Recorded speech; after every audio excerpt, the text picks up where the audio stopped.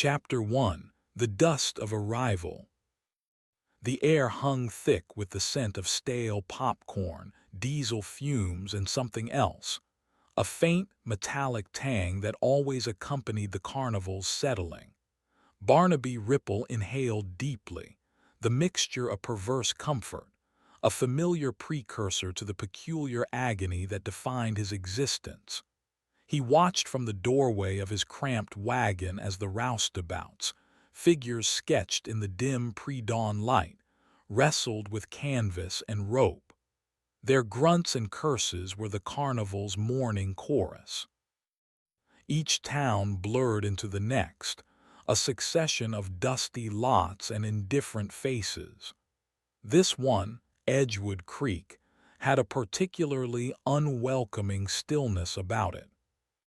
Flicker, perched on a stack of discarded crates at the edge of the fairground, observed the unfolding chaos with a quiet intensity. The carnival had rumbled into the outskirts of Edgewood Creek hours ago, a mechanical beast exhaling its weary occupants. Flicker, whose real name had been shed seasons past like an unwanted skin, felt the familiar pull of such transient worlds. They offered anonymity, a fleeting sense of belonging that never quite solidified. This carnival, however, hummed with a different frequency, a lower, more unsettling note beneath the surface clamor. Barnaby ran a hand over his jaw, feeling the subtle roughness that wasn't just stubble. A tremor, faint as a moth's wing, danced beneath his skin. It was starting. Sooner this time. He pressed his lips into a thin line. Each cycle, the interims grew shorter, the changes more insistent. The audience invisible, as Madame Zarina termed the unseen entity that demanded its due, grew hungrier. Boss, a small voice, surprisingly gravelly for its owner's stature, sounded from below. Pipkin's squeak, no taller than Barnaby's hip, peered up, his face smudged with grease and concern. Madame Zarina requests your presence. Says the alignment ain't favorable. Barnaby grunted. When is it ever? He descended the wagon steps, each one a minor protest from his aching joints. The air outside was cooler, carrying the damp scent of the nearby creek. What's her latest doom-laden prophecy? Pipkin trotted to keep pace. Something about the soil here said it's absorbent. Pipkin's small hands clenched and unclenched. She says it amplifies echoes. Barnaby snorted, a dry, humorless sound. Echoes were the least of his concerns. The raw, tearing reality of what was to come overshadowed any spectral pronouncements. Yet Zarina's words often held a sliver of unpleasant truth. He found her by the half-erected tent for the Palace of Peculiarities, her voluminous skirts a dark bloom against the drab canvas. Her eyes, ancient and sharp, were fixed on him. "The air is thin, Barnaby," Madame Zarina stated, her voice a low rasp like stones grinding together. She did not turn. The veil between what is and what desires to be is thinner still in Edgewood Creek. "Always a pleasure, Zarina," Barnaby replied, his tone heavy with a sarcasm that barely masked his weariness. "What fresh torment does your crystal ball offer today?" She finally turned, her gaze unwavering. "The transformations will be potent here. The ground remembers. It will feed the change. You must be stronger than usual." "Strength," Barnaby muttered, flexing his fingers. They already ached with a phantom fullness. "Easy for you to say. You're not the one turning inside out." Flicker, drawn by the hushed intensity of their conversation, had edged closer. using a stack of folded awnings as cover. The showman, Barnaby, looked tired, older than his years. The woman, Zarina, radiated an aura of ancient power, a gravity that seemed to bend the very light around her. Madame Zarina's expression remained impassive. "It is the pact. The carnival survives, you survive, this is the price." She gestured vaguely towards the skeletal framework of the freak show tent. "They are waiting, and it waits." A sharper tremor ran through Barnaby's left arm, making his fingers spasm. He clenched his fist, hiding the movement. "I know the terms." He turned away from her, the metallic tang in the air suddenly stronger, mixed with something faintly sweet like overripe fruit. He needed to prepare, or rather brace himself. The sun began to crest the horizon, painting the shabby tents in hues of orange and pink, a deceptive prettiness over the underlying decay. Flicker watched Barnaby walk towards his wagon, his gait stiff, his shoulders slumped. There was a story there, a dark one, Flicker sensed. And Flicker, a collector of stories and shadows, intended to discover it. The edge of town, usually a place of quick departures, suddenly felt like a threshold. Later that morning, as the calliope wheezed a fractured tune to life, Barnaby sat before the cracked mirror in his wagon. His reflection stared back, a stranger with his own eyes. The skin around his mouth was taut, pulling at the corners in a way that was not quite a smile, not quite a grimace. It was the prelude. The gaping maw always started with the mouth. He touched his lips, felt the unusual rigidity, the way they seemed to be stretching ever so slightly from within. A low groan escaped him, a sound swallowed by the carnival's rising din. Edgewood Creek was awakening, and so was the horror he carried. The first show was tonight, and the price, as Zarina had so plainly put it, would be paid. The dirt beneath his feet felt cold, even through the floorboards of his wagon. Absorbent, she had said. He wondered what it would draw from him this time. Chapter 2: Whispers in Canvas Corridors. The day bled into a sweltering afternoon. Edgewood Creek's townsfolk, initially hesitant, began to drift towards the carnival grounds, drawn by a mixture of boredom and morbid curiosity. The laughter from the rickety tilt-a-whirl sounded brittle against the oppressive heat. Flicker moved through the nascent crowds, a shadow among the sun-drenched.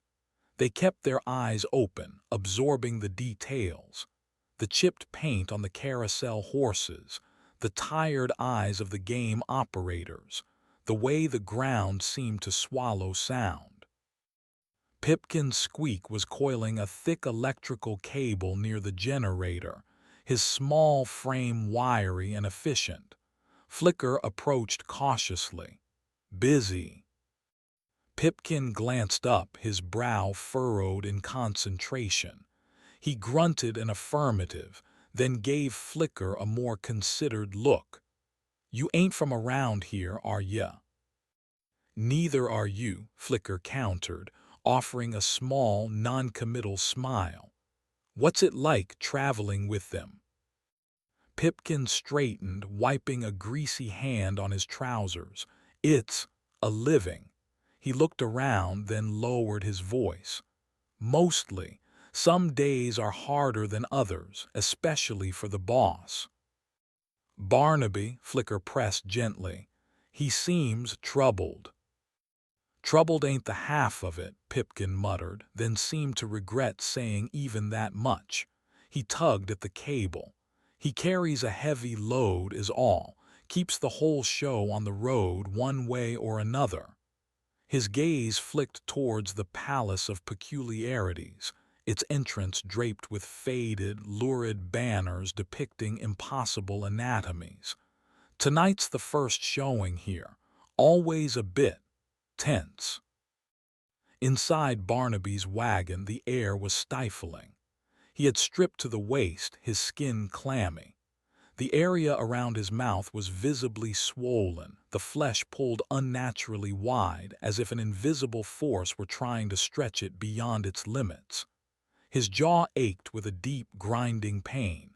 He tried to speak, but the sound that emerged was a hoarse, guttural croak. Panic, cold and sharp, pricked at him. It was happening faster, more aggressively than he remembered from the start of previous cycles. Zarina's words about the absorbent soil echoed. He splashed lukewarm water onto his face from a chipped basin. The reflection that stared back was grotesque. His lips were already losing their distinct shape, merging into a wider, darker orifice. He could feel the pressure building behind his teeth, a sensation like they were loosening, preparing to be reshaped. Madame Zarina entered without knocking, her presence filling the small space. She carried a clay cup emitting a pungent, herbal steam. "Drink," she commanded, her voice devoid of sympathy. "It will not stop the change, but it may ease the passage." Barnaby took the cup with a trembling hand. The liquid was bitter, coating his already distorted mouth with an earthy foulness. "Ease," he rasped, the word mangled. "There's no ease in this, Zarina, you know that." "The pact demands flesh and form," she intoned, her eyes like chips of obsidian. "The audience invisible requires its tribute. You provide the vessel, this town, this ground. It quickens the process. It is eager to witness." "Witness what?" Barnaby choked out, a fleck of bloody spittle landing on the floor. "My disintegration." "Your continuation," she corrected, though her tone offered no comfort. "The Carnival's continuation. Without the show, without the authenticity, the protection fades. And what lies outside that protection is far worse than what you endure." She placed a small, intricately carved wooden box on his small table. "The bindings, for later, when the maw is too strong." He glared at the box. Bindings. Leather straps and metal clasps to restrain what he became should his will falter. Humiliation piled upon agony. Flicker, meanwhile, had found a gap in the canvas wall of the freak show tent, a narrow slit near a supporting pole. Curiosity warred with a primal sense of unease, but curiosity won. Peering through, Flicker saw a dim, dusty interior. Empty platforms stood waiting, draped with stained velvet. The air inside was heavy, cloying like the smell of old blood and something else. Something acrid and unsettling, like ozone after a lightning strike. There were no exhibits visible, only the promise of them. A scuffling sound from nearby made Flicker jump. Pipkin was struggling to move a heavy, chained trunk. "Give you a hand," Flicker offered. Pipkin started, then nodded, relief flickering in his eyes. "Thanks, this one's temperamental." Together, they wrestled the trunk closer to one of the larger platforms. Strange scratching noises came from within and a low, wet growl. "What's in there?" Flicker asked, voice hushed. Pipkin shook his head, eyes wide. "Best not to ask. Some things are just part of the show. You see what the boss wants you to see, nothing more." He looked directly at Flicker. "And you don't want to see more, trust me." The sun began its slow descent, casting long, distorted shadows across the fairground. The calliope's music seemed to take on a manic edge. Barnaby, back in his wagon, felt his jaw dislocate with a sickening pop. A strangled cry tore from his throat, no longer entirely human. His tongue felt thick, alien in the rapidly expanding cavern of his mouth. Teeth not his own were pushing through his gums, long and needle-sharp. The transformation was no longer subtle. It was a violation. As dusk settled, the first paying customers lined up outside the Palace of Peculiarities. Their faces, illuminated by the flickering gaslights flanking the entrance, were a mixture of excitement and trepidation.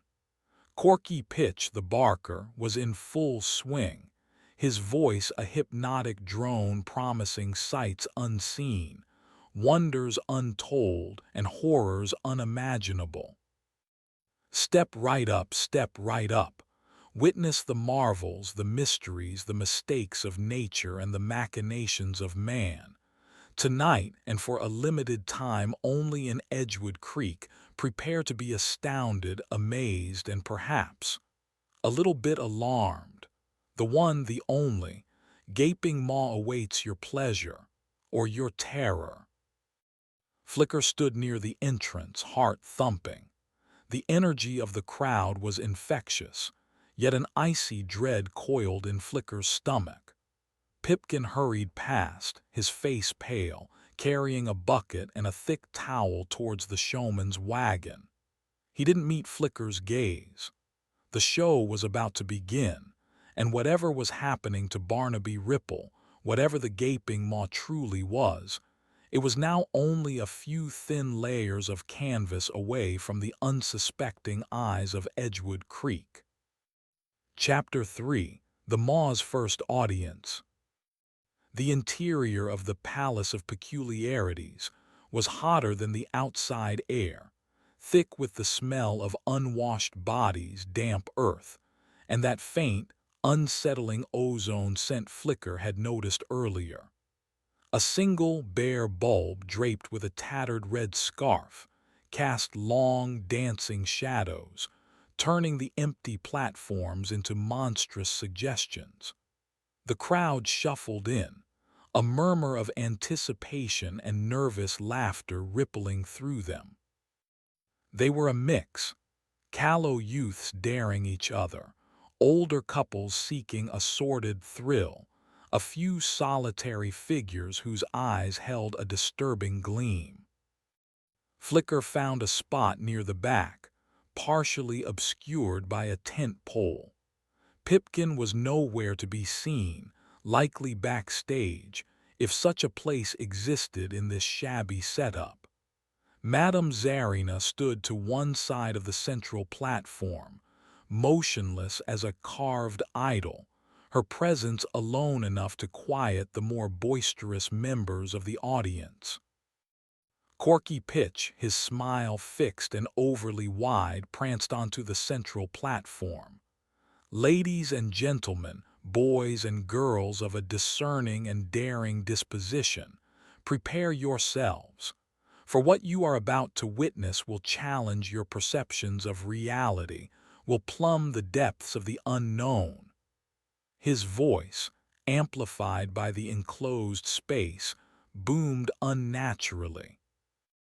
A low, guttural sound, something between a growl and a choked sob, echoed from behind the thick, stained curtain at the back of the platform. The crowd stirred, a collective intake of breath. Tonight, Corky continued, his eyes glittering, we present a being of singular appetite, a creature whose very existence is a testament to the bizarre twists of fate. I give you the one, the only, the gaping maw. With a flourish he gestured. The curtain twitched.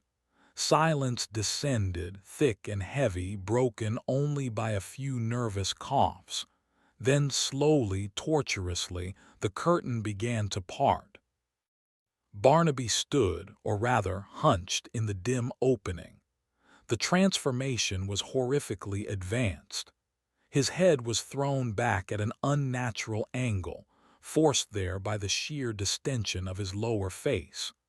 What had been his mouth was now a vast, shadowed cavity, stretching almost ear to ear, lined with rows of glistening, needle-like teeth that seemed too large, too numerous for any human skull. Saliva, thick and viscous, dripped from the lower lip of this monstrous orifice, splattering onto the rough wooden planks of the stage. His eyes, wide and bloodshot, held an expression of sheer, unadulterated agony, a desperate humanity trapped within a burgeoning monstrosity. He was breathing in harsh, ragged gasps that whistled through the newly formed dental structure. A woman in the front row screamed, a short, sharp yelp. Others gasped. A few laughed uneasily, perhaps thinking it an elaborate illusion. Flicker felt a wave of nausea. This was no trick of smoke and mirrors. The raw, visceral suffering in Barnaby's eyes was undeniable. The way his shoulders shook, the tension in his corded neck as he fought to remain upright, spoke of an authentic, physical torment. Madame Zarina's voice cut through the stunned silence, cold and clear. "Behold, it speaks only truths. Ask if you dare." Barnaby, or the maw, let out a shuddering groan. The sound vibrated in Flicker's chest. His own jaw ached in sympathy. He could see the faint outline of Barnaby's original lips, stretched and distorted around the monstrous opening, a grotesque parody. A burly farmer, emboldened by drink or disbelief, called out, "What truths, eh? What can that thing, tell us?" The maw's head twitched. Slowly, painfully, it focused its agonized eyes on the farmer. When it spoke, the voice was a chorus, a horrifying blend of Barnaby's strained tones and a deeper, resonant growl that seemed to come from the very depths of the monstrous mouth. It was as if multiple entities were trying to speak through one tormented throat. "The blight on your north field," the maw rasped, each word a struggle punctuated by wet, clicking sounds. "It festers deeper than roots, beneath the stones, where the child was lost." The farmer's face went white. He stumbled back a step, his bravado vanishing. His wife clutched his arm, her eyes wide with terror. Whispers erupted through the crowd. How could it know? Flicker watched, horrified and fascinated. The transformation wasn't just physical. It was as if Barnaby was channeling something, becoming a conduit for some awful, intrusive knowledge. This was the authenticity Zarina had spoken of. This was the price. Another voice, a young woman's, high and trembling. "My locket, the one my mother gave me. Where is it?" The maw's head swiveled slowly, the great dark orifice seeming to scan the crowd. Its gaze fell upon the young woman. A series of clicks and guttural utterances, then the river bank, where tears met water, caught in the willow. Embrace. The young woman gasped, tears springing to her eyes. She covered her mouth, nodding almost imperceptibly. Barnaby's body shuddered violently. A low moan, unmistakably his own, escaped the monstrous mouth before being swallowed by another chorus of growls. He sagged, his knees buckling. Only the immense, unnatural structure of his transformed jaw seemed to hold his head up. "Enough," Zarina said, her voice sharp. She stepped forward slightly. "The maw grows weary, its truths are potent." But the crowd, having tasted the forbidden, was not so easily dismissed. A greedy, morbid energy had taken hold. "More," someone shouted. "Tell us more." "What about the old mill?" another voice pressed. What secrets does it hold? The maw let out a raw, howling sound, a symphony of pain and something else, something ancient and ravenous. Its eyes rolled back, showing the whites. The immense jaw snapped, the sound like a bear trap closing. Barnaby's hands, still human-looking but trembling uncontrollably, clawed at his own throat as if trying to tear the monstrous appendage away.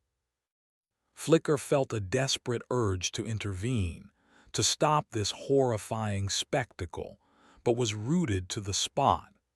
This was beyond any cheap carnival trick.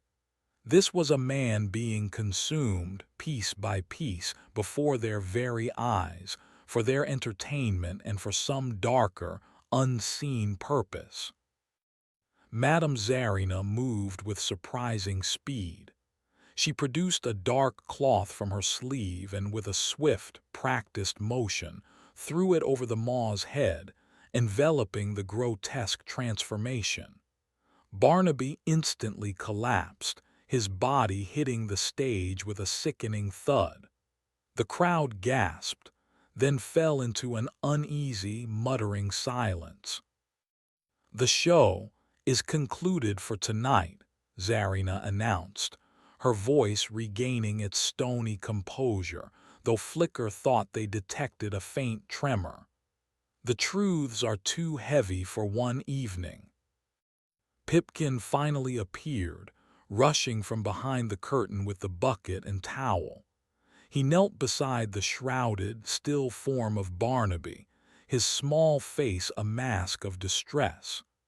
Corky Pitch, his smile now strained and artificial, began to usher the dazed and unsettled audience out of the tent. "Thank you for your patronage, folks. Come again tomorrow. New wonders, new revelations await." Flicker lingered, watching as Pipkin gently tried to minister to Barnaby. The cloth over Barnaby's head moved with his ragged breathing. The metallic, ozonic scent was stronger now, mixed with the coppery smell of blood. Flicker saw Pipkin glance at the wooden box Zarina had mentioned earlier, the one with the bindings, sitting on a small table backstage. He didn't reach for it. Not yet. As Flicker finally slipped out of the tent, the cool night air felt like a balm, but the images from inside were seared into their mind. The absorbent soil of Edgewood Creek had indeed amplified things.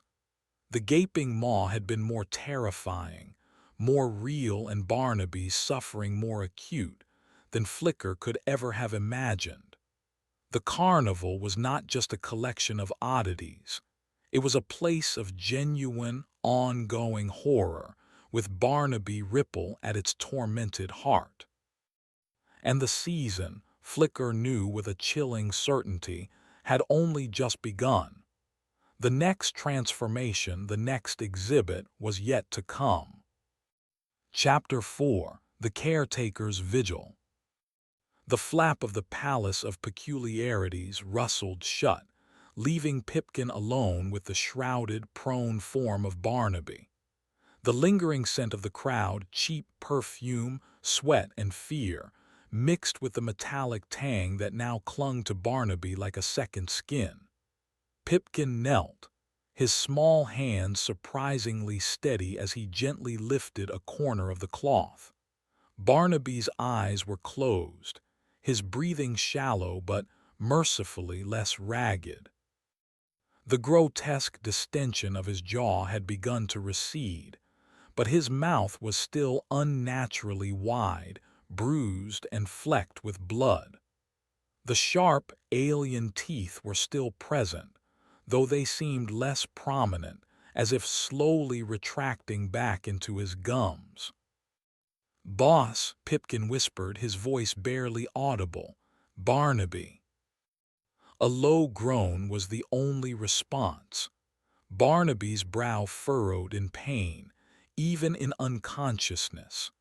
Pipkin dipped the towel into the bucket of lukewarm water, wringing it out before carefully dabbing at the blood and saliva around Barnaby's ravaged mouth.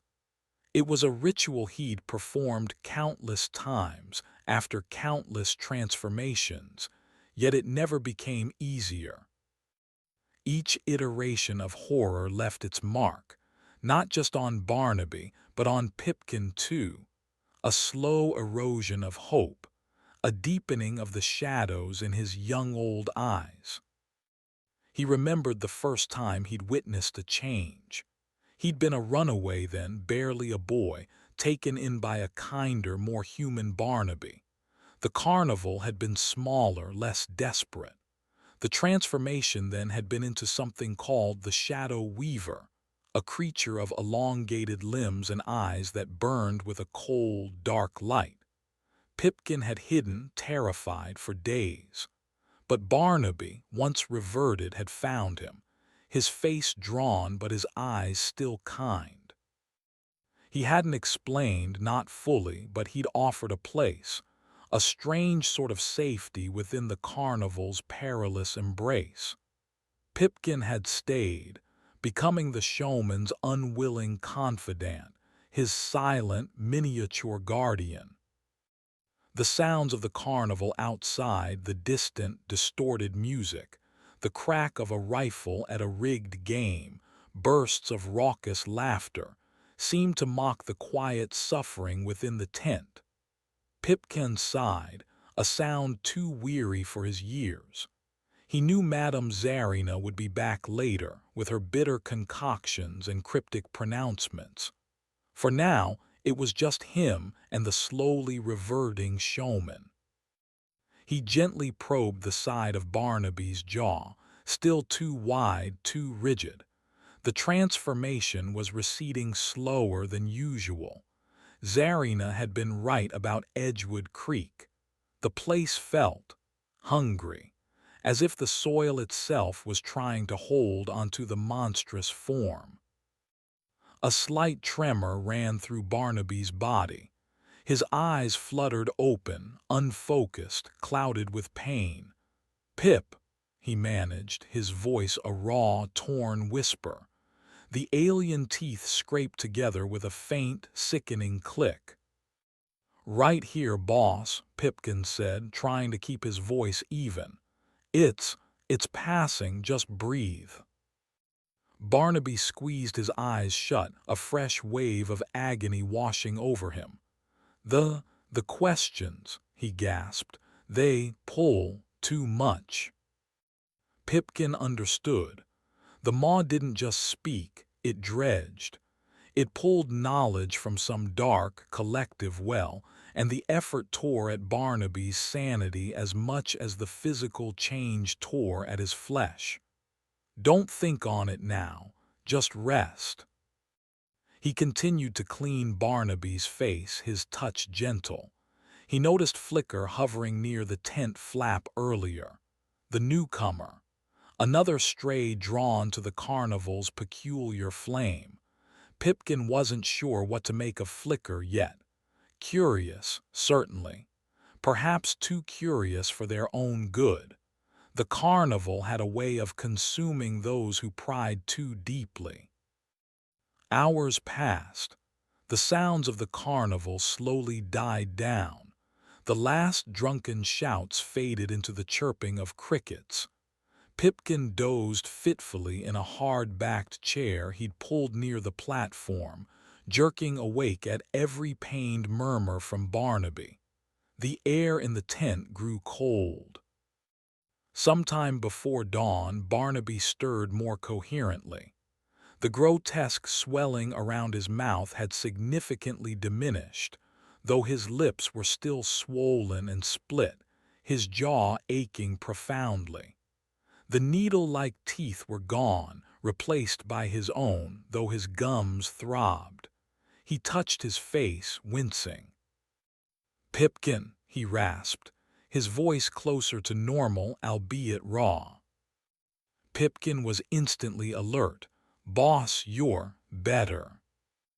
"Am I?" Barnaby pushed himself up into a sitting position, his movements stiff.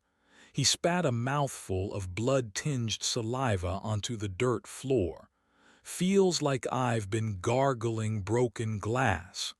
He looked around the dim tent at the empty platforms. How bad was it? Pipkin hesitated.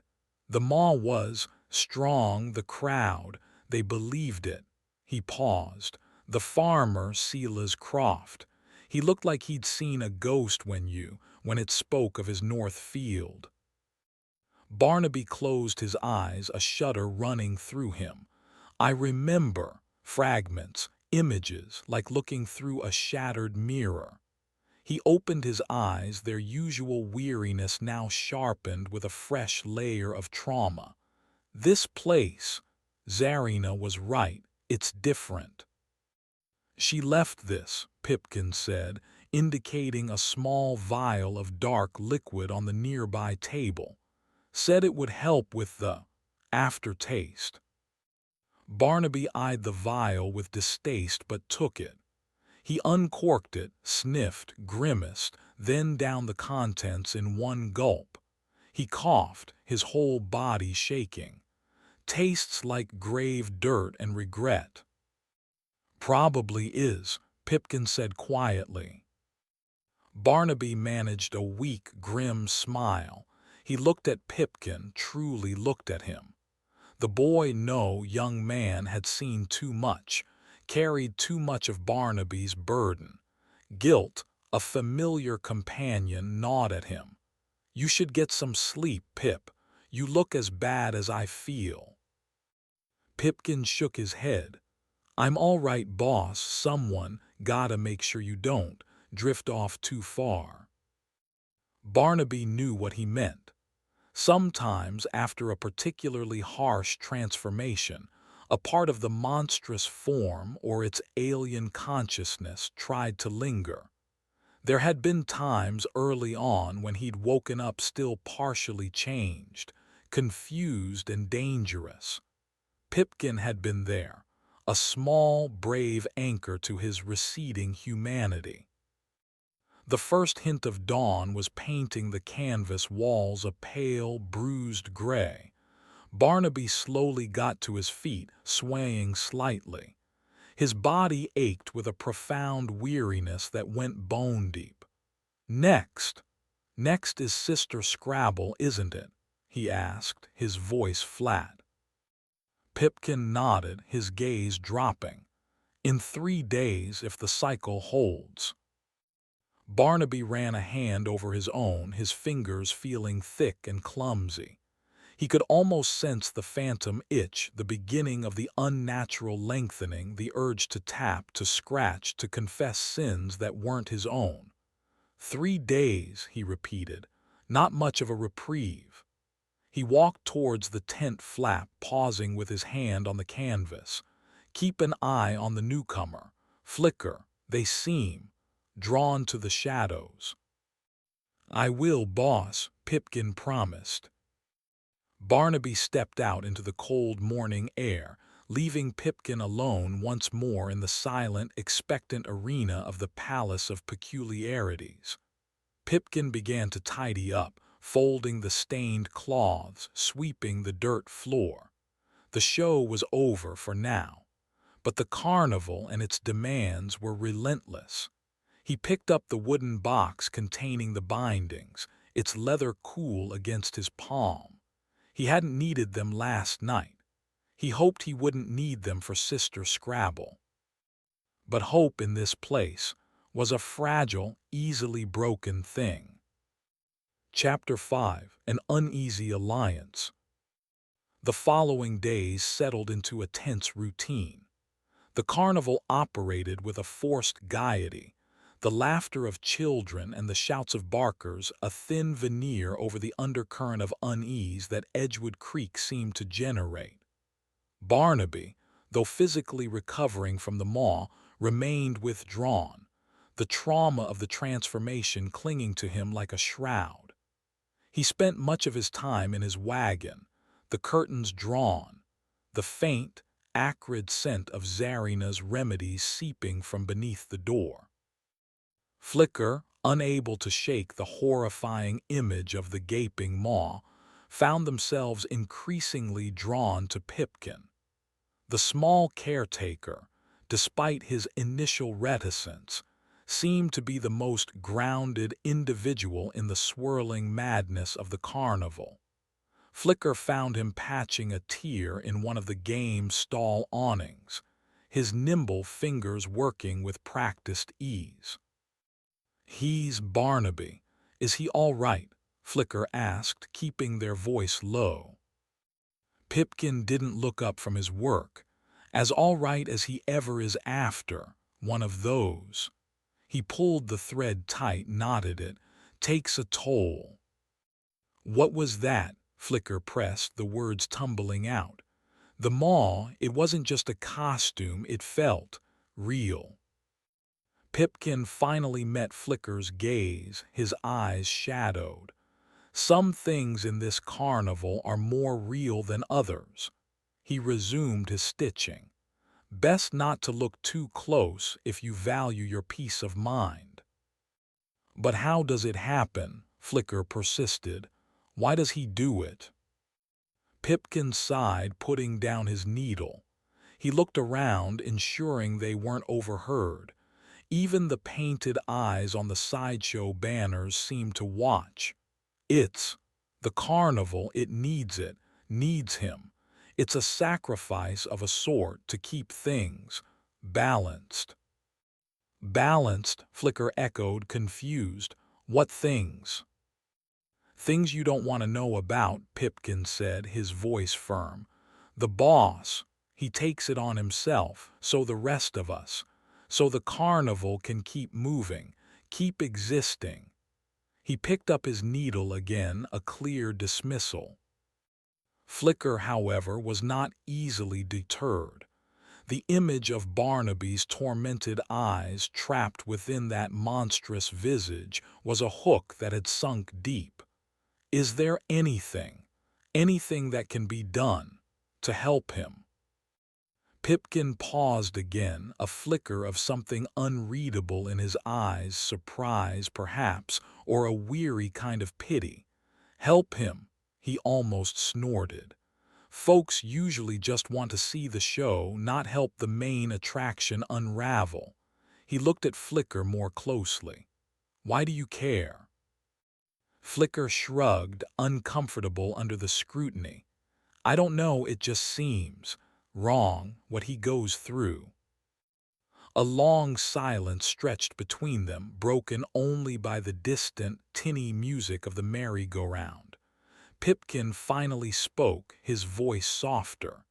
"He's been doing this a long time, before I came along. Madame Zarina, she knows the roots of it, but she guards her secrets like a dragon guards gold." "Madame Zarina," Flicker repeated.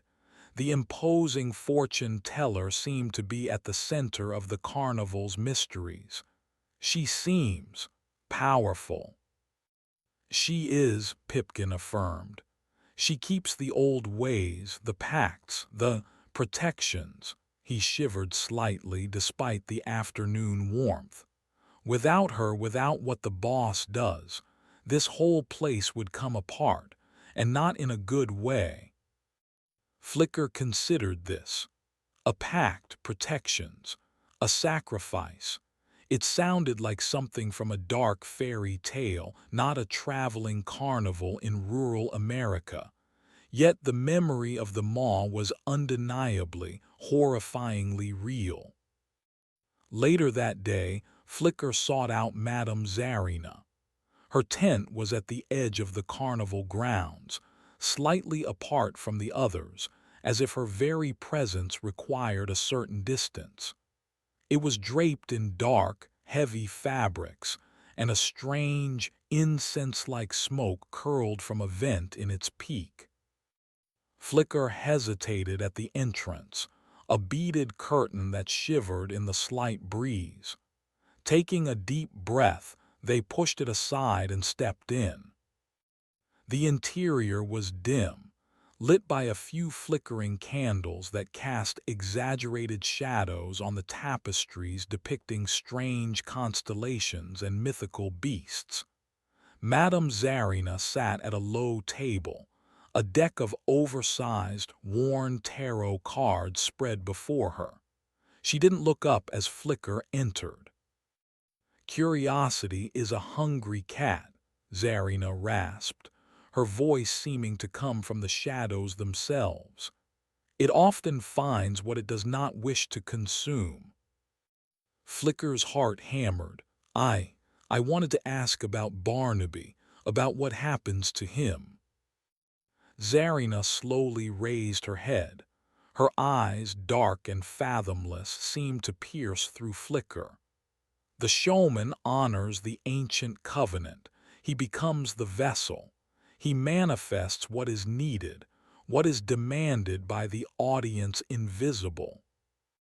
"The audience invisible?" Flicker asked, a chill tracing down their spine. "The hunger that sustains us," Zarina said simply. "The nameless patrons for whom the true show is performed. The carnival offers a distraction, a shield, but the price must be paid in flesh, in form, in spectacle." "But why him?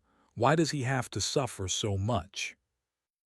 Zarina's lips curved into something that might have been a smile, but it held no warmth. "He chose this path long ago, or perhaps the path chose him. Some souls are marked for such burdens. His allows many others to walk free for a time." She gestured to the cards. "The threads of fate are tangled. To pull one is to disturb them all." "Is there no way to break it, to free him?" Flicker asked, the words feeling foolish even as they were spoken. Zarina's eyes narrowed. "Break the pact." Her voice dropped, becoming a low growl. "Child, you play with fires that would consume this entire world, let alone this shabby collection of tents. The pact holds back worse things. Things that crawl in the dark between worlds. Things that hunger for more than just a show." Flicker felt a primal fear, a sense of standing on the edge of a precipice, looking down into an abyss. The old woman wasn't just speaking metaphorically.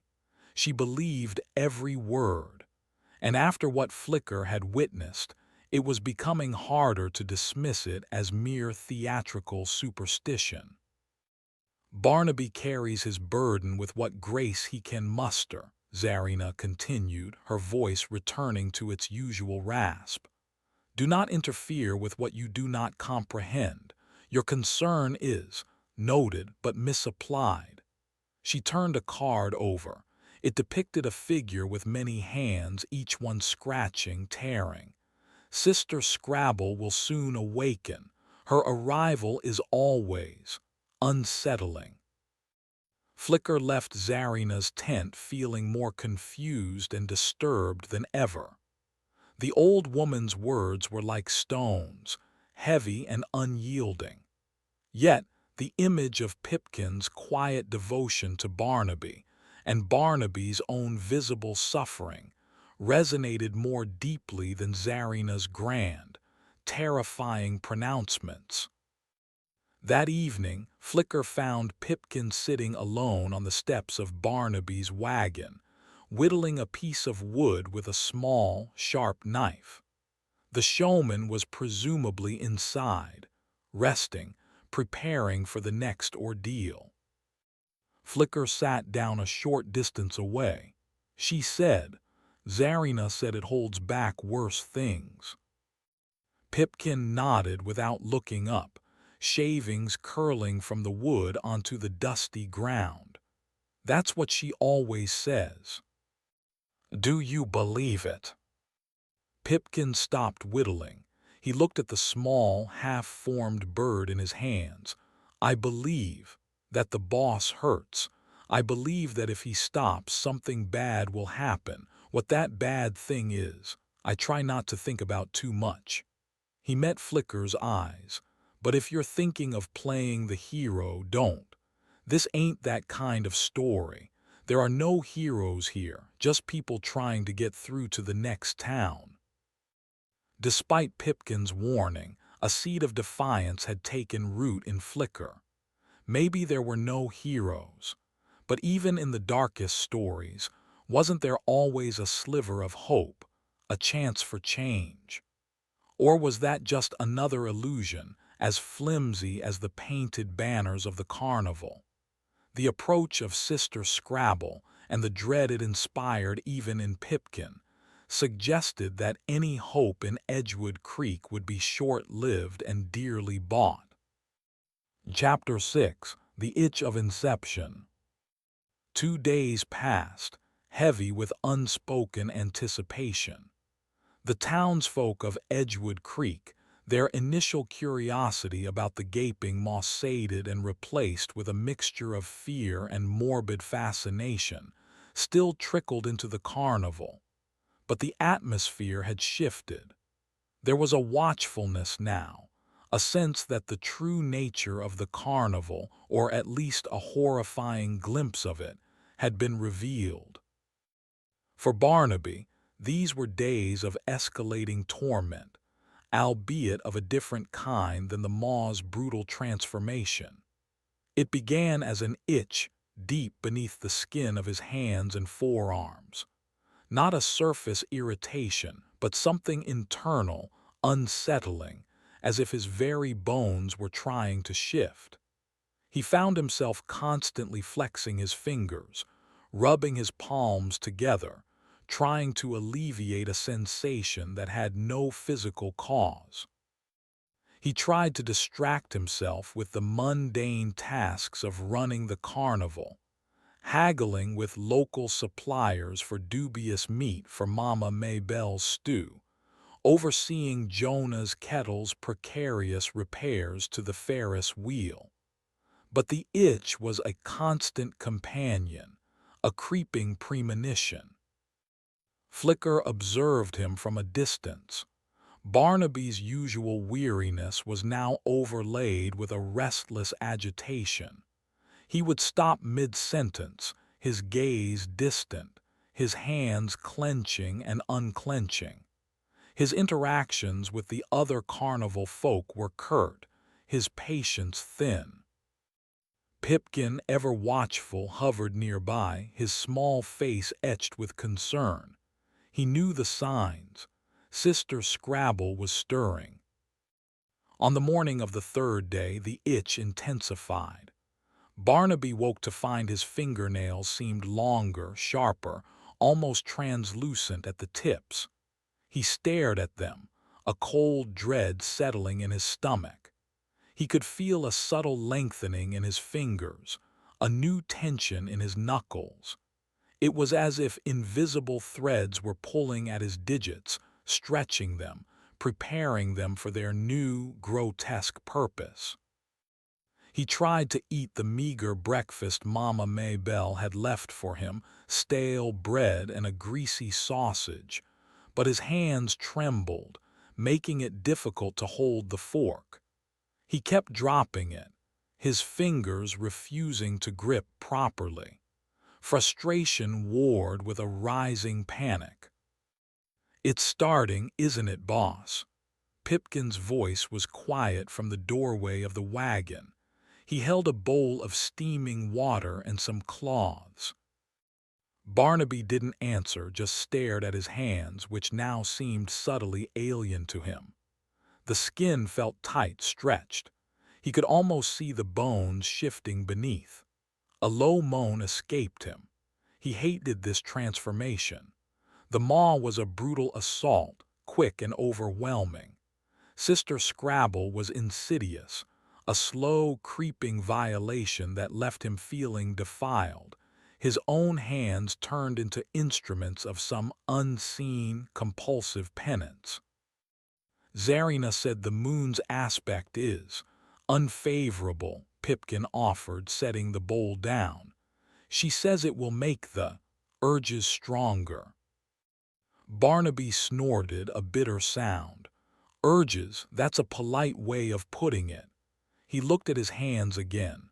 The tips of his fingers were definitely more pointed, and a faint tapping had begun, an involuntary twitching that he couldn't control. Tap, tap, tap, scratch, like tiny claws seeking purchase on an invisible surface. Flicker, drawn by a morbid curiosity they couldn't suppress, lingered near the palace of peculiarities. The tent was closed, but the distinctive sound of hammering came from within. Jonah's kettle, his face grim, was reinforcing the main platform. He was also affixing thick leather loops and iron rings to its surface. Preparations. Later that morning, the tapping in Barnaby's hands became more insistent. He found himself drumming his elongated fingers on every surface, the table, the walls of his wagon, his own legs. The sound was irritating, relentless. And with the tapping came the whispers. Not actual voices, not like the Maw's chorus, but a faint, sibilant hissing in the back of his mind, like dry leaves skittering across pavement. They were too indistinct to understand, yet they seemed to carry a weight of guilt, of unconfessed sins. He tried to resist.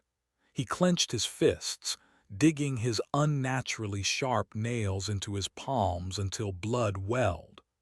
But the moment he relaxed, the tapping, the scratching would begin anew. His fingers, now visibly longer, more jointed, seemed to have a will of their own. They twitched and danced, writing invisible words in the air, clawing at imaginary imperfections on the walls. Pipkin found him like that, packing the confines of his wagon, his hands a blur of motion, his face pale and beaded with sweat. "Boss, you need to." Zarina left a draft, "to calm the nerves." "Nerves?" Barnaby's voice was tight, strained. "It's not my nerves, Pip, it's her. She's waking up inside me." He held up his hands. They were now grotesquely elongated, the fingers thin and spidery, ending in sharp, claw-like nails. The skin was pale, almost translucent, stretched taut over the altered bone structure. Sister Scrabble was taking hold. He looked at his hands with a mixture of horror and resignation. "Get the bindings," he rasped, before I tear something apart." Flicker, who had been loitering with a feigned casualness near Barnaby's wagon, overheard this. Bindings. For Sister Scrabble. The name itself conjured images of frantic, desperate scratching. Flicker saw Pipkin emerge a moment later, his face grim, carrying a bundle of thick leather straps. The small caretaker glanced at Flicker, his expression unreadable, then hurried towards the freak show tent. The sun climbed higher, its heat baking the canvas of the carnival. The usual daytime sounds, the rigged games, the cheerful lies of the barkers seemed distant, muffled, as if the entire carnival were holding its breath. Inside his wagon, Barnaby fought a losing battle. The whispers grew louder, more insistent, urging him to confess, to atone, to scratch away the layers of sin they perceived on everything, on everyone. His own skin felt alien, crawling. He wanted to tear it off. His newly formed claws twitched, eager to comply. He could hear the carnival patrons outside, their laughter, their chatter. They had no idea of the torment unfolding just feet away, the slow, horrifying genesis of their evening's entertainment. He thought of the maw, its brutal, straightforward horror. In some ways, it was preferable to this insidious, psychological unraveling. Sister Scrabble didn't just change his body. She infested his mind, filling it with a frantic, scratching anxiety. As dusk approached, Pipkin returned. He didn't speak, just began the practiced ritual of securing Barnaby with the leather restraints. The elongated, twitching fingers fought him, scratching at the air at Pipkin's arms, leaving thin red welts. Barnaby gritted his teeth, tears of pain and frustration leaking from his eyes. "Sorry, Pip," he mumbled, his voice thick. "Can't control them." "I know, boss," Pipkin said, his voice strained as he pulled a strap tight around Barnaby's wrist, securing it to an iron ring bolted to the wagon's reinforced floor. "Almost done." Once both hands were secured, stretched out to the sides, the frantic energy seemed to lessen slightly, or perhaps it was just contained. Barnaby sagged against the restraints, his breathing harsh. His long, pale fingers still twitched, the sharp nails clicking against the wooden floorboards. The whispers in his mind were a tormenting chorus. Flicker, watching from a discreet distance as Pipkin finally emerged from the wagon, felt a profound sense of dread. The transformation was clearly underway. Tonight, Edgewood Creek would meet Sister Scrabble, and Flicker knew with a chilling certainty that this show would be even more disturbing, more intimately horrifying than the last. The slow build-up, the insidious nature of the change, promised a performance born not of overt monstrosity, but of a creeping, psychological terror. The itch had taken root, not just in Barnaby, but in the very air of the carnival. Chapter 7. The Scrabbling Confessions. The Palace of Peculiarities was more crowded tonight.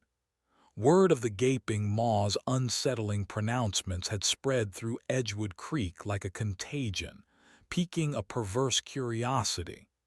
The air inside the tent was even more stifling than before, thick with anticipation, and the faint, lingering scent of Barnaby's earlier, more monstrous transformation, now mingled with a dry, dusty odor, like old paper and unswept attics. Flicker found their usual spot near the back, heart pounding a nervous rhythm. Madame Zarina stood in her customary place, a sentinel of shadow. Pipkin, his face pale and drawn, checked the restraints on the central platform one last time, thick leather straps bolted directly to the reinforced wood. These were more substantial than any bindings Flicker had seen used before. Corky Pitch minced onto the stage, his usual ebullience tinged with a nervous energy. "Welcome, seekers of the strange, connoisseurs of the curious. Tonight we delve into the very soul of penitence, a being burdened by the weight of 1,000 unspoken sins, a creature whose very touch reveals the secrets you keep locked away. Prepare yourselves for the unsettling revelations of Sister Scrabble." The curtain behind him twitched violently, accompanied by a series of frantic, scratching sounds that set Flicker's teeth on edge. Several audience members shifted uneasily. The sounds were dry, sharp, like nails dragging across slate. The curtain was yanked aside, not with a flourish but with a convulsive spasm. Barnaby, or what was now Sister Scrabble, was revealed. He was slumped, almost kneeling on the platform, his arms stretched wide and secured by the heavy leather straps. His head was bowed, a curtain of lank, greasy hair obscuring his face. But it was his hands that drew every eye.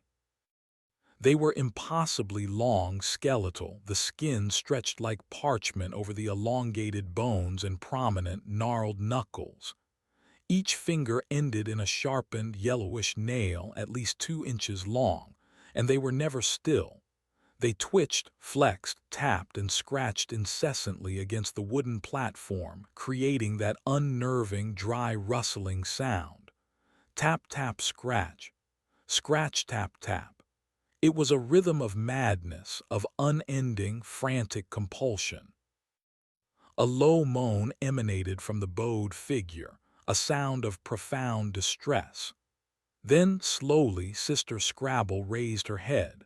Barnaby's face was gaunt, his eyes wide and staring, pupils dilated to black pools that seemed to reflect no light. His skin was pale, almost translucent, and thin red lines, like fresh scratches, crisscrossed his cheeks and forehead, as if he'd been clawing at himself. The guilt, Sister Scrabble whispered, Barnaby's voice now thin and reedy, laced with an undercurrent of frantic anxiety. It whispers, it clings. The elongated fingers scrabbled more furiously at the platform. So many secrets, buried, festering. The audience was silent, a captivated, horrified hush. This was different from the maw's overt monstrosity. This was a more insidious horror, a psychological disturbance made manifest. Madame Zarina's voice, cold and commanding, cut through the silence. She feels your burdens, your hidden shames. Approach. Let her read the sins upon your skin. A long moment passed. No one moved. The relentless scratching filled the tent. Then a young man, perhaps emboldened by bravado or a dare, stepped forward. He had a cocky smirk, but his eyes betrayed a flicker of apprehension. "All right, old woman," he said, his voice a little too loud. "Let's see what this freak has to say about me." He approached the platform. Sister Scrabble's head snapped towards him, her movements bird-like, jerky. Her burning eyes fixed on his outstretched hand.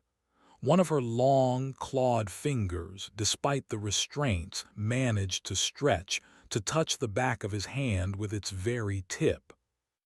The young man flinched as if burned. Sister Scrabble recoiled, a hissing sound escaping her lips. The stolen coin," she rasped, her voice cracking. "From your mother's purse. The lie you told. It scratches. It burns." Her own free hand, the one not touching him, scrabbled at her own arm, leaving fresh red welts. The young man's smirk vanished. His face paled. He snatched his hand back, staring at it as if it were venomous. How did you?" He stumbled backwards, away from the platform, his eyes wide with shock and a dawning fear. Flicker felt a cold knot tighten in their stomach. This wasn't just an act. The specificity, the raw, accusatory tone, it was deeply unsettling. The scratching from the platform seemed to grow louder, more frantic. Another woman, older, dressed in severe black, stepped forward, her face a mask of grim determination. "Tell me," she demanded, her voice harsh. "Tell me about my husband." Sister Scrabble's head tilted, her gaze fastening onto the woman. The clawed fingers twitched. "The letters," she whispered, the sound like dry leaves skittering. "Hidden beneath the floorboards. Another's name, another's touch. The betrayal. It stinks. It festers." The woman gasped, her hand flying to her mouth. Her carefully constructed composure crumbled, revealing a raw, vulnerable grief. She turned and fled the tent, a sob tearing from her throat. The crowd murmured, a low hum of shock and fear. This was too real, too personal. The exhibit wasn't just a grotesque display. It was a living confessional, tearing open old wounds, exposing buried secrets with its tormented touch. Barnaby's body, trapped within the persona of Sister Scrabble, began to thrash against the restraints. The scratching became a frenzied clawing. "Too many," he shrieked, his voice a high-pitched keen of agony. "Too many sins, they crawl, they bite, get them off me, get them off." He strained against the leather straps, his pale skin bruising where they cut into his flesh. His eyes rolled wildly. Pipkin, who had been standing rigidly in the shadows backstage, rushed forward. He carried a small, stoppered bottle. "Boss, Barnaby," he cried, his voice cutting through Sister Scrabble's shrieks. Madame Zarina intercepted him with a raised hand. "Not yet. The penance is not complete. The audience requires its full measure." Her face was implacable, her eyes fixed on the writhing form on the stage. Flicker felt a surge of anger, of revulsion. This was torture, plain and simple. Barnaby was being mentally and physically flayed for the amusement of the crowd and the satisfaction of some unseen entity. The whispers Sister Scrabble had described seemed to fill Flicker's own mind now, a cacophony of imagined guilt and shame. A large, red-faced man, his face flushed with drink, bellowed from the crowd, "What about me, you? You bony witch? What sins do you see on me, eh?" He lurched towards the platform, an aggressive glint in his eye. Sister Scrabble's head snapped towards him, her eyes blazing with a sudden fierce lucidity fixed on his. Her voice, when she spoke, was no longer reedy but filled with a cold, hard fury. "The child," she hissed, her elongated fingers pointing directly at him, trembling with intensity. "The one you struck, in the alley, behind the tavern." Her tears, they stain your soul, a permanent, bleeding wound. The man stopped dead, his face draining of color. He stared at Sister Scrabble, his jaw slack. For a moment, utter silence reigned in the tent, save for the man's ragged breathing and the frantic, dry scratching of Barnaby's nails. Then, with a choked cry, the man turned and barged his way out of the tent, shoving people aside in his haste to escape. The atmosphere in the tent was now thick with a palpable fear. The remaining audience members began to back away, their morbid curiosity curdling into genuine terror. This was no longer entertainment. It was an ordeal. Barnaby let out a final, agonized scream as his body convulsed. The scratching reached a fever pitch, then abruptly ceased. He went limp against the restraints, his head lolling, his breath coming in shallow, ragged gasps. The impossibly long fingers still twitched, but feebly now. "The confessions are heard," Madame Zarina announced, her voice resonating in the suddenly quiet tent. "Sister Scrabble rests." Corky Pitch, looking shaken, hurried to the front. That concludes our presentation for this evening, good people of Edgewood Creek. We trust you found it illuminating." The crowd needed no further encouragement. They fled, their faces pale, their earlier bravado replaced by a haunted, inward look. They had come seeking a thrill and had found something far more disturbing, a mirror to their own hidden darkness. Pipkin rushed to Barnaby's side, uncorking the vial he carried. He gently tilted Barnaby's head back, trying to get a few drops of the calming draught between his lips. Flicker watched, their fists clenched, a turmoil of pity, anger, and a strange, dawning resolve churning within them. This couldn't go on. It simply couldn't. The price was too high, the suffering too immense. The carnival's secrets were monstrous, and Barnaby was at the heart of their devastating payment. Chapter 8: Threads of a Forgotten Past. The aftermath of Sister Scrabble's performance left a heavier pall over the carnival than even the gaping maw had. The townsfolk of Edgewood Creek, those who had witnessed it, spoke in hushed tones, their encounters with the scratching confessor seeding nightmares and uneasy introspection. Fewer people visited the carnival grounds in the following days. The laughter seemed more forced, the music more discordant. Barnaby's recovery was slow, agonizing. The elongated bones in his hands and fingers took days to fully retract, leaving his joints swollen and aching.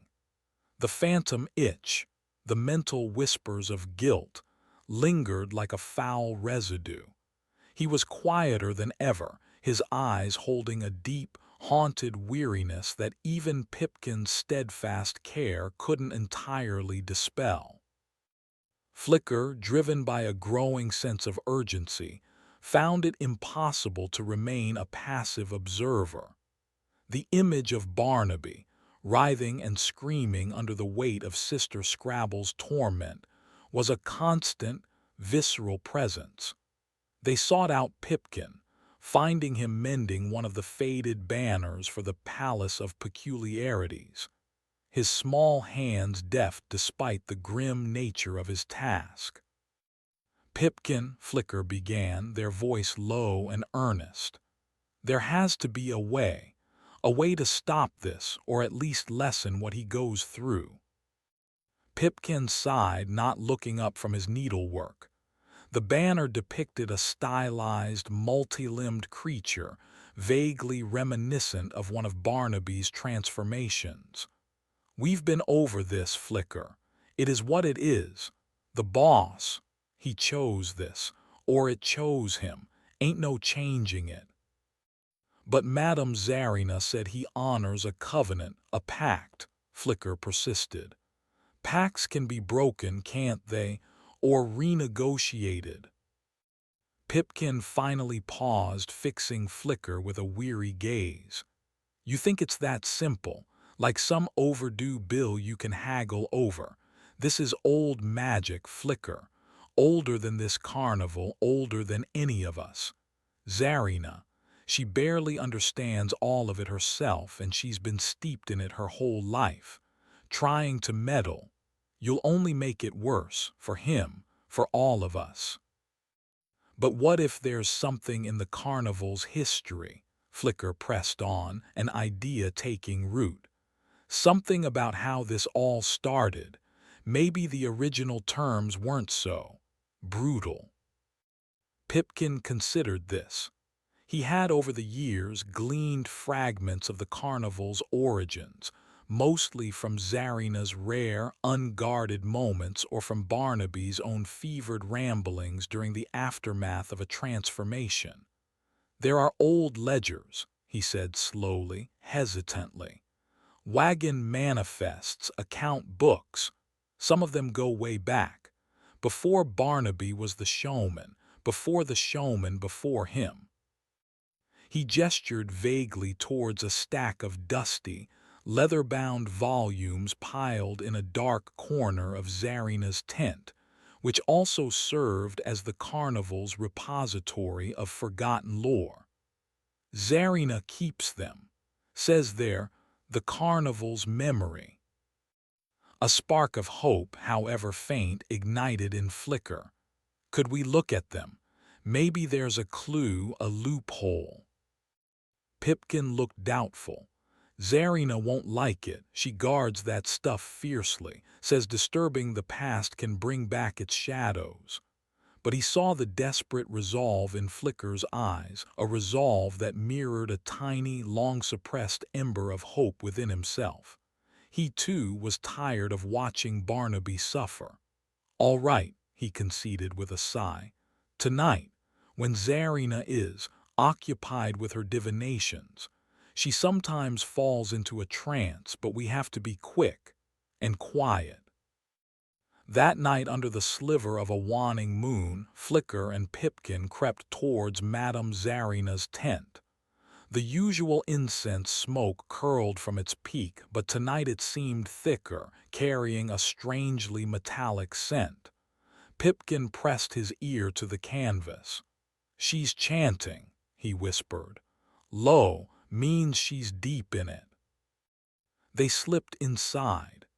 The tent was even dimmer than usual, the candles guttering low, casting long, trembling shadows. Zarina sat at her table, her back to them, her head bowed, her voice a low, monotonous drone in a language Flicker didn't recognize. The air was cold, and the shadows seemed to writhe at the edges of their vision. Pipkin led Flicker to the dark corner where the old ledgers were stacked. They were ancient, the leather cracked and brittle, the pages yellowed and fragile. The ink on some was faded almost to illegibility. Dust lay thick upon them, the dust of decades, perhaps centuries. "Which one?" Flicker whispered, overwhelmed by the sheer volume of forgotten history. Pipkin pointed to a particularly large, heavily bound volume at the bottom of the stack. "That one's the oldest, I think. The founding ledger," Zarina calls it. Carefully, they eased the heavy book from the pile. The leather crumbled slightly under their touch. Pipkin produced a small, shielded lantern, its dim light barely illuminating the cramped space. They opened the ledger. The first few pages were filled with spidery, archaic script, detailing acquisitions of wagons, livestock, and curiosities. Flicker's eyes scanned the entries, searching for any mention of a pact, a showman, or the transformations. Many pages were filled with mundane accounts. Then an entry, dated over a century ago, caught Flicker's eye. It was written in a different hand, more ornate, yet with a frantic edge. The agreement struck, the harvester appeased, the first vessel consecrated. He shall bear the forms, carry the burden that the show might endure and the protection hold. His bloodline sworn, or one of willing heart and strong spirit, should the line fail. The first vessel, Flicker breathed, tracing the faded words. His bloodline sworn. Pipkin leaned closer, his eyes wide. So it's passed down, or chosen. They read on, piecing together fragments. The harvester was clearly the entity the carnival served the audience invisible. The vessel was the showman. The transformations were the offerings. There were mentions of rituals, of specific times of year when the veil was thin, when the harvester's demands were greater. Another entry decades later in yet another hand. The line falters. Young Master Alaric is weak. The forms consume him too quickly. A new vessel must be found, one of willing spirit as per the covenant's clause. The search begins. The harvester grows impatient. So Barnaby, he wasn't born into this, Flicker mused. He was chosen or volunteered. This shed a new, even more tragic light on his suffering. Pipkin nodded slowly. He never speaks of his life before the carnival, just appeared one day, Zarina says, drawn by it like a moth to a flame. A sudden shuffle from Zarina's direction made them both freeze. Her chanting had stopped. They held their breath, expecting her to turn to discover them. But then her droning resumed, though it sounded more strained now, interspersed with low moans. "We need to go," Pipkin whispered, his voice urgent. Flicker quickly scanned a few more pages. There were crude drawings in the margins, sketches of monstrous forms, chillingly similar to the gaping maw, to Sister Scrabble, and to other horrors Flicker couldn't yet name. Beneath one sketch, a scrawled note: "The weeping willowman, the sorrow it carries, it drowns the spirit. The ground weeps with it. Take care where it walks." The weeping willowman. Another name, another future torment for Barnaby. They carefully closed the ledger, replacing it exactly as they had found it, and slipped out of the tent, their hearts pounding. The knowledge they had gained was fragmented, disturbing, but it was something. Barnaby wasn't just a random victim. He was part of a long, sacrificial lineage, either by blood or by a terrible choice. And the transformations were tied to specific entities, specific sorrows. "The weeping willowman," Flicker said, as they stood in the relative safety of the shadows between tents. "That sounds bad." Pipkin shivered. "They're all bad, Flicker, just different flavors of it." He looked towards Barnaby's wagon, a silent, dark shape against the night sky. "This doesn't change anything, not really. He still has to become them." "Maybe," Flicker said, though a new, desperate idea was forming. "But if we know what's coming, maybe we can prepare. Maybe there are ways to lessen the sorrow or whatever it is that Willowman carries." Pipkin looked skeptical, but he didn't dismiss it outright. The encounter with the old ledgers had shaken him, unearthed a sliver of the Carnival's deep, dark roots. The knowledge was a burden, but perhaps, just perhaps, it could also be a weapon, however small, in the face of the relentless horror they all endured. The next transformation was inevitable, but for the first time Flicker felt a flicker, not just of hope, but of purpose. Chapter 9: The Damp Despair.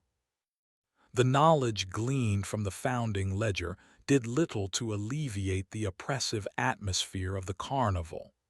If anything, it deepened the shadows, adding a layer of historical weight to Barnaby's ongoing torment. The weeping willowman. The name itself evoked a profound melancholy. Flicker found themselves watching Barnaby with an even greater intensity, searching for the first signs of this new, sorrowful transformation. The change began subtly, not with an itch or a physical distortion, but with a profound, pervasive sadness. Barnaby, already prone to bouts of weariness, sank into a listlessness that alarmed even Pipkin.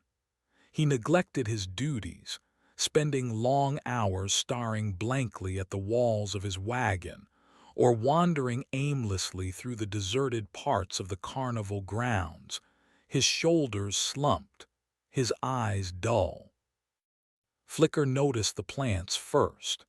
The meager, potted shrubs that Mama Maybelle kept outside her cook tent began to wilt, their leaves curling and browning despite her diligent watering. Patches of grass where Barnaby lingered seemed to yellow and wither overnight.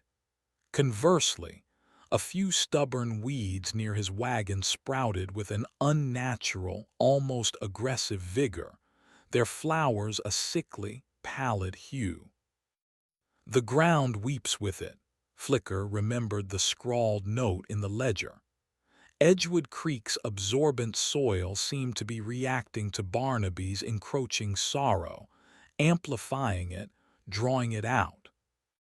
Inside his wagon, Barnaby felt a crushing weight on his spirit, a despair so profound it was almost physical.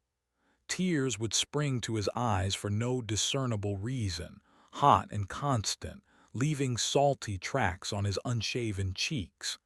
He tried to fight it, to cling to some semblance of his former self, but the sorrow was an insidious tide pulling him under. His skin began to feel tight, dry like old parchment. He developed an unquenchable thirst, yet water brought no relief. Pipkin tried his best, bringing Barnaby food he barely touched, attempting to engage him in conversation. But the showman was receding, cocooning himself in a misery that was almost palpable.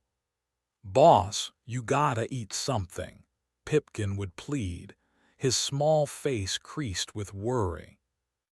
Barnaby would just shake his head, a single tear tracing a path down his cheek. "What's the use, Pip?" he'd murmur, his voice flat, devoid of inflection. "It's all pointless."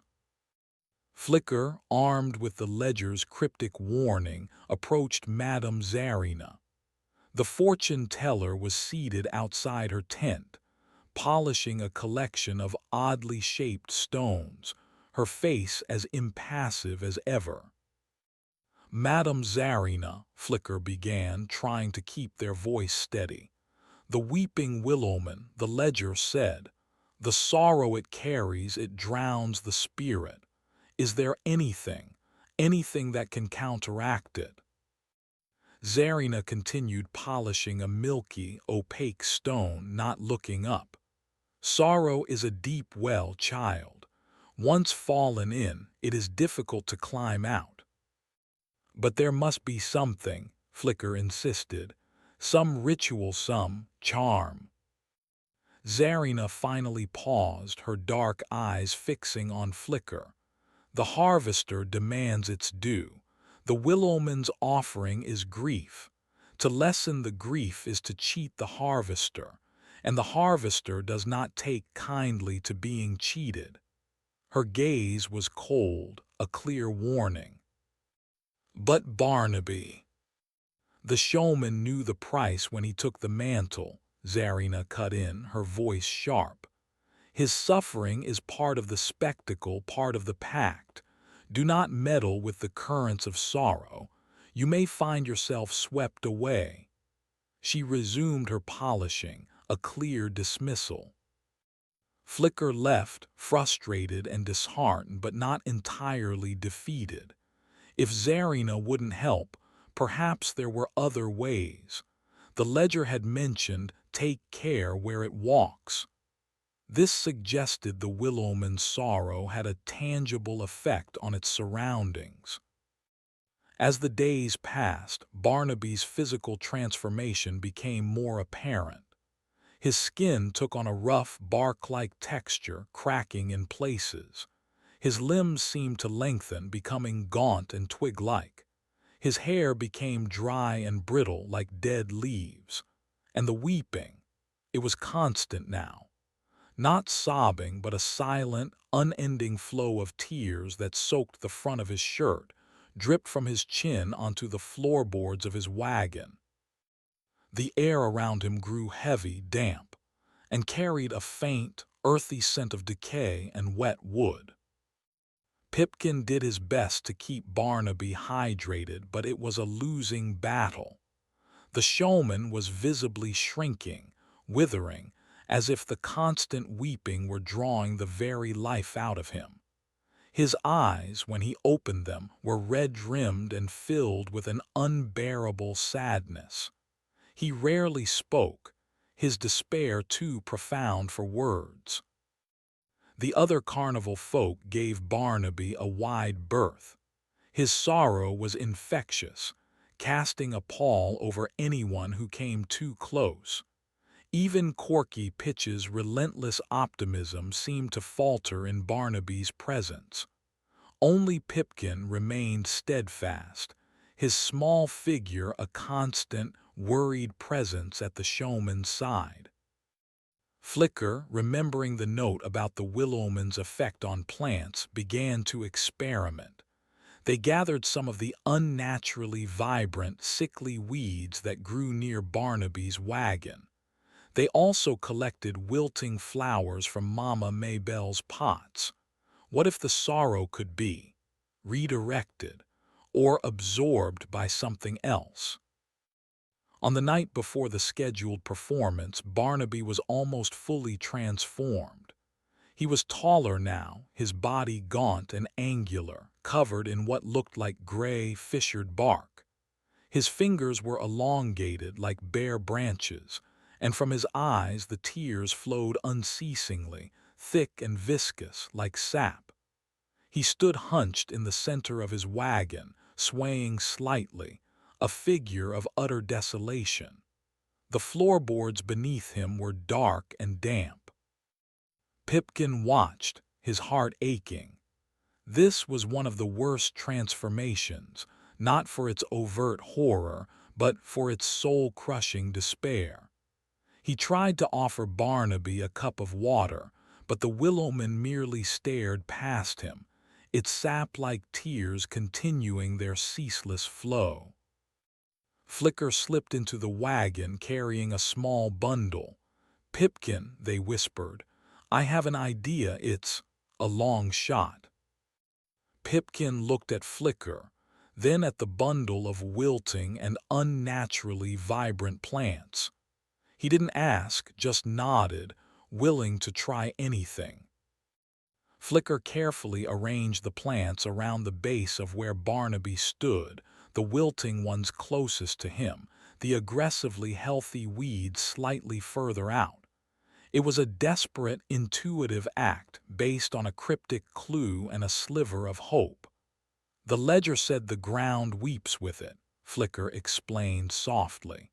Maybe these can draw some of it out, or share the burden." They watched. For a long time nothing happened. The Willowman continued to weep, its sorrow a tangible presence in the small, damp space. Then slowly, almost imperceptibly, the wilting flowers closest to the Willowman seemed to darken further, becoming sodden, as if absorbing the excess moisture. The aggressively healthy weeds, in contrast, seemed to droop slightly, their unnatural vibrancy dimming. It wasn't much, it wasn't a cure, but it was something, a faint shift in the oppressive atmosphere. Barnaby, as the Willowman, let out a long, shuddering sigh, a sound like wind through barren branches. His constant swaying seemed to lessen just a fraction. Pipkin looked at Flicker, a glimmer of awe in his eyes. "How?" Flicker shook their head. "I don't know, just a guess." The show was still to come. The weeping Willowman would still have to stand before the crowd, its sorrowful spectacle offered up to the harvester.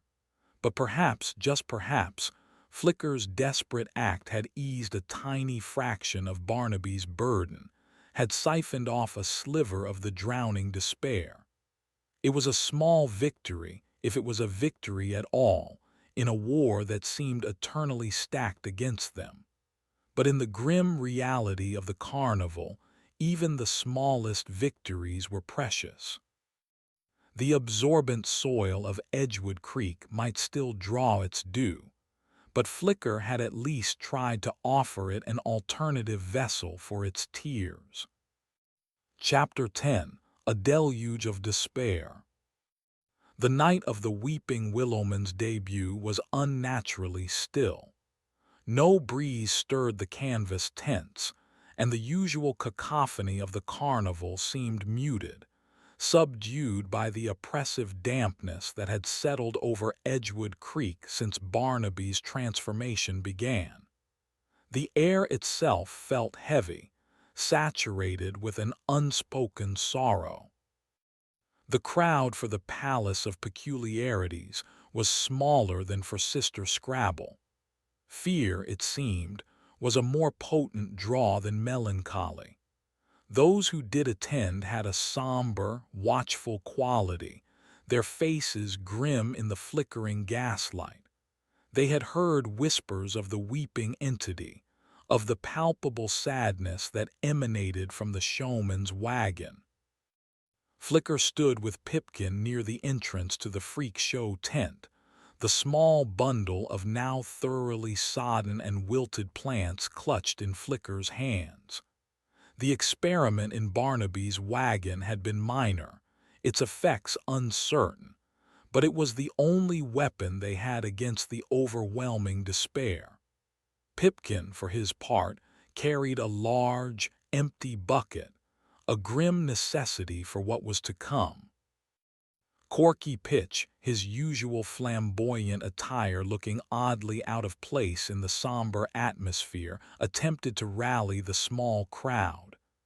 Esteemed patrons, prepare your hearts for a spectacle of profound sentiment, a being whose very essence is sorrow, whose tears could fill a river of regret. Behold the lamentable, the lugubrious, the weeping Willowman. The curtain was drawn back slowly, revealing the transformed Barnaby. He stood, or rather drooped, center stage. He was taller now, his limbs elongated and covered in what looked like deeply fissured gray bark. His fingers, like bare, twisted branches, hung limply at his sides. His head was bowed, a tangled mat of dry, leaf-like hair obscuring his face. And from his unseen eyes, a constant, thick stream of tears flowed like sap, splashing onto the platform, which was already dark and slick with moisture. The air in the tent immediately grew heavier, colder, and the scent of wet earth and decaying leaves was potent. A collective sigh, almost a moan, went through the audience. There was no overt monstrosity here, no terrifying pronouncements or frantic scratching. Just a being of pure, unadulterated sorrow, a living monument to grief. Madame Zarina, a dark silhouette against the dim light, spoke, her voice a low thrum. He weeps for the world's forgotten pains, for the sorrows unspoken, for the losses unmourned. His tears are the essence of grief. The Willowman shifted, a sound like creaking branches. He raised his head slightly. His face, barely visible beneath the tangle of hair, was sculpted from bark, with deep hollows where his eyes should be, from which the endless tears flowed. There was no malice in his expression, only a profound, bottomless despair that seemed to radiate outwards, touching everyone in the tent. Flicker felt an almost irresistible urge to cry, a sudden wave of inexplicable sadness washing over them. Beside them, Pipkin sniffled, quickly wiping his eyes. Around the tent, handkerchiefs appeared. People shifted uncomfortably, looking down, avoiding each other's gaze as they were engulfed by the Willowman's aura of grief. One woman in the front row began to weep openly, her shoulders shaking. Her quiet sobs were soon joined by others, a chorus of mourning for reasons none of them could quite articulate. It wasn't a performance, it was a contagion of sorrow. The platform beneath the Willowman was now covered in a shallow pool of his tears. The liquid dripped steadily from the edges of the stage, forming puddles on the dirt floor. Pipkin moved forward with his bucket, placing it strategically to catch the overflow, his small face set in grim lines. This was clearly a practiced, necessary part of the exhibit. Barnaby, trapped within the Willowman, was drowning in an ocean of grief. It wasn't just his own sadness, but a vast, collective sorrow that poured through him, using him as a conduit. He felt the weight of every loss, every heartbreak, every unspoken despair the world had ever known. It was an agony beyond comprehension, a crushing burden that threatened to extinguish the last embers of his own spirit. He wanted to scream, but his bark-like throat could only produce a low, groaning creak. Flicker, watching the audience succumb to the wave of empathetic grief, knew they had to do something. however small. They moved to the edge of the platform, placing their bundle of now-dead plants at the willowman's feet, hoping they might still absorb some of the overwhelming sorrow, provide some small outlet. The willowman's tear-filled gaze seemed to flicker towards the offering. For a moment, the relentless flow of tears seemed to lessen, just a fraction. A faint, almost imperceptible tremor ran through his bark-like skin. It was a tiny change, perhaps imagined, but Flicker clung to it. Madame Zarina's eyes narrowed as she observed Flicker's actions, but she said nothing. Her focus remained on the weeping entity, on the reactions of the crowd, gauging the potency of the offering to the harvester.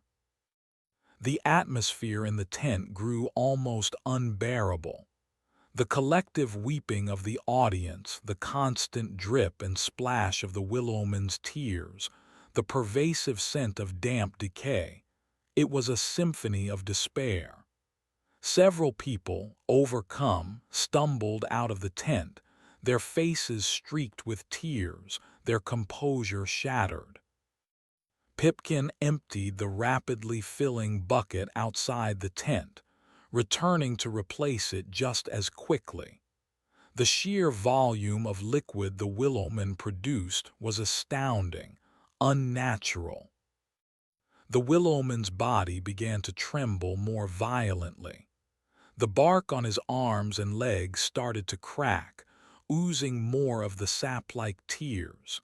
He swayed, his branch-like arms flailing slightly, as if trying to ward off an invisible weight.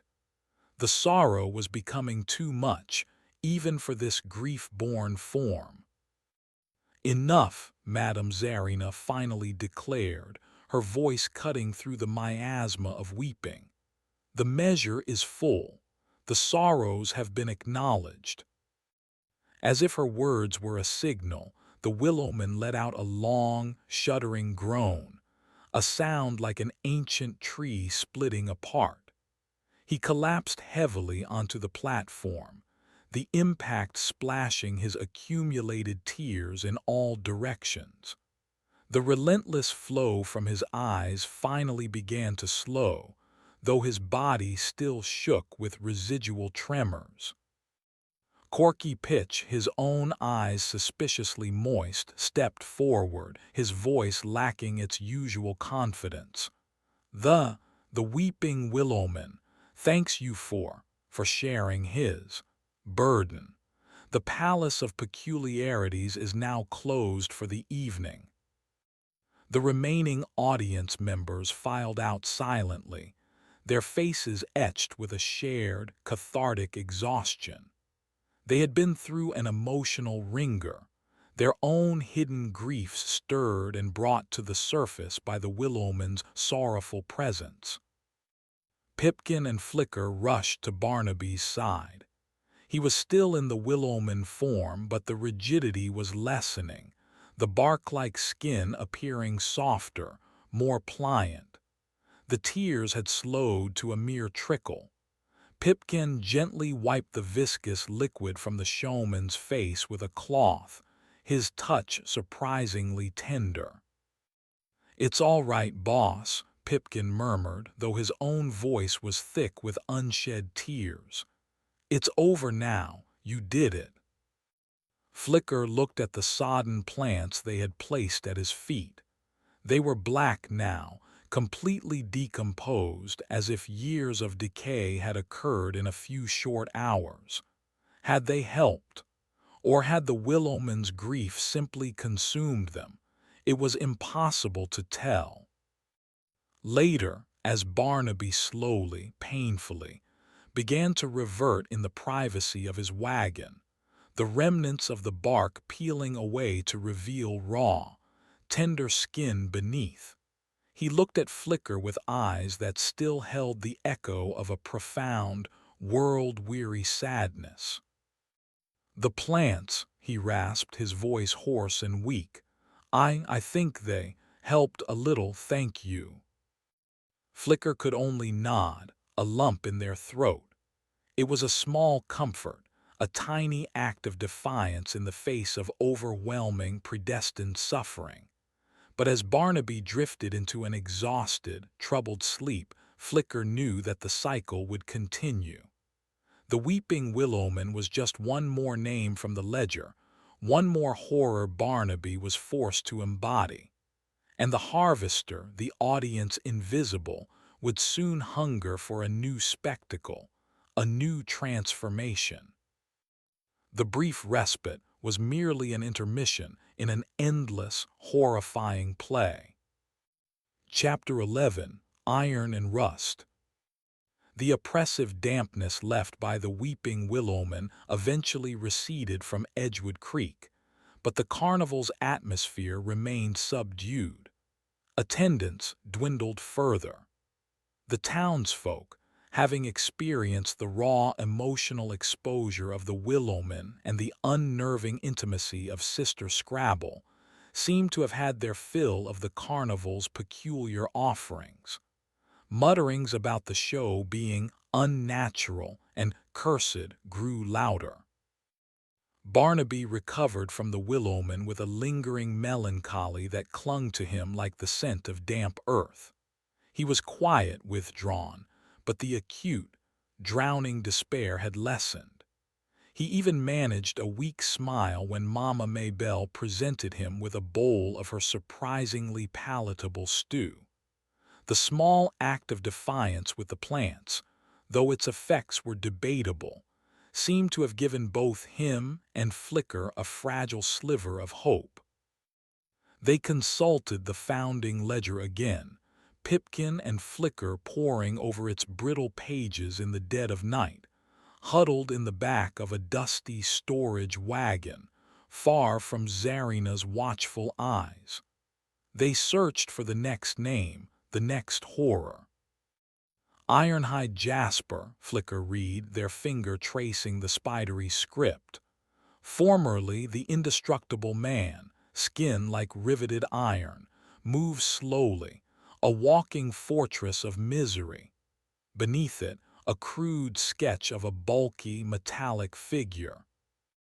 Ironhide Jasper, Pipkin repeated, a shiver tracing his spine despite the stuffy air in the wagon. Sounds hard. At least it's not emotional torture, Flicker said, trying to find a positive spin, though the phrase fortress of misery hardly sounded appealing. Maybe this one will be purely physical.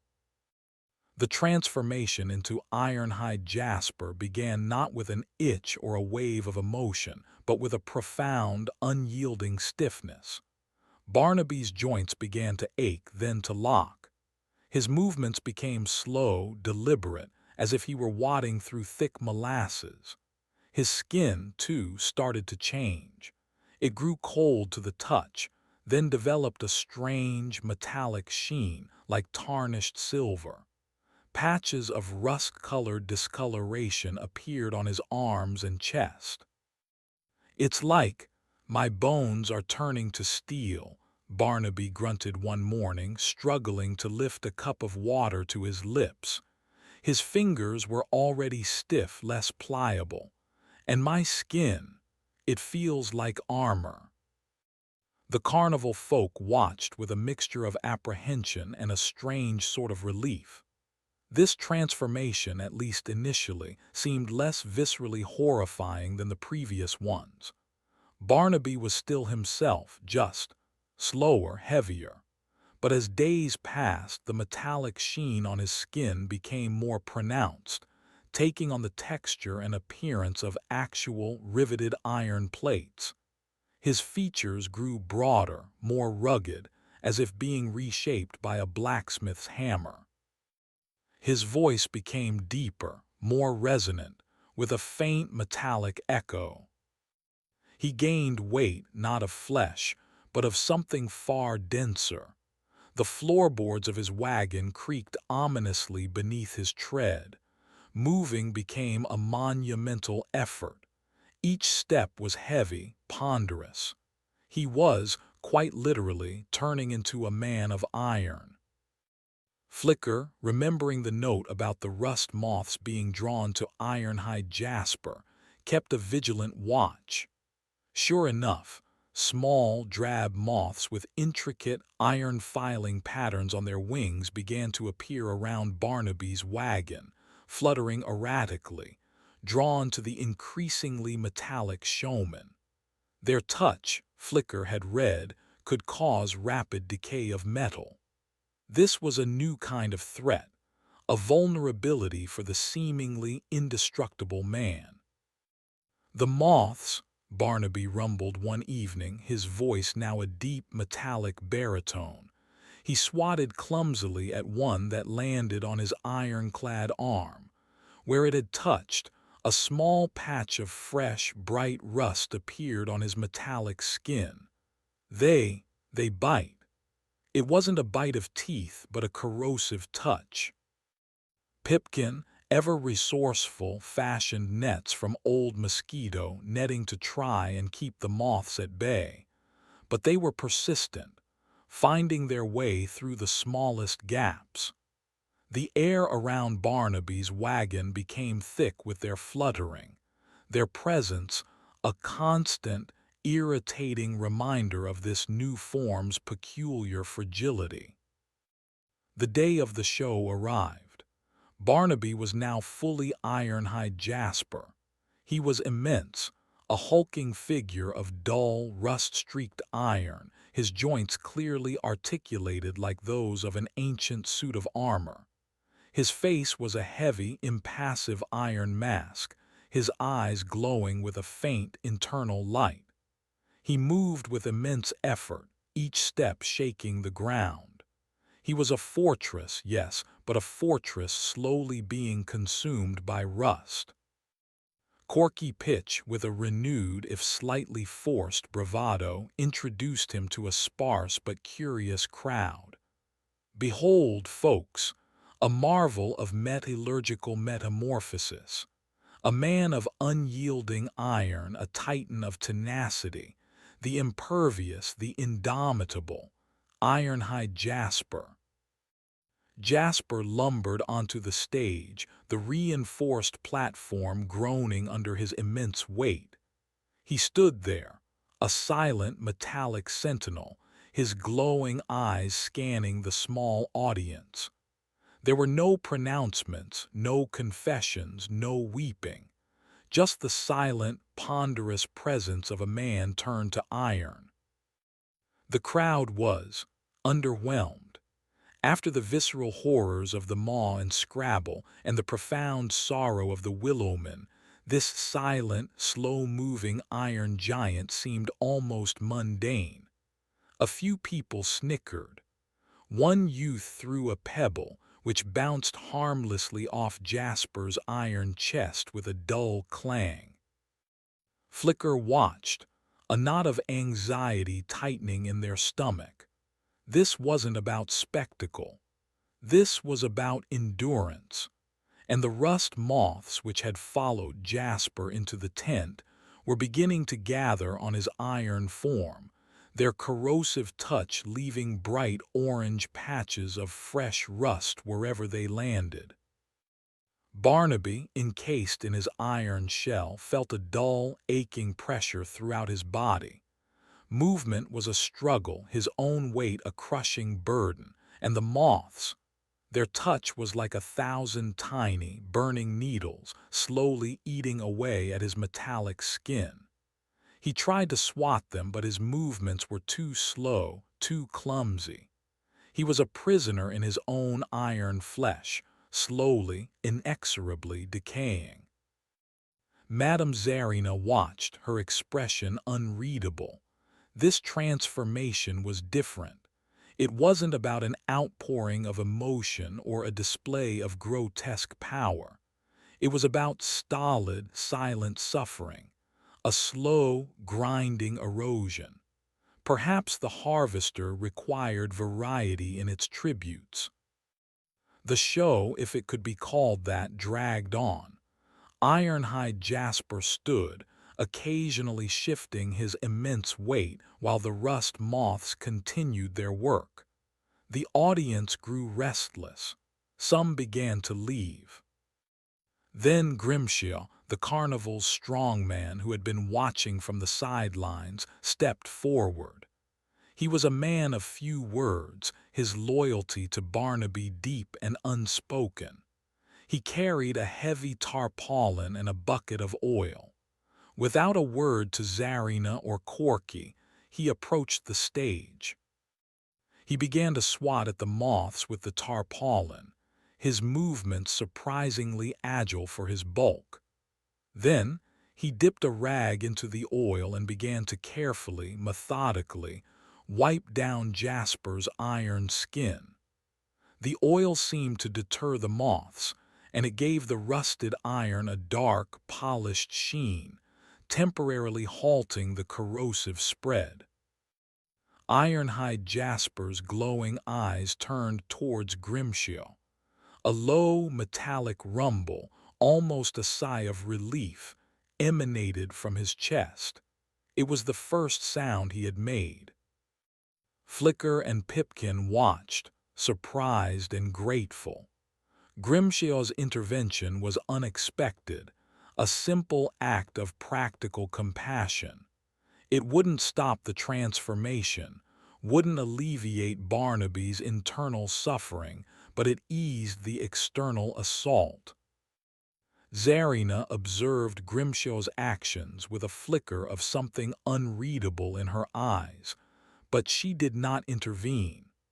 Perhaps even the ancient pact allowed for small mercies, as long as the core sacrifice was fulfilled.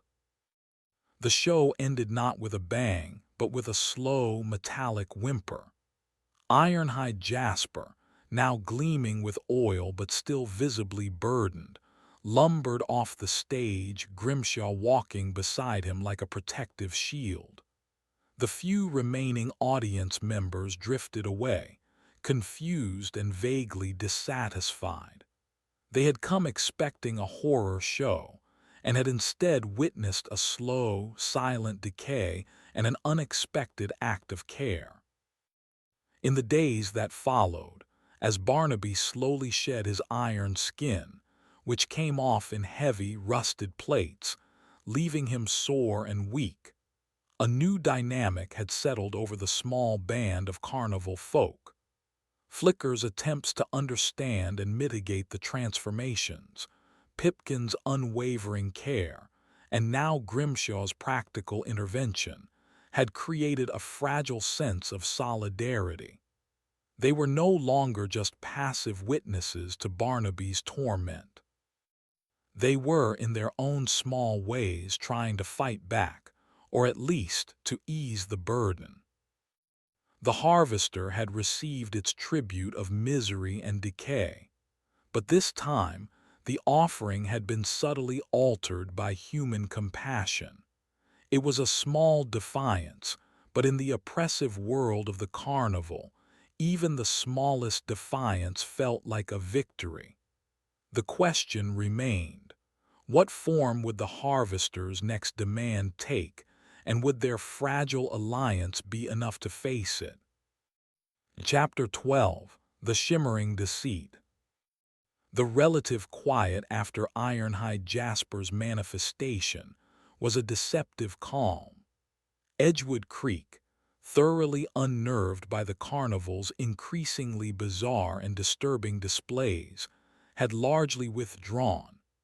The fairground was often deserted, save for the carnival folk themselves, who moved about their tasks with a new, shared sense of trepidation and fragile camaraderie. The small acts of defiance during the Weeping Willowman and Ironhide Jasper transformations had forged unspoken bonds. Barnaby, recovering from the weight and corrosion of his iron shell, felt a flicker of something almost like gratitude. He was still trapped, still doomed to embody horror after horror, but he was no longer entirely alone in his suffering. Flicker's relentless research in the old ledgers, Pipkin's unwavering loyalty, and Grimshaw's quiet strength provided a thin buffer against the abyss. Their nightly consultations of the founding ledger continued, a clandestine ritual of hope and dread. The shimmering twins, Flicker read one evening, their voice hushed in the dim light of Pipkin's lantern. Formerly polished Pollux and Castor, forms that phase in and out of coherence, never fully solid, a disorienting duality. The accompanying sketch was vague, too indistinct, wavering outlines intertwined. Shimmering twins, Pipkin muttered. That sounds confusing. How can he be two things at once? And what's the misery in that? Grimshaw rumbled from the shadows where he kept watch, his massive form a comforting presence. Doesn't sound as bad as the others. Barnaby, who had insisted on joining these research sessions despite his weakness, shivered. Don't be so sure, Grim. The ledger descriptions are always understated. Disorienting duality could mean anything. Losing your sense of self, not knowing what's real. That's a misery all its own. The transformation into the shimmering twins began with a profound sense of unreality. Barnaby would look at his hand and see two, one slightly out of phase with the other, like a poorly focused photograph. Objects would appear to double, then merge. His own reflection became a confusing, wavering image. He felt insubstantial, as if he were slowly dissolving. Physically, he began to lose definition. His outline would blur at the edges, especially in dim light. Sometimes, an arm or a leg would seem to become momentarily translucent. He'd reach for something, and his hand would pass partially through it. The other Carnival folk started to see it too, a faint, second Barnaby, a ghostly echo, sometimes lagging a fraction of a second behind his movements, sometimes superimposed directly upon him. It was deeply unnerving. His balance suffered. His depth perception was skewed. He felt perpetually dizzy, nauseous. And with the physical disorientation came a mental fragmentation. His thoughts would scatter, his focus shattering. He'd start a sentence and forget how to finish it, his own identity feeling as fluid and unstable as his wavering form. The night of the show approached. Barnaby was a walking optical illusion. He appeared as two figures, overlaid and shimmering, one slightly more solid than the other but both indistinct, their edges blurring into the surrounding air like heat haze. When he moved, the two forms would sometimes separate slightly, creating a dizzying, confusing spectacle. His voice, when he spoke, was an echoing chorus of two identical tones, slightly out of sync. Corky Pitch, looking rather green about the gills himself after trying to rehearse cues with the dual Barnaby, announced the act with a strained enthusiasm. Ladies and gentlemen, prepare your eyes and your minds for an unprecedented paradox, a singular soul divided, a being that is both here and there. We present the ethereal enigma, the shimmering twins. The curtain opened. On stage, Barnaby stood, or rather they stood. Two identical shimmering figures, their forms wavering, their outlines indistinct. They moved in near-perfect synchronicity, yet with a subtle, disorienting lag between them that made the eyes ache. One moment they were a single, blurry entity, the next, two clearly defined, translucent beings. The audience, a small, brave, or perhaps foolish, handful, gasped.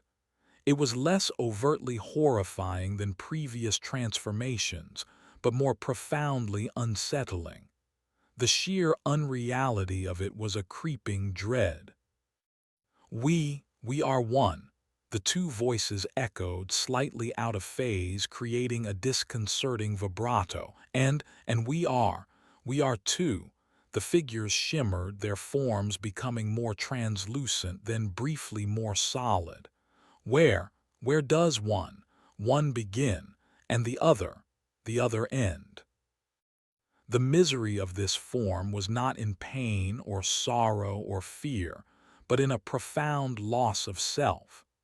Barnaby, trapped between these two wavering manifestations, felt his identity fraying.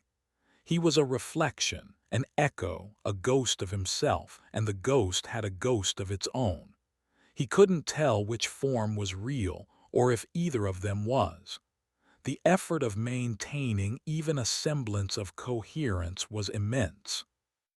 Flicker, Pipkin, and Grimshaw watched from the sidelines, their faces etched with concern.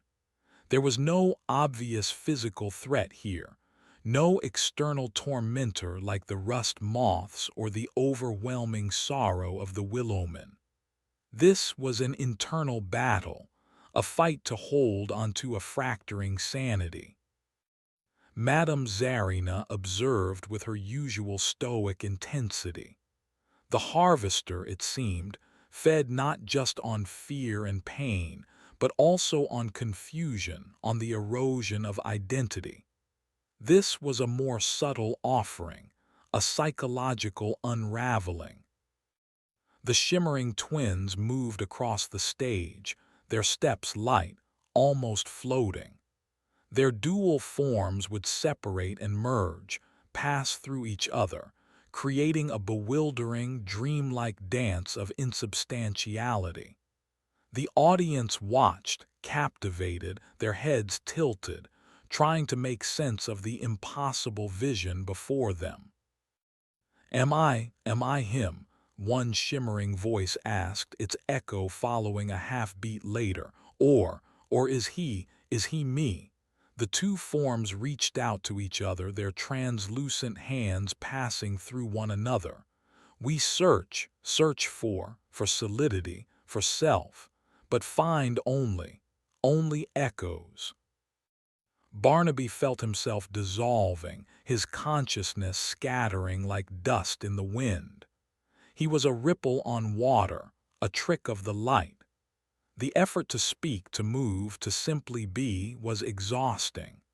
He could feel the harvester's invisible attention, a cold, curious regard, feasting on his disintegration. Suddenly, one of the shimmering forms flickered violently and almost disappeared, becoming a faint, barely visible outline. The other, more solid twin stumbled, its hand flying to its head. No, not fatting.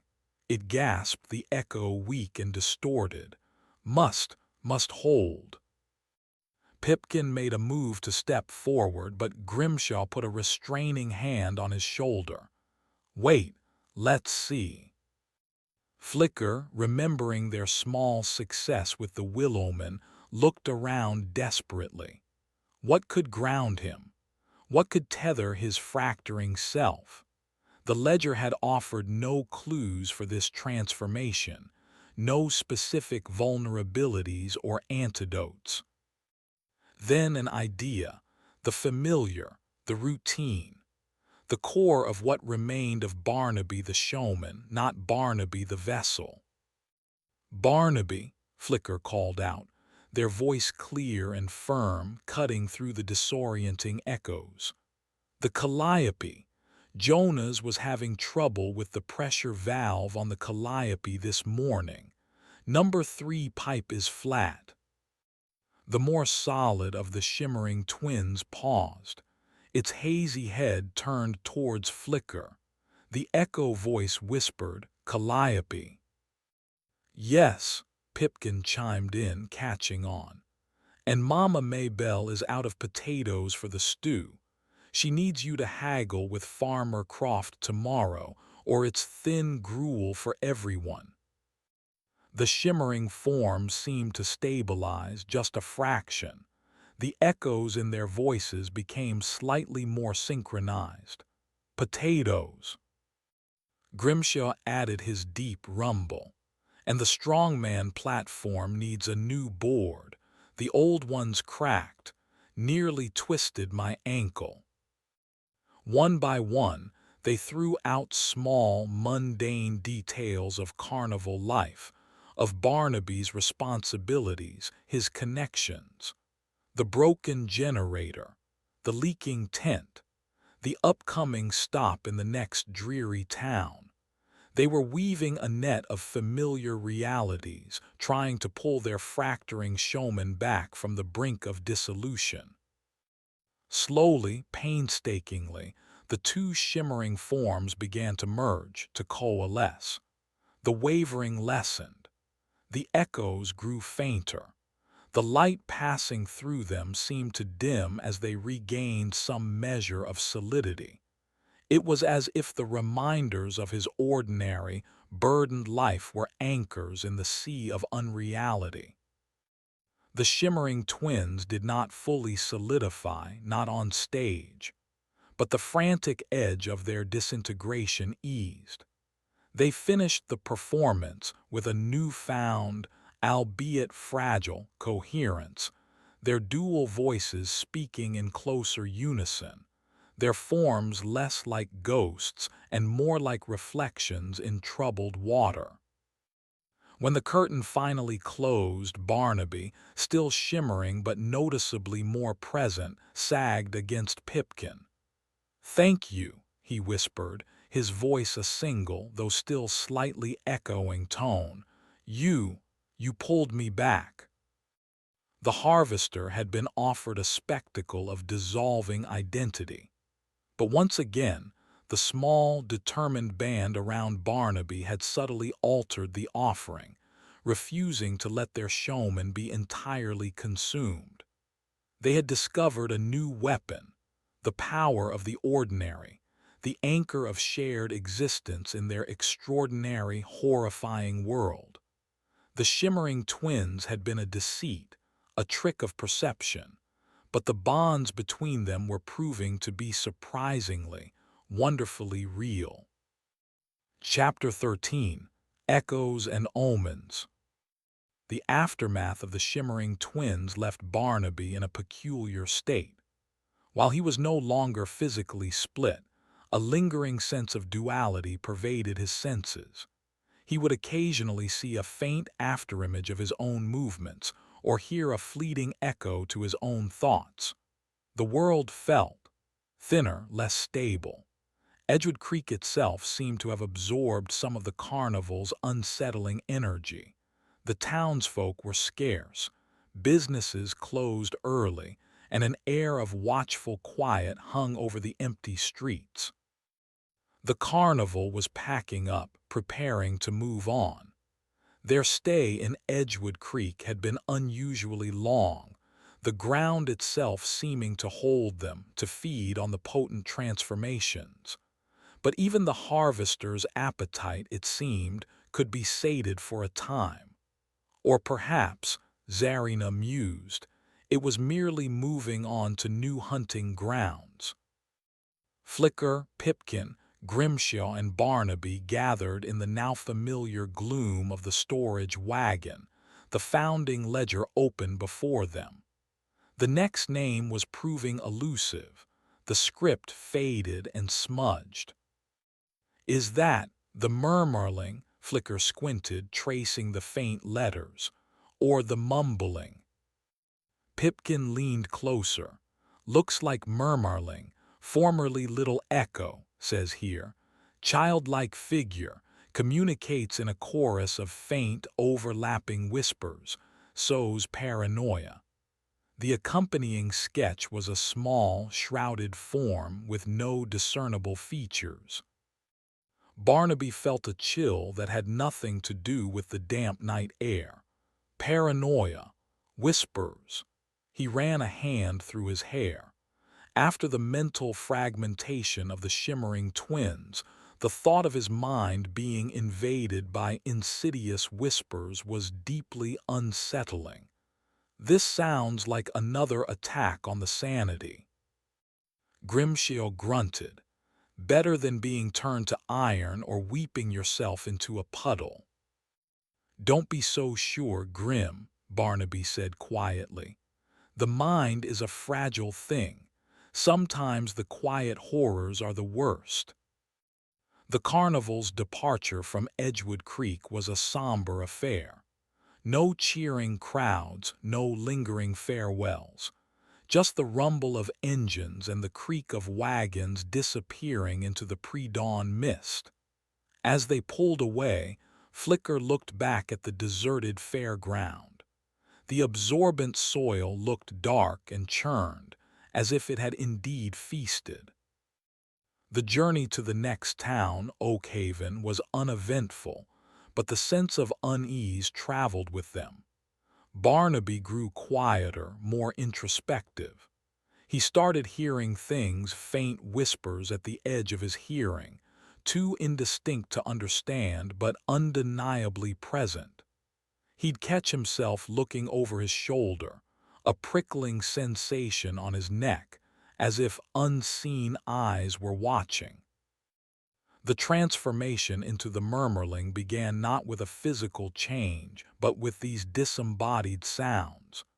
They grew more persistent, weaving in and out of his thoughts, like a radio tune just off station. He found himself becoming irritable, suspicious.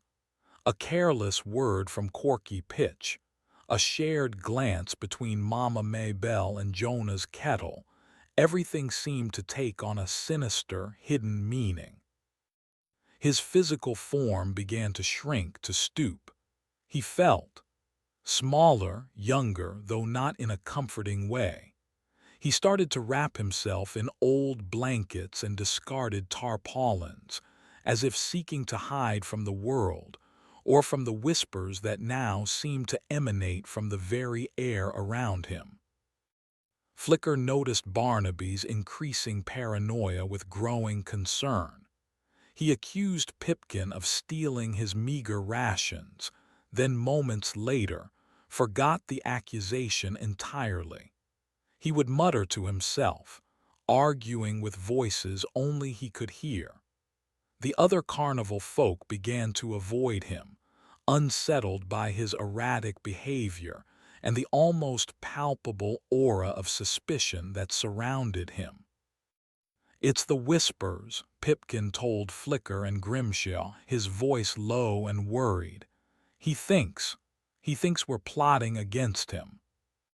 "We need to reassure him," Flicker said. "Remind him we're on his side." But it was difficult. The murmurling's influence was insidious. Even as they tried to speak calmly to Barnaby, he would narrow his eyes, his gaze darting around, as if searching for the hidden source of the voices that were twisting their words, poisoning their intentions. The night of the show in Oakhaven, Barnaby was fully the murmurling. He was a small, hunched figure, completely swathed in layers of rags and sacking, only his wide, fearful eyes visible. He huddled in a corner of the stage, rocking back and forth, emitting a low, continuous stream of overlapping whispers. It was impossible to discern individual words, only a constant, sibilant chorus that seemed to seep into the minds of the audience, creating a vague, unsettling sense of unease. The crowd was larger in Oakhaven, a town less jaded than Edgewood Creek. They watched the small, shrouded figure with a mixture of pity and revulsion. There was no dramatic action, no grotesque display, just the huddled form and the incessant, nerve-wracking whispers that seemed to crawl under the skin. He hears your secrets," Corky Pitch announced, his voice unusually subdued as if he too were affected by the pervasive paranoia. Your hidden thoughts, your doubts." The murmurling's whispers grew slightly louder, more agitated. They seemed to react to the crowd's unspoken anxieties, amplifying them, feeding them back. A woman in the audience suddenly clutched her purse, looking suspiciously at her neighbor. Two men began to argue in hushed, angry tones. The seeds of paranoia were being sown. Barnaby, lost within the murmuring, was trapped in a hell of his own making. Every whisper confirmed his deepest fears. His friends were his enemies. The world was a web of deceit. He wanted to scream to silence the voices, but he could only contribute his own terrified murmurs to the chorus. Flicker, Pipkin, and Grimshaw watched, helpless.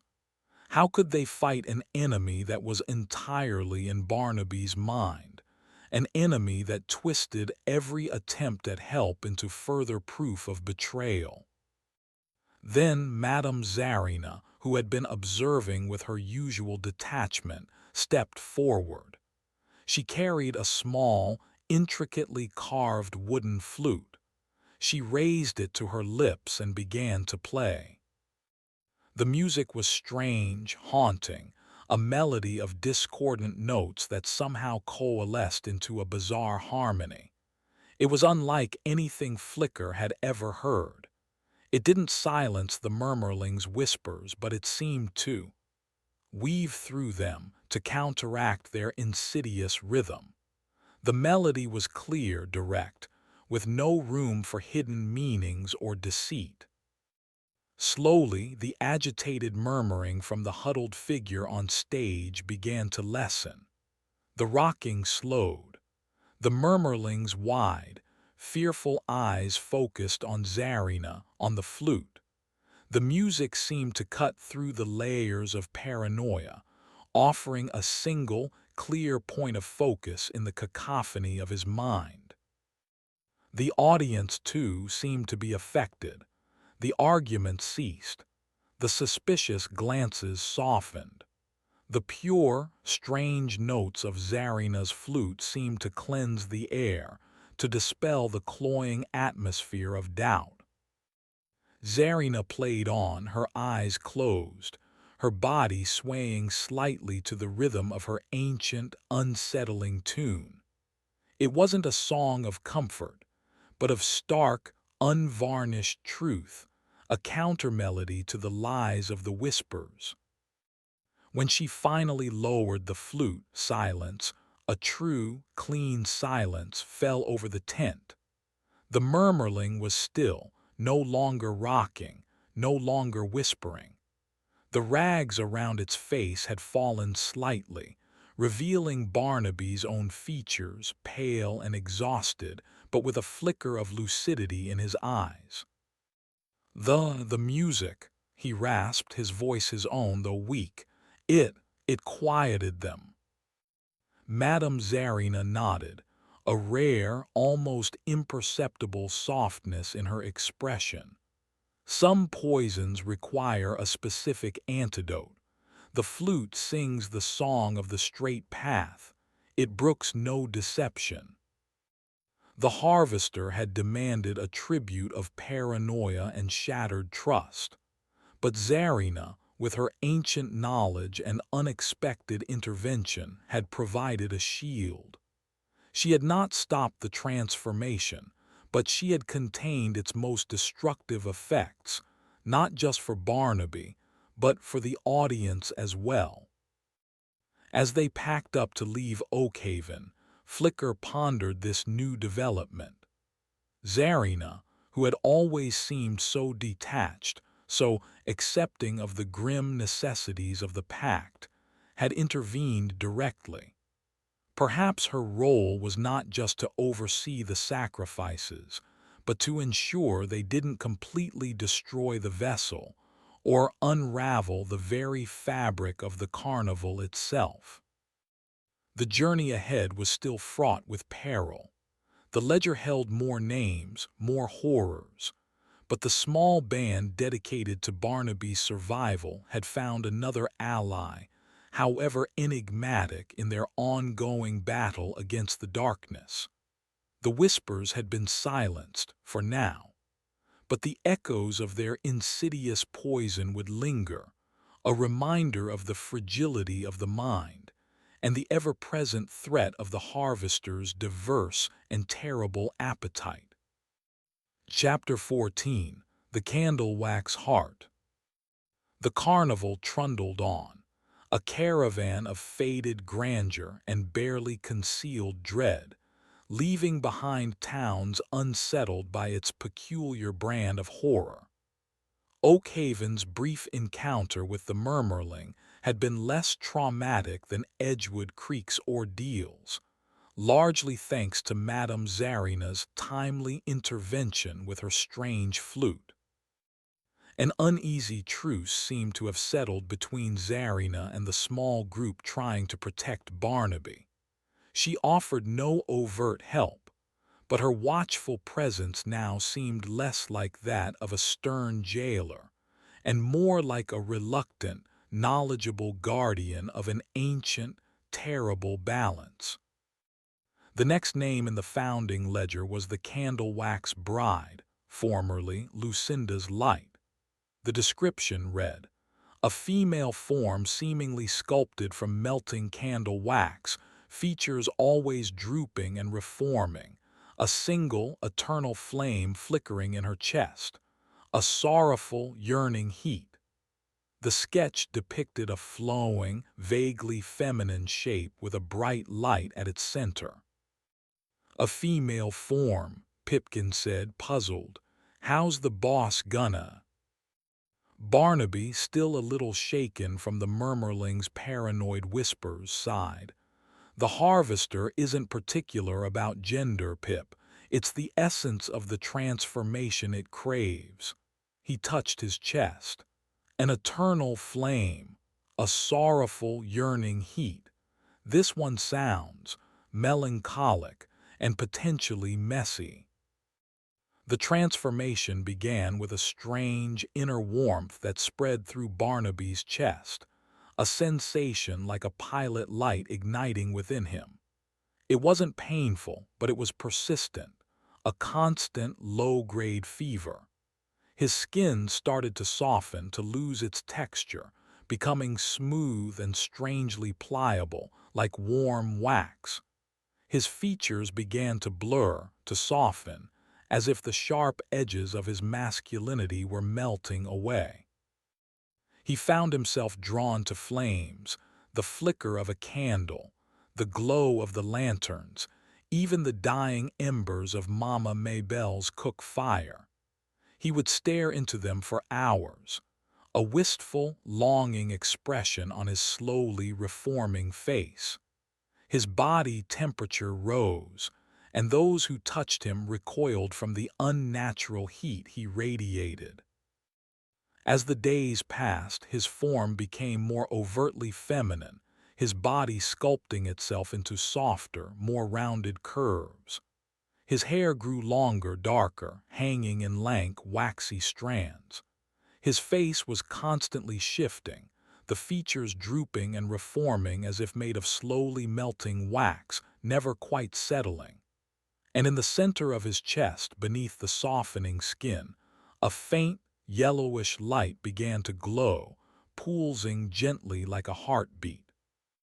"It's uncanny," Flicker murmured, watching Barnaby, now increasingly Lucinda, staring into a lantern, his waxy face reflecting the glow, his expression one of profound, sorrowful longing. Grimshaw shifted uncomfortably. "It ain't right, a man becoming a woman like that." "It's not about man or woman, Grim," Barnaby's voice, now softer, higher-pitched, with a breathy quality, replied. Lucinda turned her slowly melting face towards them.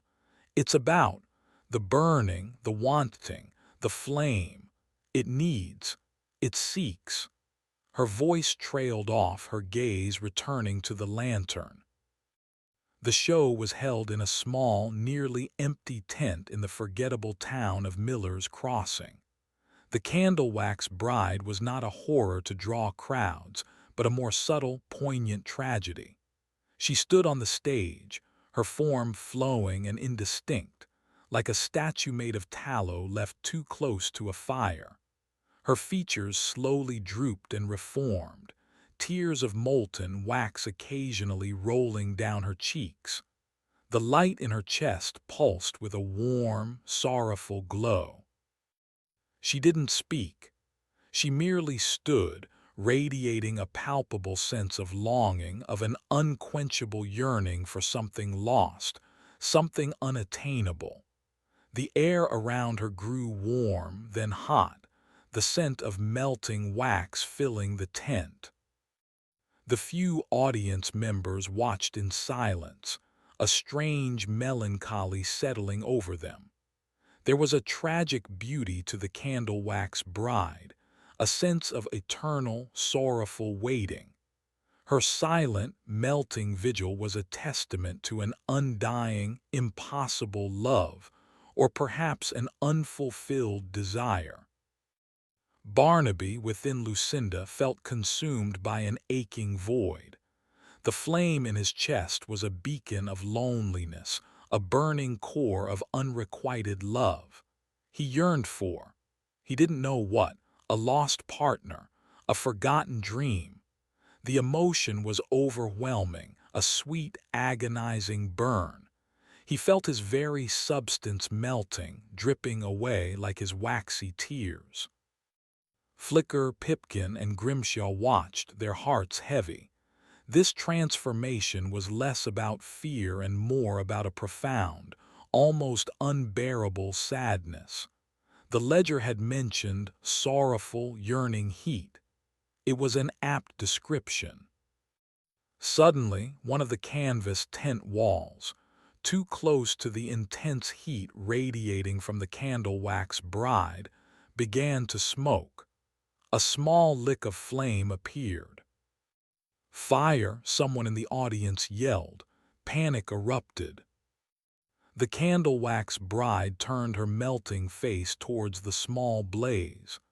A strange expression crossed her features, not fear, but a kind of recognition, a kinship.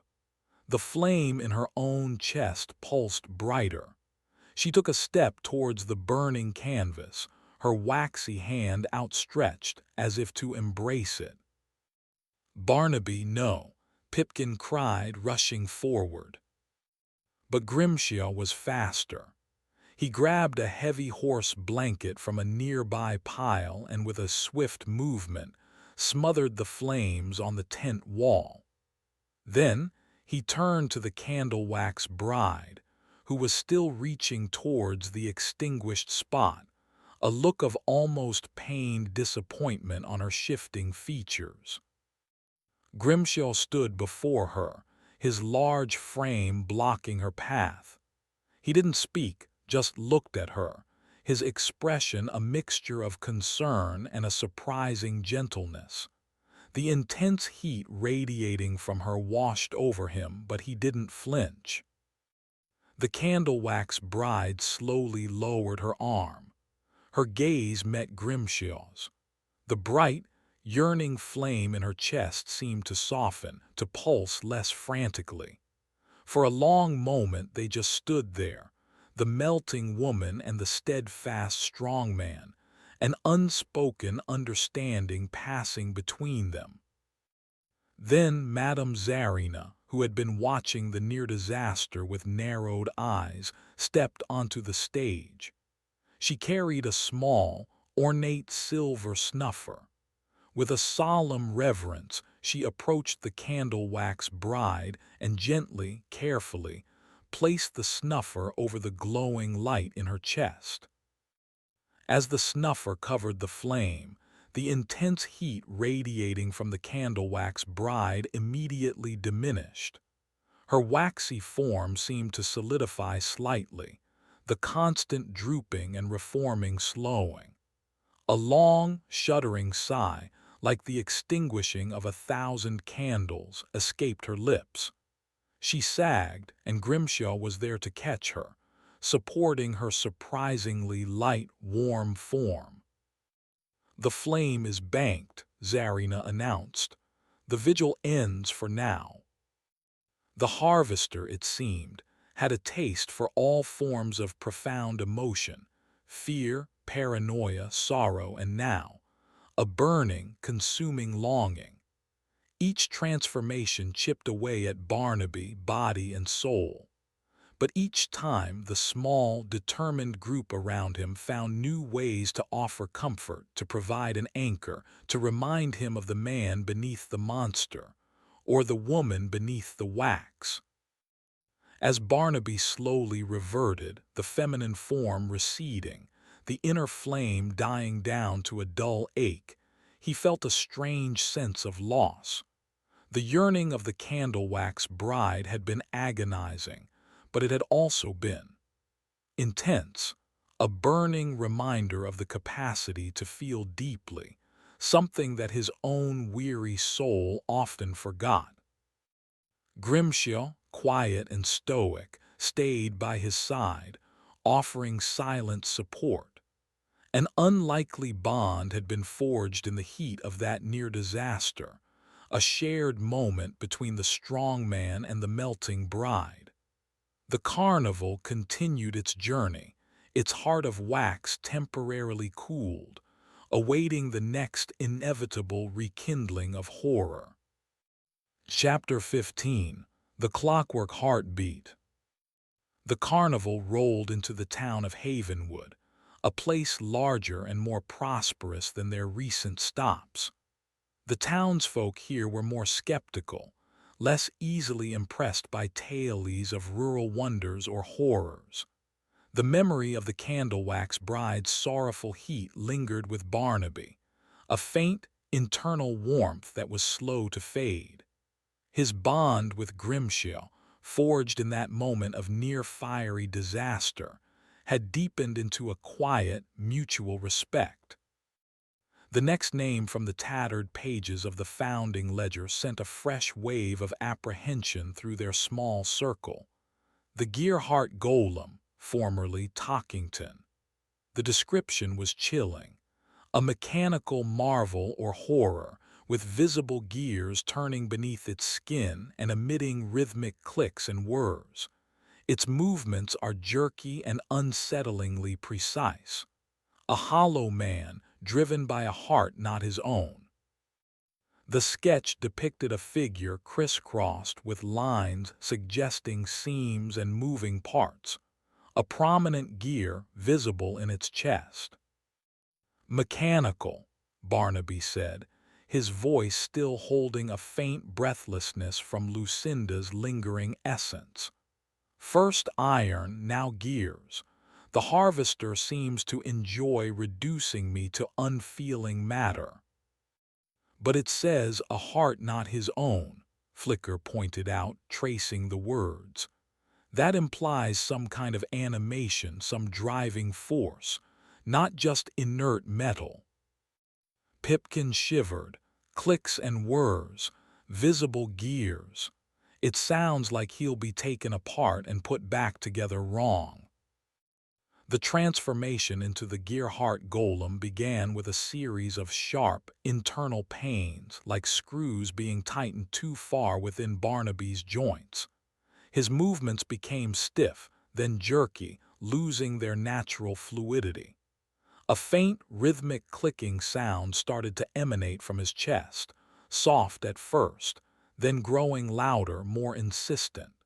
He could feel his own heartbeat becoming different, more metronomic, less organic.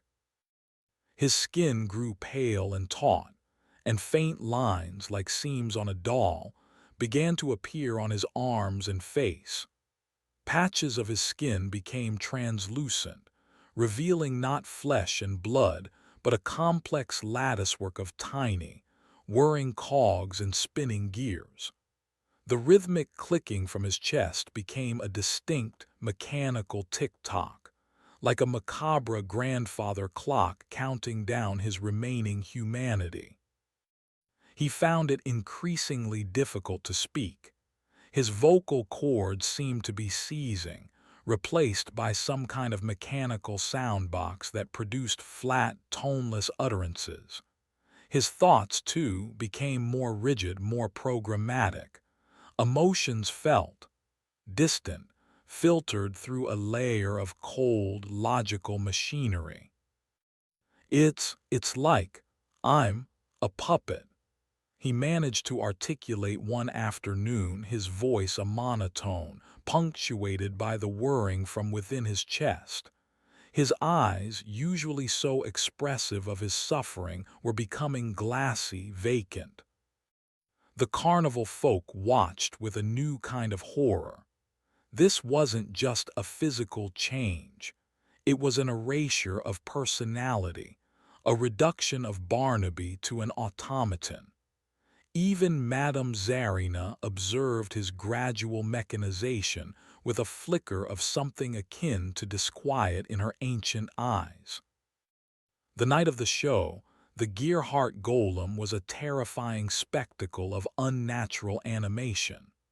Barnaby's body was clearly segmented now, like that of an oversized marionette. Through sections of his now parchment-thin skin, intricate clockwork mechanisms were visible, gears spinning, pistons pumping, all driven by the relentless, audible ticking of the gear-shaped heart in his chest. His movements were jerky, precise, and utterly devoid of human grace. His face was a blank mask, his eyes staring, unblinking. Corky pitch, his usual flamboyant patter reduced to a nervous staccato, introduced the act. Citizens of Havenwood, witness a miracle, or a monstrosity, of mechanical ingenuity, a man remade, refashioned, driven by the relentless rhythm of the Gearhart golem. The golem twitched onto the stage. Its head swiveled with a series of sharp clicks. Its arms moved in stiff, predetermined arcs. It walked with a jerky, unsettling gait, each step accompanied by a whir and a clank. The prominent gear in its chest spun with a hypnotic, relentless rhythm. The audience, a mix of curious thrill-seekers and skeptical engineers from Havenwood's small factories, watched in stunned silence. This was different. The other transformations had been organic, however monstrous. This was a perversion of nature, a man turned into a machine. The golem stopped center stage, its head tilted, its glassy eyes fixing on the crowd. A faint, metallic voice devoid of all inflection emanated from its chest. "I am Talkington. I obey the master mechanism." The misery of this form was the complete loss of autonomy, the feeling of being an unthinking cog in some vast, incomprehensible machine. Barnaby, trapped deep within the automaton, could only observe, his will overridden by the golem's programming. He was a passenger in his own body, a ghost in the machine. Flicker, Pipkin, and Grimshaw watched, a profound sense of helplessness washing over them. How could they reach him? How could they fight a transformation that had seemingly erased the man they knew, leaving only a clockwork shell? The golem began to perform a series of complex, jerky movements, a grotesque parody of a dance, or perhaps a set of programmed exercises. Its limbs whirred, its gears ground, the ticking in its chest an unyielding metronome. It was fascinating and horrifying in equal measure. Suddenly, a young engineer in the audience, bolder or perhaps more knowledgeable than the others, called out, "Fascinating. Is it spring-driven, or is there a more complex power source? The articulation of the joints is remarkable." The golem's head snapped towards the voice, its movements unnervingly fast. The prime mover is eternal. The design is flawless. Its glassy eyes fixed on the engineer. It took a jerky step towards the edge of the platform. There was something new in its demeanor, something beyond its programmed movements, a flicker of interest. Or was it something more predatory? Madame Zarina, who had been watching with an almost scientific detachment, tensed. She had seen this before in the old records. Sometimes the mechanical forms developed, aberrant programming. The golem raised one of its segmented arms, its metallic fingers twitching. Your design is inefficient. Organic systems are flawed. They require upgrading. It lunged, or rather it attempted to lunge. Its jerky movements were too slow, too telegraphed. The engineer yelped and scrambled back. But the golem's intent was clear. It wasn't just performing, it was assessing, perhaps even targeting. Grimshaw moved, positioning himself between the golem and the crowd, his massive form a human barricade. Pipkin grabbed a heavy wrench from Jonah's kettle's nearby toolkit. Flicker looked wildly around for something, anything, to disrupt the golem's terrifying logic. "Barnaby," Flicker shouted, hopping some part of him could still hear. "The ledger, remember the ledger, it's just a role, a performance." The golem paused, its head tilting, its gears whirring. Ledger, performance. The word seemed to create a momentary glitch in its programming. The ticking in its chest faltered for a beat. "Yes," Pipkin cried, seizing the momentary hesitation. "Remember the shimmering twins. You are not just one thing. You are Barnaby Ripple, the showman." The golem's glassy eyes seemed to flicker. A faint tremor ran through its mechanical frame. Barnaby, Ripple, showman. The words were spoken with a slight, almost imperceptible inflection, a hint of confusion. "He's fighting it," Grimshaw rumbled, never taking his eyes off the golem.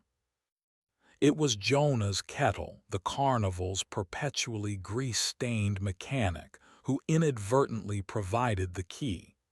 He had been observing the golem's movements with a professional interest, despite the horror. Now, seeing the momentary lapse, he shouted, "The escapement! There must be an escapement mechanism. If you can jam it, even briefly, it might reset the primary drive." The golem's head swiveled towards Jonah's, its movements becoming more erratic. Escapement, reset, unauthorized, access. Flicker's eyes darted to the visible gear in the golem's chest. It was the largest, most prominent part of its exposed mechanism. An escapement controlled the release of energy in clockwork. If they could stop that gear. "The chest," Flicker yelled, "the main gear."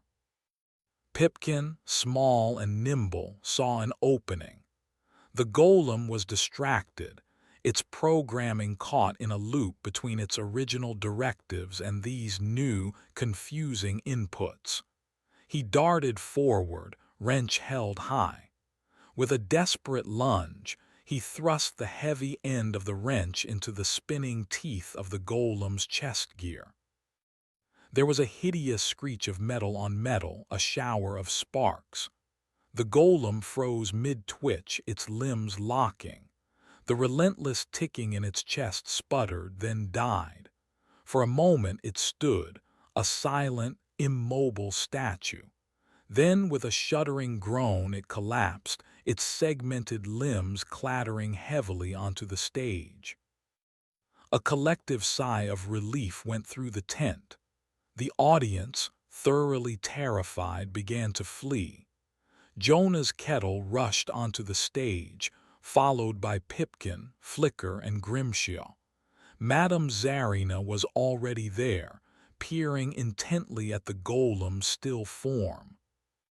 "The boy is quick," she said, nodding at Pipkin, "and the mechanic knowledgeable." Pipkin, trembling, pulled the wrench from the jammed gear. It was bent and scarred.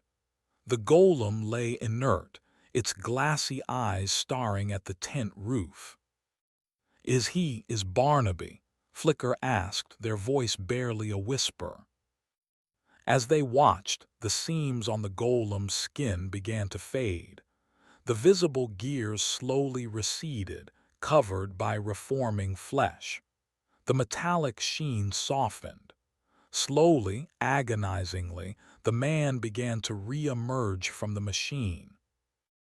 The harvester had demanded a tribute of lost autonomy, of cold, mechanical precision. But the combined efforts of Barnaby's small band of protectors, aided by the unexpected insights of Jonah's kettle, had literally thrown a wrench in the works. They had not just comforted the vessel, they had actively fought the transformation, disrupting its terrible, inhuman logic.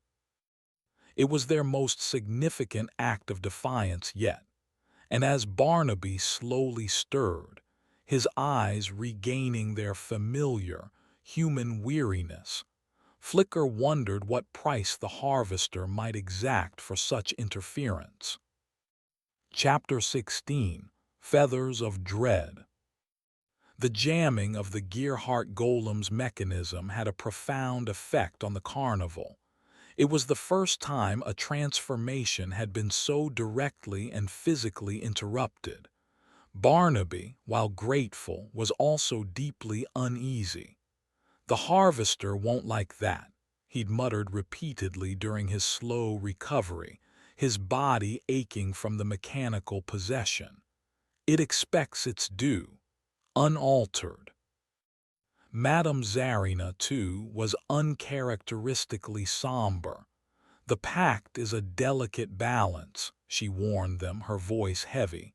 "To disrupt the offering is to risk a more direct interest from the harvester. It may seek to ensure the next tribute is more purely rendered." Her words cast a pall over their nightly consultations of the founding ledger. The next name they deciphered was the featherless avian, formerly Plume. The description was stark. A creature with the bone structure of a giant bird but covered in leathery, featherless skin, with eyes that glow with a predatory light. It hops and twitches, emitting shrill, broken calls. A primal hunger, a skybound terror. The sketch showed a gaunt, skeletal bird-like figure with bat-like wings and cruel, glowing eyes. "A bird," Pipkin said, his voice small, "but featherless. That sounds wrong." Grimshaw grunted. "Predatory light, primal hunger. This one sounds like it might fight back." Barnaby felt a deep, visceral dread. The thought of becoming something so alien, so predatory, filled him with a cold terror that surpassed even the fear of pain or madness. This transformation felt like a descent into something truly inhuman. The change began with his bones. He felt them shifting, elongating, becoming lighter, hollower. His shoulders broadened, his sternum pushing outwards. His appetite vanished, replaced by a strange, gnawing hunger for. He didn't know what, but the thought of ordinary food repulsed him. His skin grew tight, then seemed to recede, stretching tautly over his reforming skeleton. Patches of it became leathery, tough, and a pale, sickly gray. His eyes began to change, the pupils elongating, developing a faint, yellowish glow that intensified in the dark. His voice, when he tried to speak, came out as a series of clicks and harsh, guttural squawks. He started to twitch, his movements becoming jerky, bird-like. He'd hop from one foot to the other, his head cocked, listening to sounds no one else could hear. The other carnival folk watched with growing horror. This was not a subtle transformation. Barnaby was visibly becoming something monstrous, something alien. The leathery skin stretched over his now bird-like skull, his nose and mouth elongating into a cruel, beak-like structure. Vestigial, skeletal, wing-like structures began to sprout from his back, tearing through his skin, causing him excruciating pain. It's worse than the ledger said, Flicker whispered, watching Barnaby, now more plume than man, packing his wagon, his glowing eyes darting, his leathery wings twitching. He emitted a series of shrill, broken calls that set their teeth on edge. The night of the show in the town of Blackwood Falls, a name that felt like a grim omen, the featherless avian was fully manifested. It was a terrifying sight, a gaunt, skeletal creature, vaguely humanoid but undeniably avian, its leathery skin stretched tight over a bird-like frame. Its long, clawed feet scrabbled on the stage. Its disproportionately large, featherless wings, ribbed like a bat's, twitched and rustled. Its eyes, set deep in its skull-like head, glowed with a predatory, yellowish light. It hopped and pecked at the stage, emitting sharp, bird-like shrieks. Corky Pitch, his face ashen, could barely stammer out the introduction. Good people of Blackwood Falls, tonight, a creature from your darkest nightmares, Plume, the featherless avian. The avian stalked the stage, its movements quick, jerky, and utterly predatory. It cocked its head, its glowing eyes fixing on individual members of the sparse, terrified audience. Its beak-like mouth opened, revealing rows of small, needle-sharp teeth, and a long, rasping shriek tore through the tent. Barnaby, trapped within this monstrous form, was consumed by a singular, overwhelming instinct, hunger, not for food but for something else, something alive. He saw the audience not as people but as prey. He fought against the urge, his human consciousness a small, terrified ember within the raging inferno of the avian's primal instincts. Flicker, Pipkin, and Grimshaw watched, their hearts in their throats. This was different. This creature was actively hostile, openly predatory. There was no sadness, no confusion, no mechanical detachment, just raw, animalistic hunger. Zarina's warning about the harvester seeking a more purely rendered tribute seemed to be coming true. The avian suddenly leaped from the stage, its leathery wings beating awkwardly, not enough for flight but enough to propel it into the aisle. It landed with a scrabbling thud, its glowing eyes fixing on a young boy cowering behind his mother. It let out a chittering, excited sound and lunged. "No!" Grimshaw roared. He threw himself in front of the boy, his massive body a shield. The avian collided with him, its claws raking his arm, drawing blood. Grimshaw grunted in pain but held his ground, shoving the creature back. The avian shrieked in fury, its wings flaring. It pecked viciously at Grimshaw's legs. Pipkin, brandishing a heavy tent stake, rushed to Grimshaw's aid, trying to drive the creature back towards the stage. Flicker grabbed a discarded piece of canvas, hopping to entangle it. The tent erupted into chaos. The audience screamed, scrambling to escape. The avian, enraged, was a whirlwind of claws, beak, and leathery wings, its shrieks deafening. It was strong, fast, and driven by a terrifying, mindless hunger.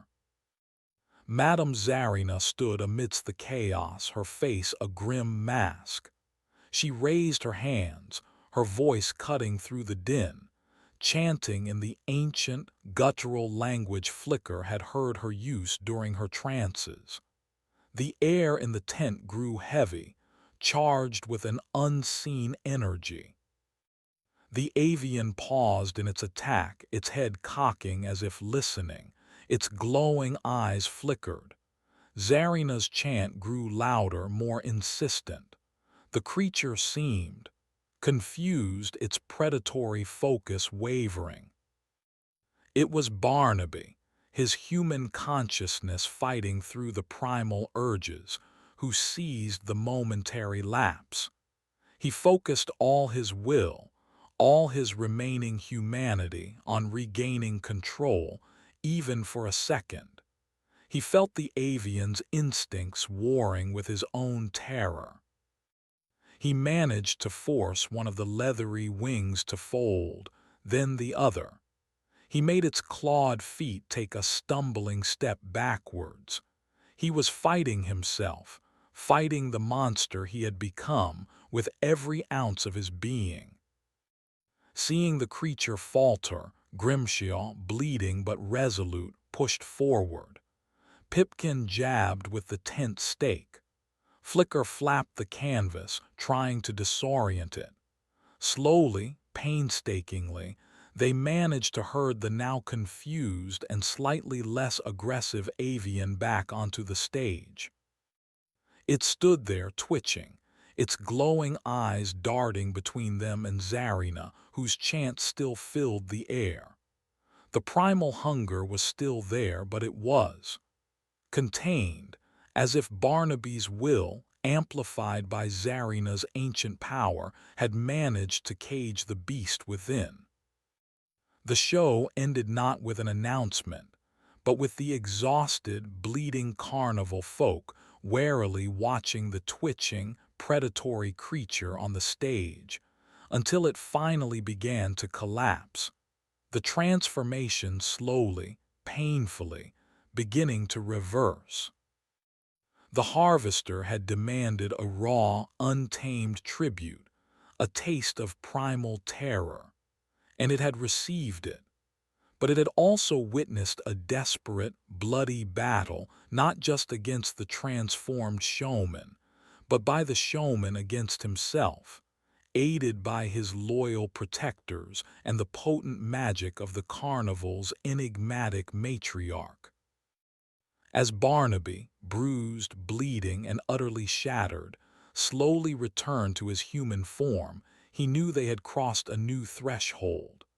The transformations were becoming more dangerous, more actively hostile, and the harvester's patience for interference was clearly wearing thin. The stakes were higher than ever, and the next offering, whatever it might be, promised to be even more terrifying. The feathers of dread had been sown, and a bitter harvest was surely to come. Chapter 17. A Garden of Grotesqueries.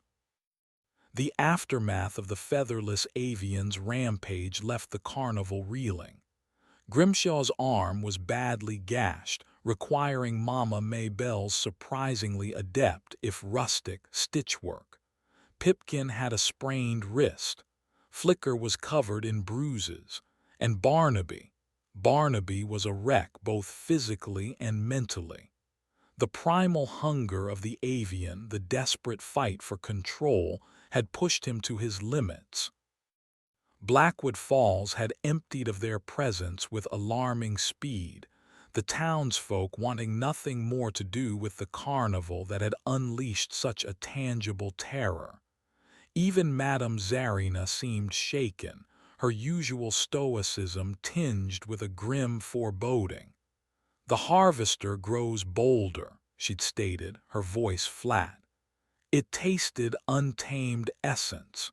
It will want more." Their consultations of the founding ledger were now fraught with a desperate urgency. The next name they managed to decipher from the faded, blood-spattered script, whose blood, they didn't dare to guess, was particularly unsettling. The corpse flower cadaver, with the previous moniker Bloom of Ages Past. The description was brief but chilling. A being that sprouts grotesque, sentient flora from its own flesh. Each bloom whispers temptations or horrors, feeding on the despair it cultivates. A walking garden of rot and ruin. The sketch was a nightmarish tangle of a vaguely human form entwined with oversized, predatory-looking flowers and thorny vines. Barnaby felt a cold dread creep into his soul. After the predatory avian, the thought of his own body becoming a host for sentient, malevolent plant life was a new kind of violation. A garden of rot and ruin, he muttered. It sounds like I'm to become a walking plague. Sentient flora, whispering temptations. Flicker's brow furrowed. This sounds like a combination of physical horror and psychological warfare. Pipkin, nursing his sore wrist, just looked pale. Flowers that talk, that ain't right. The transformation began subtly, with an unnatural, earthy smell clinging to Barnaby's skin, no matter how much he washed. Small, discolored patches appeared on his arms and neck like bruises, but they didn't fade. Instead, they slowly swelled, and tiny, thorn-like protrusions began to emerge from their centers. His movements became sluggish, his energy sapped, as if his very life force were being diverted. He developed an aversion to sunlight, preferring the dim, damp corners of his wagon. The thorn-like growths grew longer, harder, and from their tips, small, tightly furled buds began to form. They were a sickly greenish purple, and they pulsed with a faint, almost imperceptible rhythm. As the days passed, the buds swelled, then slowly began to unfurl. The flowers that emerged were grotesque parodies of nature. Some were trumpet-shaped, with fleshy, venous petals and a dark, gaping maw where the stamen should be. Others were like oversized, thorny roses, but their color was a bruised black, and they emitted a cloyingly sweet, yet deeply unsettling, perfume. Still others were like grasping tendrils, tipped WITH Chinese letter-like mouths. And they whispered. At first it was a faint, rustling sound like wind through dead leaves. But as the blooms matured, the whispers became clearer, more articulate. Each flower seemed to have its own voice, its own insidious message.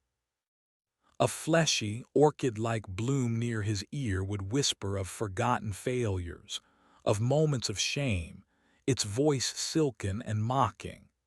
A thorny, black rose on his arm would hiss temptations of power, of revenge against those who had wronged him, its tone sharp and seductive. A trumpet-shaped flower on his chest would murmur of despair, of the pointlessness of his struggle, its voice a hollow, echoing dirge. Barnaby was a walking garden of horrors, his body a trellis for these sentient, malevolent blooms. They fed on his energy, on his despair, their colors growing more vibrant, their whispers more insistent as he weakened. He tried to tear them off, but their roots were deep within his flesh, and the pain was excruciating. Pulling one off only seemed to encourage two more to sprout in its place. The other carnival folk were horrified. They could hear the whispers too if they stood close enough, a faint, insidious chorus. Mama Maybelle refused to bring him food, terrified of the grasping tendrils. Jonah's kettle kept muttering about blight and pruning shears. Only Pipkin, Flicker, and Grimshaw, hardened by previous horrors, dared to approach, though even they were deeply unsettled by the whispering, parasitic flora. The night of the show, in the appropriately named town of Briarwood, the corpse flower cadaver was a truly nightmarish spectacle. Barnaby was almost entirely obscured by the teeming, grotesque vegetation that sprouted from his body. The air around him was thick with the cloying, sweet-rotten perfume of the blooms and the incessant, overlapping whispers. He moved slowly, a shambling mound of sentient, predatory plant life. Corky Pitch, his face a mask of barely controlled nausea, made the introduction short and to the point. "Good citizens of Briarwood, we present a botanical abomination, the corpse flower cadaver." The cadaver shuffled onto the stage. The whispers from its myriad blooms intensified, weaving a tapestry of temptation, despair, and mockery that washed over the small, terrified audience. "Such tired souls," a velvety orchid bloom near Barnaby's head whispered, its voice audible throughout the tent. "So many regrets. Let me ease them. Let me take them away." "Power awaits," hissed a black rose on his arm, its thorny tendrils twitching. "Why suffer? Why serve? Take what is yours, destroy those who mock you." "All is dust, all is decay," moaned a trumpet flower from his chest. "Your struggles are meaningless. Surrender to the sweet oblivion." Barnaby, trapped within this living coffin of parasitic flora, felt his will eroding. The whispers were relentless, insidious, preying on his deepest fears, his most hidden desires. He wanted to scream, but his throat was choked with vines. He wanted to fight, but his limbs were heavy, entangled. The audience was visibly affected. Some looked pale and haunted, their eyes reflecting the despair whispered by the blooms. Others had a strange, feverish glint in their eyes, as if seduced by the promises of power or release. The atmosphere in the tent grew thick, poisonous. Flicker, remembering their meager successes with previous transformations, felt a desperate need to act. These whispers were targeted, manipulative. They needed to be drowned out, countered. "Pipkin Grimshaw," Flicker hissed, "sing anything loudly." Pipkin looked startled, then a glimmer of understanding lit his eyes. Grimshaw grunted, but he too seemed to grasp the intent. Pipkin began to sing, his voice thin and reedy at first, but gaining strength, an old, half-forgotten sea shanty Barnaby used to hum in brighter days. Grimshaw joined in, his deep bass a surprising counterpoint. Flicker added their own voice, hesitant but determined, to a bawdy carnival tune Corky Pitch sometimes sang. Their combined voices, rough and unpracticed but full of a desperate energy, clashed with the insidious whispers of the blooms.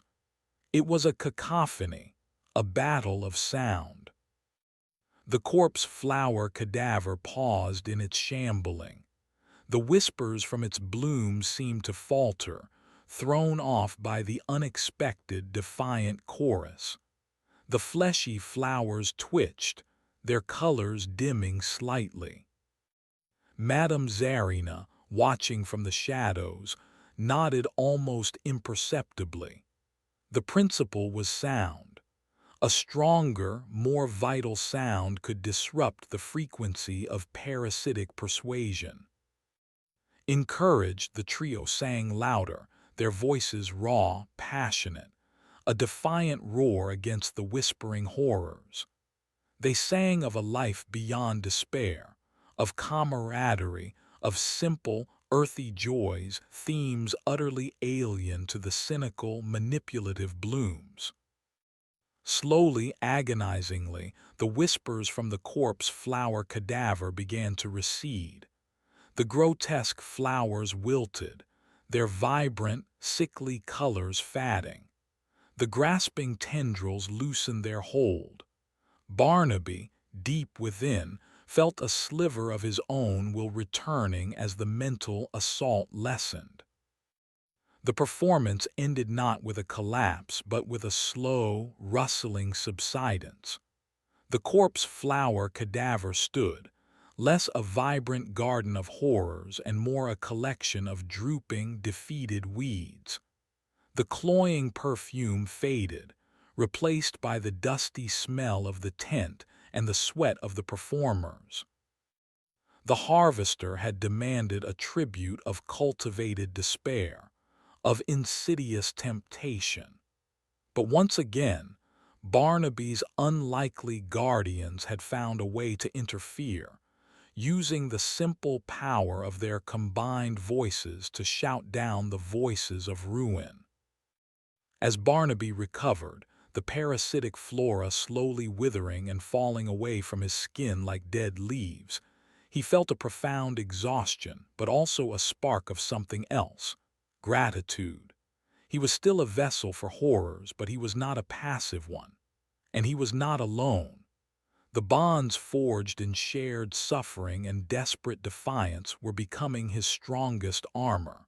But the question lingered. How long could they sustain this fight against an entity that seemed to have an endless repertoire of torment? Chapter 18: The Crushing Weight of the Deep. The near miss with the corpse flower cadaver's insidious whispers left a lingering paranoia. The Carnival, now a tight-knit group bound by shared trauma and a grim determination, moved on to the coastal town of Port Steigen, a place known for its treacherous currents and perpetually gray skies. The salt-laced air felt heavy, foreboding. Barnaby, though recovering, was increasingly gaunt, the constant cycle of transformations taking a visible toll. Each reversion to his human form felt less complete, as if fragments of the horrors he embodied were permanently etching themselves onto his soul.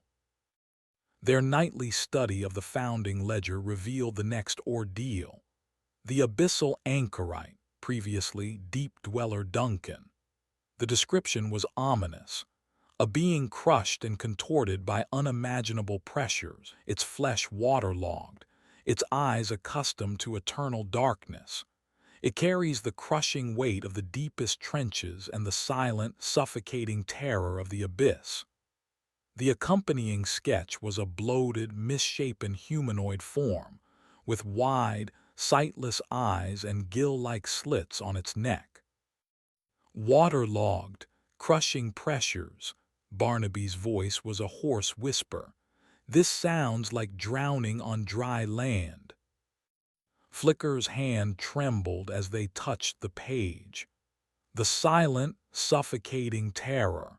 This isn't just physical, it's the fear of being trapped, of being alone in the dark. Pipkin, who had a fear of deep water, looked visibly ill. "I don't like the sound of this one, boss. Not at all." The transformation began with a feeling of immense pressure building in Barnaby's chest, as if invisible weights were being piled upon him. His breathing became labored. His skin grew clammy, then seemed to become waterlogged, puffing up, losing its definition. His joints ached under the phantom pressure. He felt cold, a deep, penetrating chill that no amount of blankets could alleviate. His eyes became sensitive to light, forcing him to remain in the darkest corners of his wagon. They began to widen, the pupils dilating until they were almost entirely black, reflecting no light, like the eyes of a deep-sea creature. Slit-like openings resembling gills appeared on his neck, pulsing slowly. He developed an insatiable thirst, but drinking offered no relief. Instead, he felt as if he were slowly filling with water, his body becoming heavy, bloated. His movements were slow, sluggish, as if he were moving through a dense, resistant medium.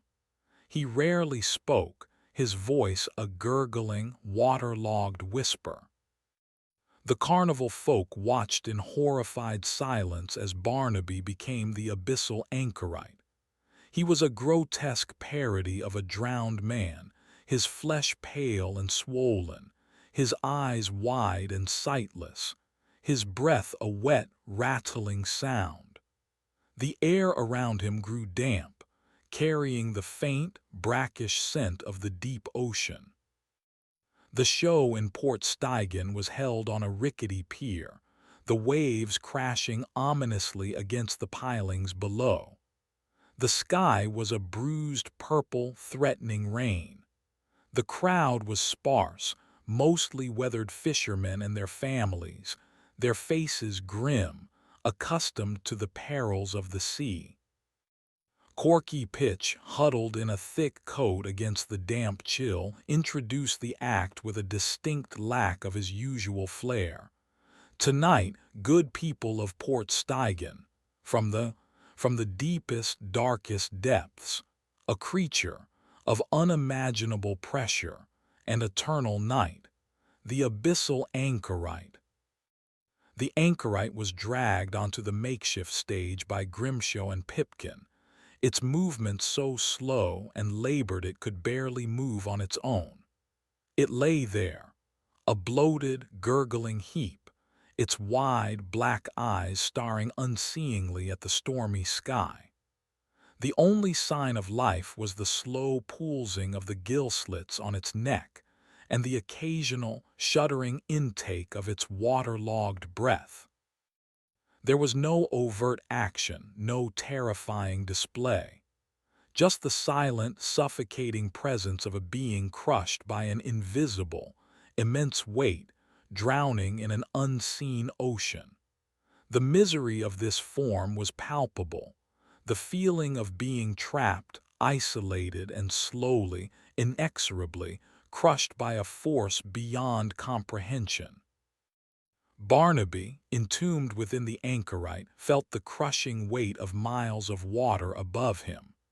He was in an eternal, lightless abyss, the silence broken only by the faint, distant groans of the earth's crust and the frantic, silent screams of his own suffocating soul. Panic, cold and absolute, was his only companion. The audience watched, their faces reflecting a mixture of pity and a primal fear of the deep. The fishermen among them, who knew the power and indifference of the ocean, seemed particularly affected. They saw in the anchorite a terrifying embodiment of their worst nightmares. Flicker, Pipkin, and Grimshaw stood by, feeling utterly helpless. How could they fight an invisible pressure? How could they alleviate a terror born of such profound, crushing isolation? Then one of the old fishermen in the crowd, a man with a face like weathered driftwood and eyes that had seen 1,000 storms, began to hum. It was a low, mournful shanty, a song of lost ships and sailors claimed by the deep. Another fisherman joined in, then another. Soon, a chorus of gruff, melancholic voices rose above the sound of the crashing waves. The abyssal anchorite, lying inert on the stage, twitched. Its wide, black eyes seemed to flicker. The gurgling in its throat lessened just slightly. The song was not one of comfort, but of shared experience, of acknowledgement. It was a lament for all those lost to the abyss, a recognition of the crushing power the anchorite embodied. It was as if the fishermen were saying, "We see you. We understand your terror. We share your respect for the deep. Inspired, Flicker, Pipkin, and Grimshaw added their voices, not to the shanty, but to their own songs of defiance, of camaraderie, of the stubborn will to survive. The songs that had fought the corpse flowers' whispers. Their voices, raw and untrained, blended with the fishermen's mournful dirge, creating a strange, powerful symphony of sorrow and resilience. The abyssal anchorite on the stage seemed to respond. The crushing pressure it radiated lessened, just a fraction. The panicked gurgling in its throat eased into a more regular, though still labored, rhythm.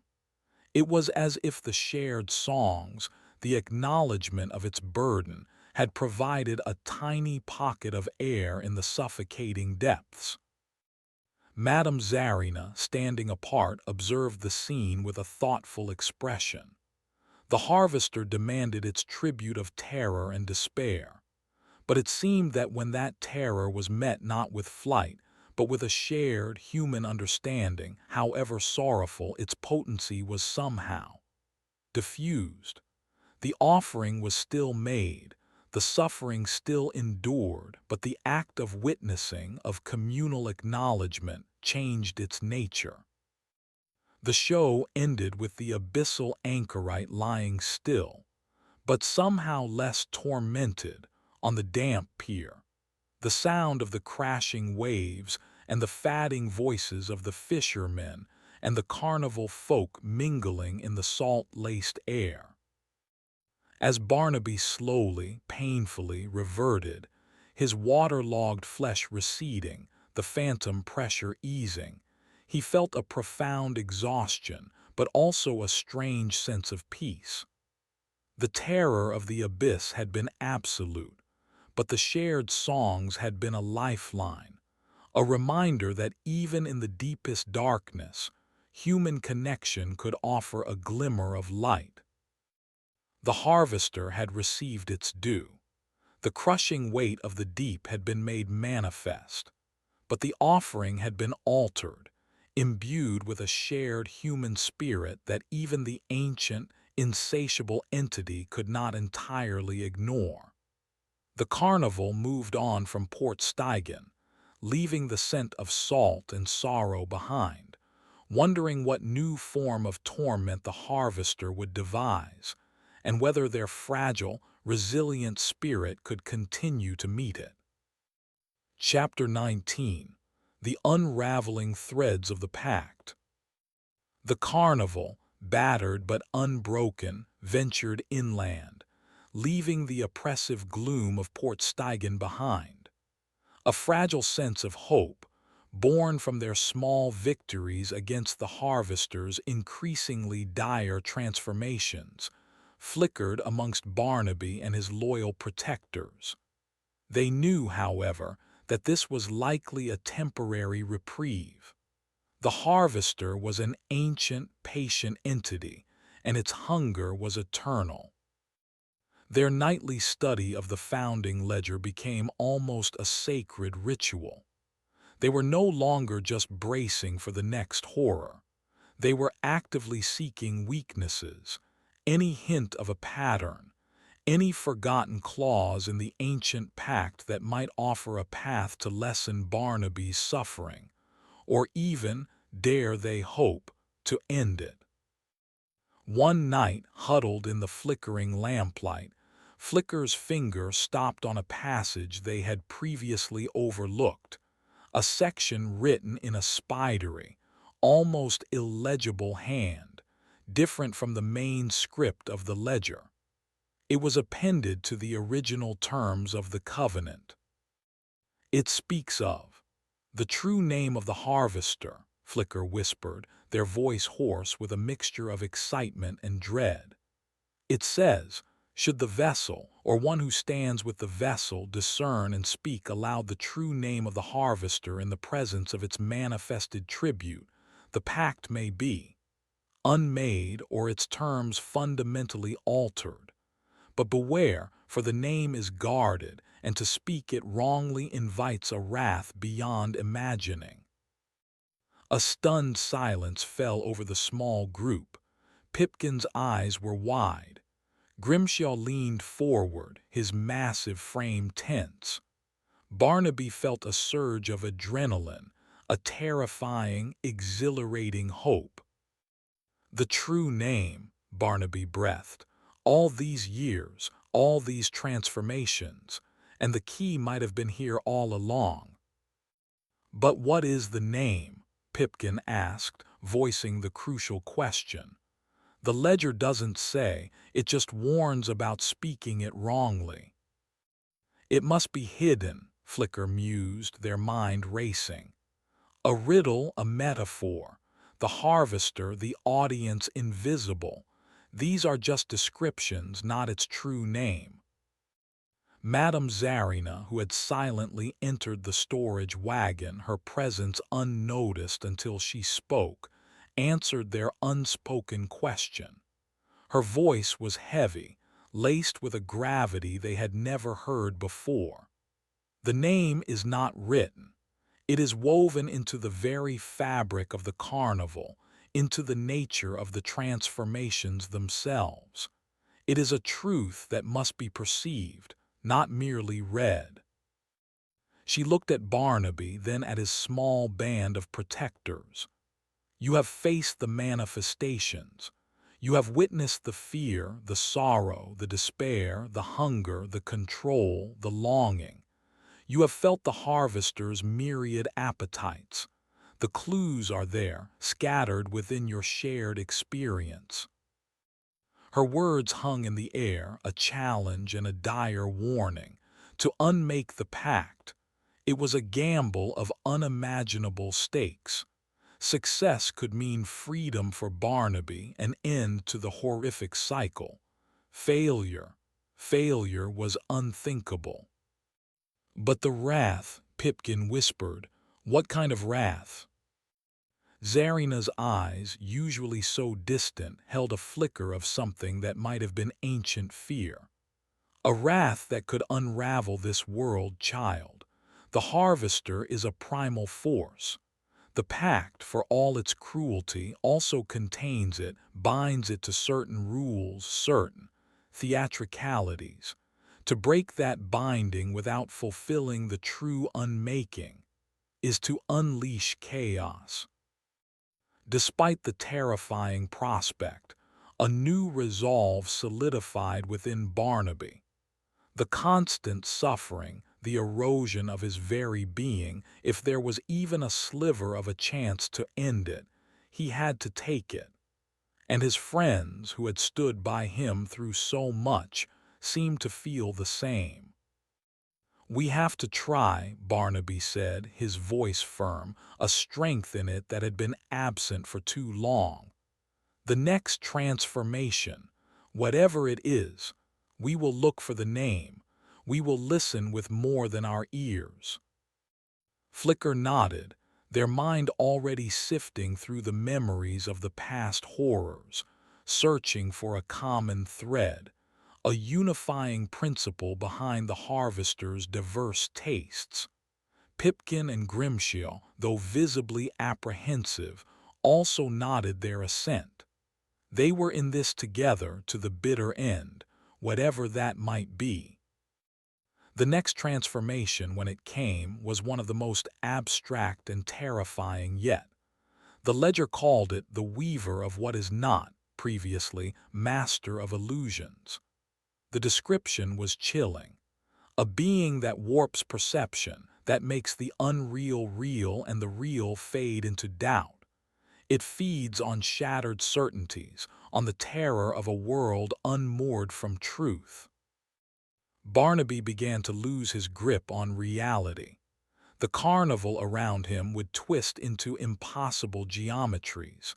Faces would melt and reform. Solid objects would become intangible. He would see visions of past horrors, of future torments, all jumbled together in a terrifying, hallucinatory present. He was trapped in a waking nightmare, unable to distinguish truth from illusion. The night of the show, in a town called Veridia, which itself seemed to shimmer with an unreal light, the weaver of what is not stood on stage, a figure constantly shifting, its form never quite settling, a kaleidoscope of past and potential transformations. The air around it warped and buckled. The audience gasped as the tent poles seemed to bend and twist, as the faces of their neighbors became monstrous or angelic, as the very ground beneath their feet seemed to dissolve into an abyss. Barnaby, at the heart of this vortex of unreality, fought to maintain a shred of his sanity. He focused on his friends on Zarina, trying to find an anchor in the swirling chaos. He knew this was it. This was their chance. The harvester was revealing its nature more clearly than ever before, its delight in illusion, in broken realities, in the shattering of perception. The name, Flicker whispered, their eyes wide with a dawning, terrifying understanding as they watched the weaver conjure illusions of their deepest fears. It's not a word, it's a concept. It delights in the unmaking, Barnaby managed to gasp, his voice distorted by the shifting realities. In the lie that becomes truth, in the truth that becomes a forgotten dream. Pipkin, watching the audience members recoil from visions only they could see, suddenly cried out, "It's a show, a terrible, grand show. It wants us to believe the illusions. It feeds on us believing." Grimshaw, his face a mask of grim concentration as he fought off the illusion of the featherless avian attacking him, roared, "It's a deceiver, a grand deceiver." Zarina, her eyes closed, her hands clasped, nodded slowly. "Closer, you are closer." Barnaby focused on the core of the chaos, on the entity that reveled in this unmaking. It wasn't just feeding on fear or sorrow, it was feeding on the belief in those illusions. It was a puppet master, and they were its puppets, their realities shaped by its whim. "Its name," Barnaby said, his voice suddenly clear, cutting through the swirling illusions around him. He looked directly at the shifting, multifaceted form of the weaver. "Your true name is Phantasmorgia, the weaver of false worlds, the eater of believed lies." As he spoke the name, a profound silence fell. The illusions wavered, then shattered like broken glass. The weaver of what is not froze, its shifting form coalescing into a single, towering figure of shadow and fractured light. An inhuman rage, a cosmic fury, emanated from it, so potent that it buckled the air, a pressure far greater than that of the abyssal anchorite. The ground beneath the carnival trembled. The sky outside the tent ripped open, revealing not the night stars of Veridia but a swirling, chaotic void. The harvester, its true name spoken, its disguise pierced, was unleashing its wrath. The pact was broken, or perhaps terribly, irrevocably unleashed. Chapter 20: The Unmasking and the Maelstrom. The instant Barnaby uttered the name, Phantasmorgia, the world fractured. The weaver of what is not, no longer a shifting kaleidoscope of illusions but a solidified, towering entity of pure, incandescent rage, let out a silent scream that tore through the minds of everyone present. It was a soundless symphony of fury, a cosmic tantrum that threatened to unmake reality itself. The tear in the sky above Veridia widened, a raw wound bleeding chaotic energy into the world. The ground beneath the carnival groaned and buckled, tents collapsing, wagons overturning. The air crackled with an unholy power, the scent of ozone and something ancient, something utterly alien filling their lungs. You dare. The voice of Phantasmorgia was not a sound, but a direct, brutal imposition of thought into their skulls, a voice that was legion, ancient, and utterly contemptuous. You ephemeral motes, you dare to name me, the architect of your fears, the sculptor of your realities. Barnaby, Flicker, Pipkin, and Grimshaw were thrown to the ground by an invisible force. Madame Zarina, however, remained standing, her small, frail form somehow unyielding against the cosmic onslaught. Her eyes were wide, not with fear, but with a terrible, ancient understanding. "The name has been spoken," she cried, her voice surprisingly strong against the mental cacophony. "The pact is challenged. The terms must be met." Phantasmorgia, its shadowy form crackling with a light that was an absence of darkness, seemed to swell, to loom over them. "TRMS, you speak of terms with ME, who authored the stars and whispered nightmares into the void before your kind even crawled from the mud." The entity's attention focused on Barnaby, who lay gasping on the trembling earth. "You vessel, you were my plaything, my conduit. Through you, I tasted the exquisite, fleeting flavors of your fragile world, your terror, your sorrow, your futile hopes. And you seek to deny me this." The pressure in Barnaby's mind was unbearable. He felt his consciousness fraying, his sanity shattering under the direct, malevolent gaze of the unmasked harvester. This was no longer a performance, no longer a transformation. This was annihilation. Flicker, their mind reeling, scrambled towards the tattered remnants of the founding ledger which had been flung from their grasp. The pages were whipping in the unnatural wind that now tore through the collapsing freak show tent. "The ledger!" they screamed, their voice thin against the cosmic roar. "It said the pact could be unmade, or its terms fundamentally altered." "Altered?" Phantasmorgia's mental voice dripped with a scorn that felt like acid on their brains. "There is only one alteration now, mortals. Oblivion. Your little world, your pathetic carnival, will be the first morsel in my unbridled feast." The ground around them began to liquefy, not into water, but into a swirling, iridescent chaos. The familiar sights of the carnival, the Ferris wheel, the sideshow banners, Mama Maybelle's cook tent were stretching, distorting, dissolving into the encroaching void. Pipkin, small and terrified but fiercely loyal, threw himself protectively over Barnaby. Grimshaw, roaring in defiance, tried to stand, to interpose his massive frame, but he was slammed back down by an invisible blow. It was Zarina who spoke again, her voice cutting through the maelstrom with an authority born of forgotten eons. "Phantasmorgia, weaver of false worlds, you are bound by your own nature. Your power is in the belief, in the illusion. The true name spoken has broken that illusion, has pierced the veil of your deceptions." Phantasmorgia hesitated.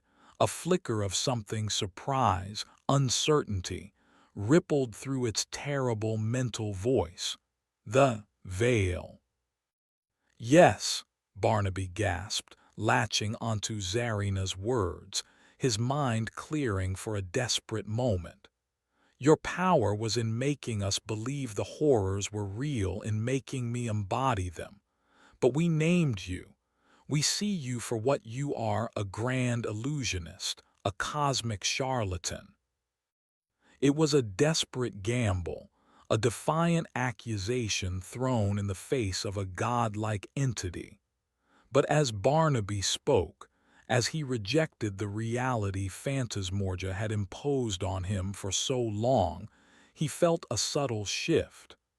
The crushing mental pressure lessened, just a fraction.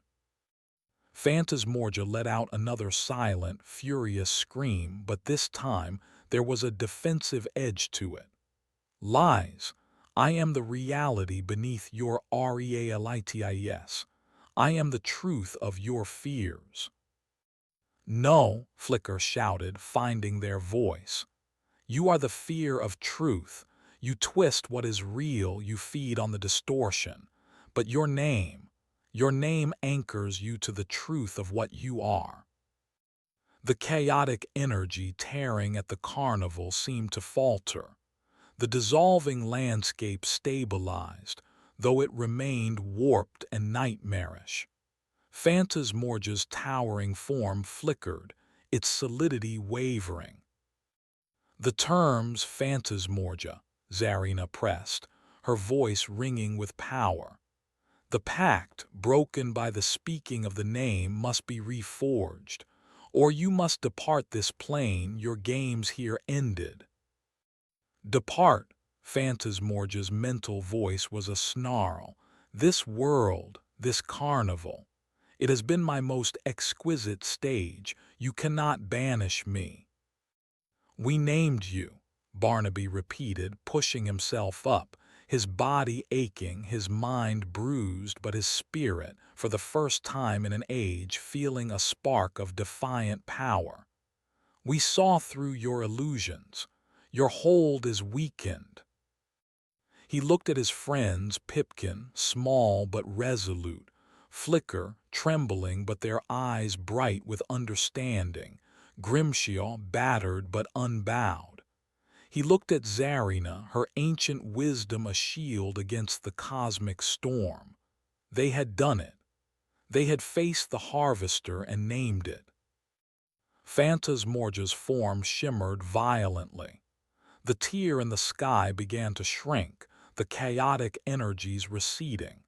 The entity seemed to be diminishing, its incandescent rage dimming to a furious, malevolent glow.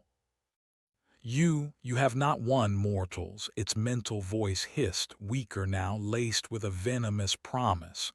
The pact may be altered, but I am still a part of it. I will still taste your world, but the vessel, the old vessel, is tainted. Its gaze fell on Barnaby. Your direct service is concluded, but the hunger remains. The towering figure of Phantasmorgia began to fade, to dissolve not into chaos, but into the ordinary, dusty air of the tattered freak show tent. The ground stilled. The unnatural wind died down.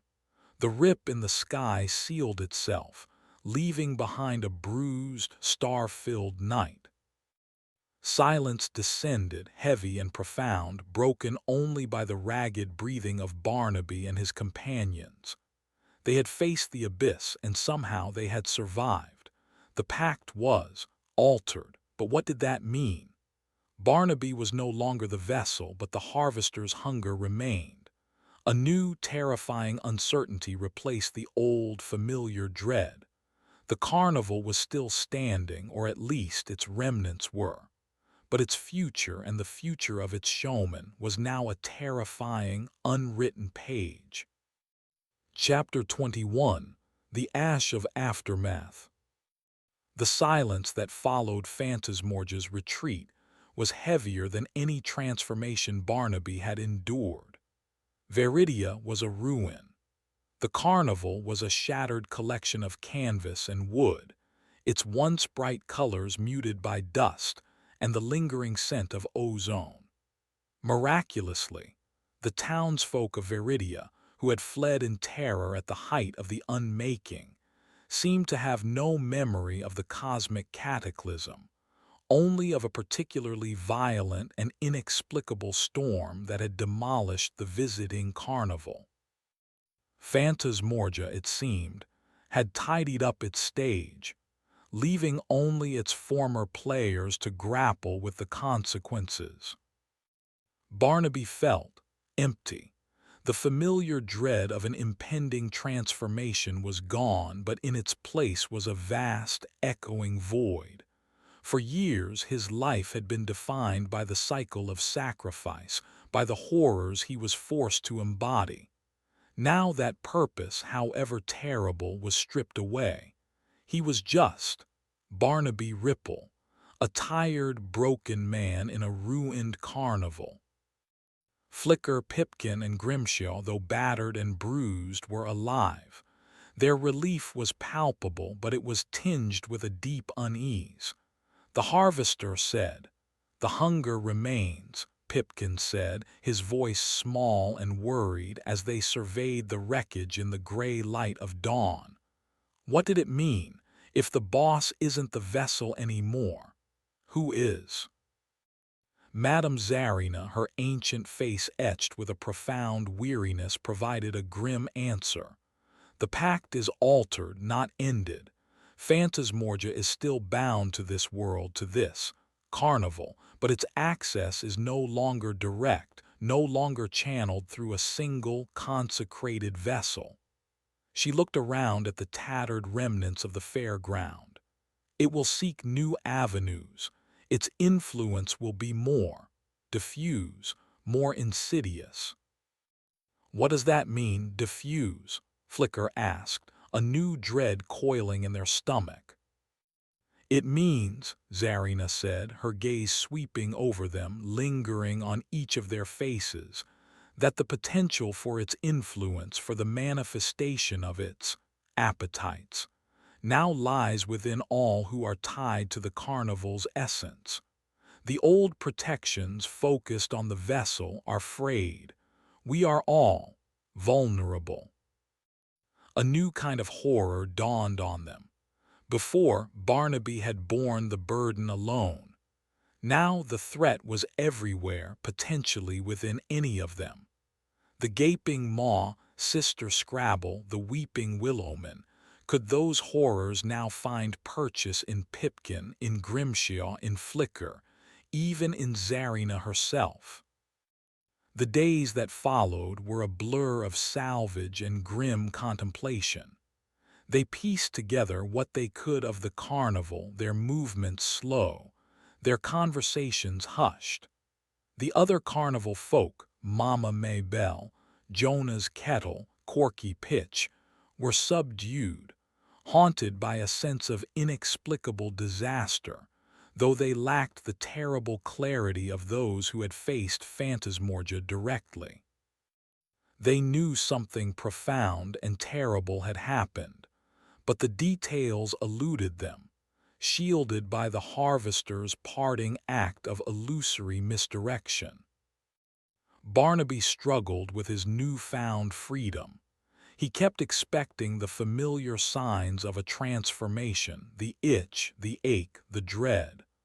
Their absence was almost as unsettling as their presence had been. He was adrift, his identity unmoored from the horrific purpose that had defined him. He felt weak, fragile, a ghost in his own life. Flicker noticed subtle changes in the atmosphere of the salvaged carnival. The air seemed thinner. Shadows clung to corners where they hadn't before. Objects would occasionally move inexplicably. Whispers, faint and indistinct, sometimes echoed from empty wagons. Phantasmorgia was gone as a singular entity, but its essence, its hunger, lingered like a stain. One evening, as they sat around a meager fire, Mama Maybelle, who had been unusually quiet, suddenly began to weep uncontrollably, her sorrow profound and inexplicable, reminiscent of the weeping Willowman's aura. It passed as quickly as it came, leaving her shaken and confused. Another day, Jonah's kettle became obsessed with a complex, ultimately meaningless repair. His movements jerky, his focus absolute, a faint clicking sound emanating from his toolbox, an echo of the Gearhart golem. Corky Pitch, normally so loquacious, found himself struggling for words, his speech patterns becoming fragmented, his pronouncements nonsensical, like a distorted echo of the shimmering twins. These were not full transformations, not yet. They were influences, bleed-throughs. The harvester's appetites, no longer channeled through Barnaby, were seeping into the cracks, finding purchase in the vulnerabilities of others. Barnaby watched these occurrences with a growing sense of guilt and responsibility. He had sought his own freedom, but had he inadvertently unleashed a wider, more insidious threat upon those who had stood by him? This is my fault," he said one night, his voice heavy with despair as they discussed the unsettling incidents. "No, boss," Pipkin said fiercely. "It's not your fault. You did what you had to. We all did." "But the harvester," Barnaby gestured to the darkened carnival around them. "It's still here, it's just spread out like a disease." Flicker, who had been studying the tattered remnants of the founding ledger, spoke up. "The ledger mentions wards and bindings beyond the vessel. It implies there were older magics, protections for the carnival as a whole, before the focus shifted entirely to the showman." Zarina nodded slowly. There were rituals of containment, symbols of warding, ways to strengthen the fabric of this place to make it less permeable to Phantasmorgia's touch. They have been long neglected, their knowledge faded. The focus on the single vessel made them seem redundant. "Can we restore them?" Barnaby asked, a desperate hope in his voice. If he could no longer be the sacrifice, perhaps he could become the protector. "It will be difficult," Zarina said. "The knowledge is fragmented. The rituals require specific ingredients, specific alignments, and Phantasmorgia will resist.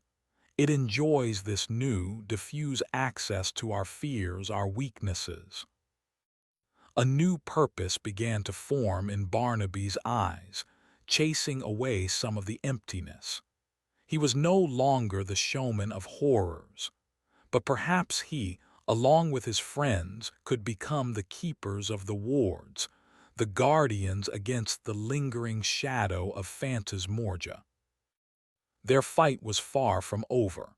It had merely changed its form.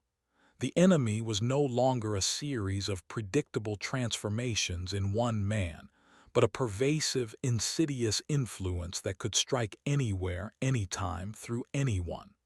The carnival, their strange, blighted home, was now the battlefield, and they, its scarred and weary inhabitants, were its last line of defense.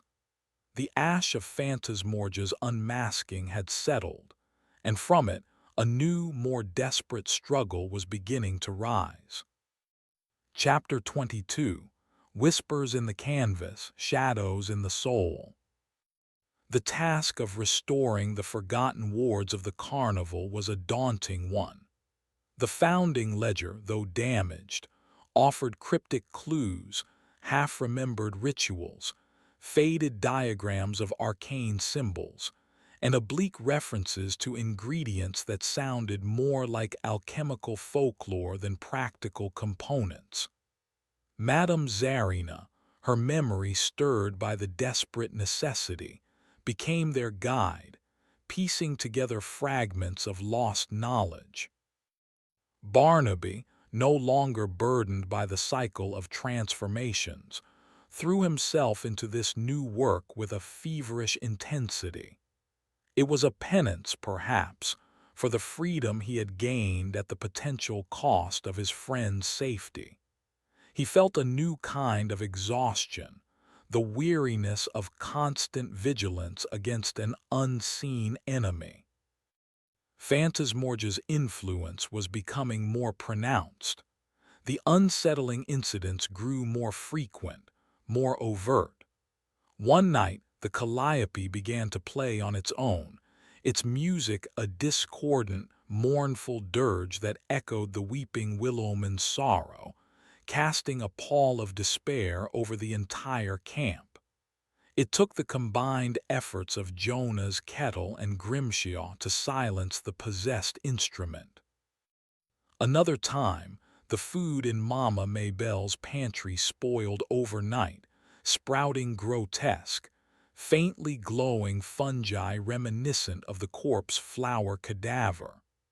The whispers that emanated from the rot were faint, but undeniably malicious.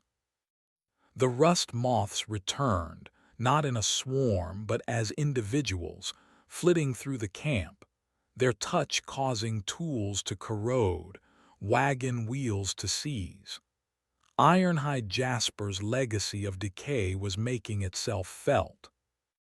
Even Pipkin, usually so resilient, began to suffer. He developed an irrational fear of enclosed spaces, his breath catching in his throat, his small body trembling with a claustrophobic terror that mirrored the crushing pressures of the abyssal anchorite. Flicker found themselves plagued by vivid, disturbing illusions, fleeting glimpses of monstrous forms in the shadows, the faces of their friends momentarily twisting into grotesque parodies. The legacy of the weaver of what is not. It was clear that Phantasmorgia, denied its single vessel, was amusing itself by inflicting diluted versions of Barnaby's former torments upon them all.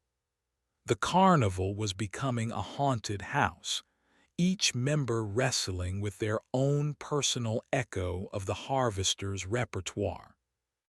"We need to find the anchor points," Zarina said one evening, as they huddled around a map of the carnival grounds, sketched by Flicker. The map was now covered in Zarina's spidery annotations, marking locations of past significance, points where the veil between worlds was traditionally thin. These are where the old wards were strongest, where Phantasmorgia's influence is likely to concentrate. The central platform of the Palace of Peculiarities, Barnaby's former stage of torment, was one such point. Another was Zarina's own tent, built upon ground she claimed had ancient resonances. A third was the oldest wagon in the carnival, a dilapidated relic that had reputedly belonged to the very first showman.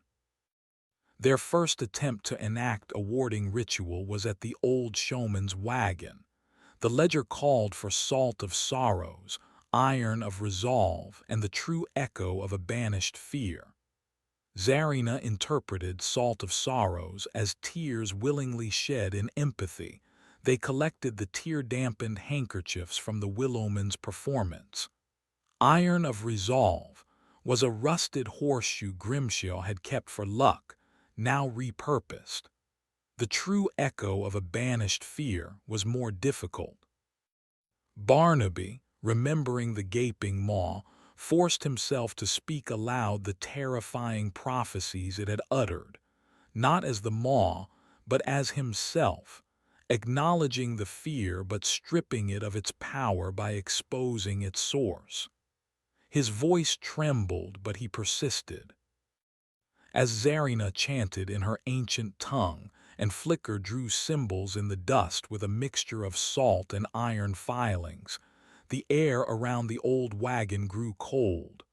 The whispers intensified. Shadows seemed to writhe at the edges of their vision. But they held firm.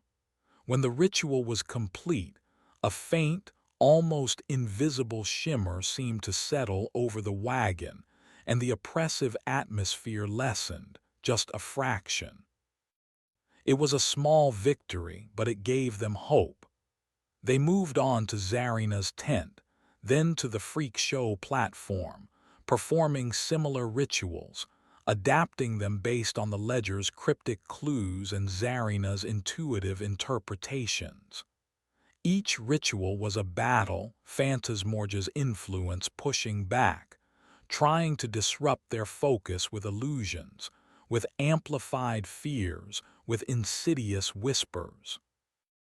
During one ritual, Grimshaw was suddenly overcome by the primal hunger of the featherless avian, his eyes glowing yellow, his hands curling into claws. It took all of Barnaby's newfound strength of will and Zarina's sharp, commanding voice to pull him back from the brink. Flicker, while drawing a complex warding circle, found their hand moving on its own, their fingers elongating, scratching at the dirt with the frantic energy of Sister Scrabble. Pipkin had to physically restrain their hand, his small face set in grim determination, until the influence passed. Barnaby himself was not immune. While chanting a particularly potent passage from the ledger, he felt his body begin to stiffen, his joints locking, the rhythmic ticking of the gear-heart golem echoing in his own chest. He fought it, focusing on the faces of his friends, on the new purpose that drove him, and slowly the mechanizing influence receded. They were fighting not just an external entity, but the echoes of its past manifestations within themselves. The carnival was a landscape of their shared trauma, and Phantasmorgia was using that trauma as a weapon. But with each successfully completed ward, however small, the fabric of the carnival seemed to strengthen. The random manifestations lessened in intensity. The oppressive atmosphere lightened, almost imperceptibly. They were, slowly, painstakingly, reclaiming their home from the harvester's lingering shadow. The greatest challenge came when they attempted to ward the Palace of Peculiarities itself, the epicenter of Barnaby's former torment and Phantasmorgia's most potent connection to their world. As they began the ritual, the entire tent seemed to come alive with malevolent energy. The faded banners depicting impossible anatomies writhed as if alive. Illusions of every horror Barnaby had ever embodied swirled around them. The maw's gaping hunger, Scrabble's frantic claws, the Willowman's drowning despair, Jasper's crushing weight, the twins' disorienting duality, the Murmurling's paranoid whispers, the bride's yearning heat, the golem's cold logic, the avian's primal hunger, the cadaver's whispering rot, the anchorite's suffocating pressure, and the weaver's chaotic unmaking, all converged. A symphony of terror orchestrated by Phantasmorgia to break their will. It was Barnaby who stood firm at the heart of the maelstrom. He was no longer the vessel, but he was the one who knew these horrors most intimately. He faced each illusion, each echo of his past suffering, not with fear, but with a grim, weary acknowledgement. He named them, one by one, not their formal titles, but the essence of the pain they represented. "I know you, hunger," he said to the illusion of the maw. "I have felt your hollowness." "I know you, guilt," he addressed Scrabble's spectral claws. "I have borne your endless penance." As he spoke, as he confronted and named each aspect of Phantasmorgia's multifaceted torment, the illusions began to waver, to lose their power. His friends, inspired by his courage, joined their voices to his. their shared experiences a shield against the onslaught. When the last illusion faded, and the last echo of Zarina's chant died away, a profound quiet settled over the palace of peculiarities. A faint, silvery light seemed to emanate from the very canvas of the tent, a light of protection, of resilience. They had done it. They had warded the heart of the carnival. Phantasmorgia's influence was not banished entirely. They knew it was too ancient, too powerful for that, but it was contained, diminished. The whispers in the canvas were fainter, the shadows in their souls less oppressive. They were tired, scarred, haunted, but they were also, for the first time, truly free of the harvester's direct dominion. The carnival was still their strange, cursed home, but now it was their home to defend, not Phantasmorgia's playground. The future was uncertain, the threat of the harvester's subtle influence ever present. But they had faced the worst, and they had survived together. The show, in its most terrifying form, was finally over. Now, a new, quieter, but no less challenging, performance was about to begin. The performance of living with the ghosts of what they had endured, and guarding the fragile peace they had so dearly won. Chapter 23: The Echoes of Silence. The silence in the carnival after the warding of the Palace of Peculiarities was a strange, unfamiliar thing. It wasn't the oppressive silence of dread that had preceded Barnaby's transformations, nor the stunned silence that followed Phantasmorgia's retreat. This was a quieter, more settled silence, punctuated by the ordinary sounds of their small, nomadic community. The clatter of Mama Maybelle's pots, Jonah's kettles hammering, Corky Pitch practicing a new, less grandiose spiel. Phantasmorgia's influence, though not entirely banished, was significantly muted. The random manifestations, the creeping paranoia, the insidious whispers, they had faded, leaving behind a landscape scoured clean, yet deeply scarred.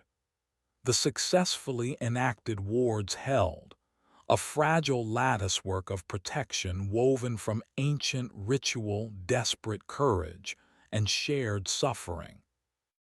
Barnaby found himself adrift in this new quiet. For years, his life had been a countdown to the next horror, his body a battleground. Now there was nothing. No impending transformation, no monstrous form to inhabit, no cosmic entity's hunger to appease directly. The emptiness was profound, a void where agony had once resided. He slept more, but his dreams were haunted by echoes of the forms he had borne, the fears he had embodied. He was free, but freedom felt like a foreign land with no familiar landmarks. Flicker, Pipkin, and Grimshaw watched him with concern. They, too, felt the absence, the shift.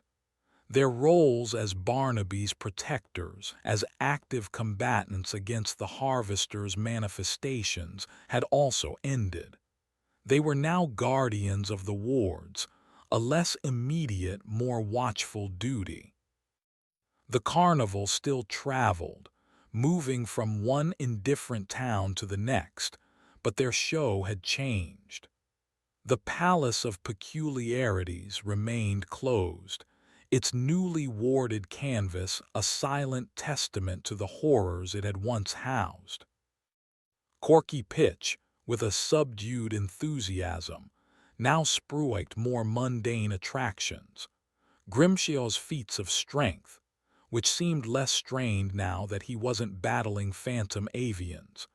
Pipkin's surprisingly nimble acrobatics, a small menagerie of slightly unusual but entirely natural animals that Esme Flutterwing tended with a newfound peace. Madame Zarina offered fortunes that were more cryptic than terrifying. It was a meager living. The crowds were small, drawn more by a vague curiosity about the old-fashioned traveling show than by any promise of genuine thrills or terrors. Some days, they barely made enough to buy fuel for the wagons or feed for the animals. The echoes of Phantasmorgia were not entirely gone.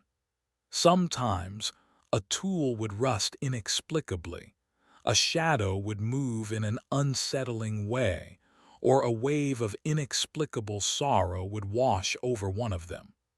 But these were faint, like the aftershocks of a great earthquake, and the wards seemed to contain them, to prevent them from taking root. The greatest challenge now was not the harvester, but the mundane reality of their existence. The shared trauma had forged an unbreakable bond between Barnaby, Flicker, Pipkin, Grimshaw, and Zarina. But the other carnival folk who had only experienced the periphery of the horror began to grow restless. The thrill, however terrifying, was gone. The carnival was becoming ordinary, and ordinary didn't pay the bills. One evening, Jonah's kettle approached Barnaby, his face grim. "Boss, the generator's on its last legs, and the takings from Millfield won't cover a new one. We're running on fumes, literally." Mama Maybelle chimed in. "And folks are grumbling. Esme's thinking of leaving, taking her animals to a town with a proper petting zoo. Corky's lost his spark." Barnaby listened, a familiar weariness settling over him. He had faced down cosmic horrors, but the prospect of the carnival dissolving due to simple poverty was a new, more insidious kind of despair. This carnival, for all its curses and torments, was their home. It was the only life most of them knew. "The wards," Flicker said thoughtfully later that night as their core group discussed the looming crisis.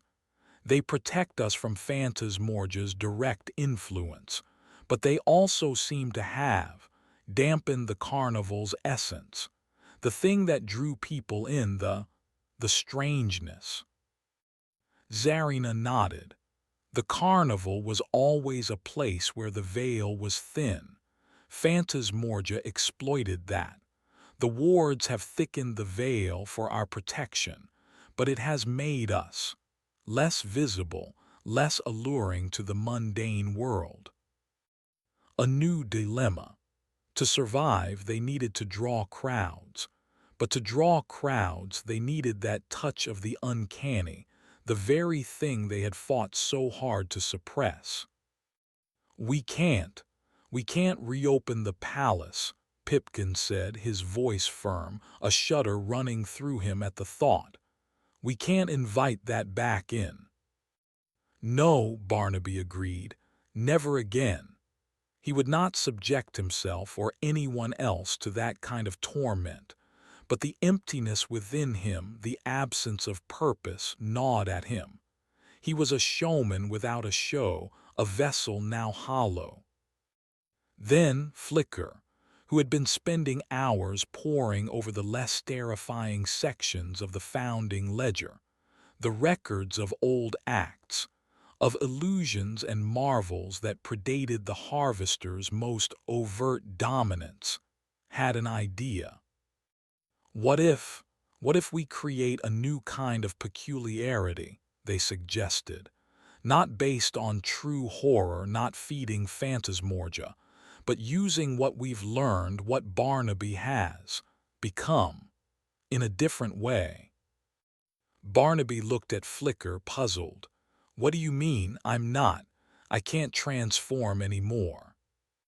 "No," Flicker said, their eyes bright with a nascent thought. "But you know illusions. You've lived them. You faced the weaver of what is not. You understand how perception can be shaped, how stories can be told not just with words but with atmosphere, with suggestion. They spoke of creating a new show, one that hinted at the strange and the mysterious, but relied on artistry, on carefully crafted illusions, on the power of storytelling, rather than on actual, soul-destroying transformations. A show that acknowledged the shadows but did not invite them in. It was a terrifying prospect in its own way, to dance so close to the edge of what they had escaped, but it was also intriguing, a way for Barnaby to be a showman again, but on his own terms, a way for the carnival to reclaim its unique allure without succumbing to the darkness. The silence of the carnival had been a relief, but it was also a kind of death. Now, a new sound was beginning to emerge, the quiet hum of creative possibility, the tentative rustle of a new chapter being written, not by an ancient, malevolent entity, but by their own scarred, resilient hands. The echoes of past horrors remained, but perhaps, just perhaps, they could learn to make new, less terrifying echoes of their own. Chapter 24: A New Weave of Wonder. The idea of a new show, one born from the ashes of their terror, took root slowly. Barnaby was hesitant. The thought of willingly stepping back onto any kind of stage, even one of his own making, dredging up a visceral dread. But the practical needs of the carnival and the quiet encouragement of his friends gradually wore down his resistance. Flicker became the primary architect of this new vision. They envisioned a show that was less about grotesque display and more about evoking a sense of wonder, of mystery, of the uncanny that lies just beyond the veil of ordinary perception. "We don't need real monsters," Flicker explained, their hands sketching ideas in a battered notebook. "We can use light, sound, misdirection. We can tell stories that hint at the strange, that make people question what they see, but without the cost." Jonah's kettle, his mechanical skills no longer needed to repair a rampaging golem, found a new enthusiasm in crafting clever contraptions. Smoke machines from old stovepipes, intricate pulley systems for moving props, and light projectors using polished tin and colored glass. Mama Maybelle, surprisingly, revealed a talent for creating eerie, atmospheric soundscapes using an arrayed collection of gourds, chimes, and stretched hides. Grimshaw, his strength now employed in building rather than battling, constructed a new, smaller stage within the warded confines of the old Palace of Peculiarities.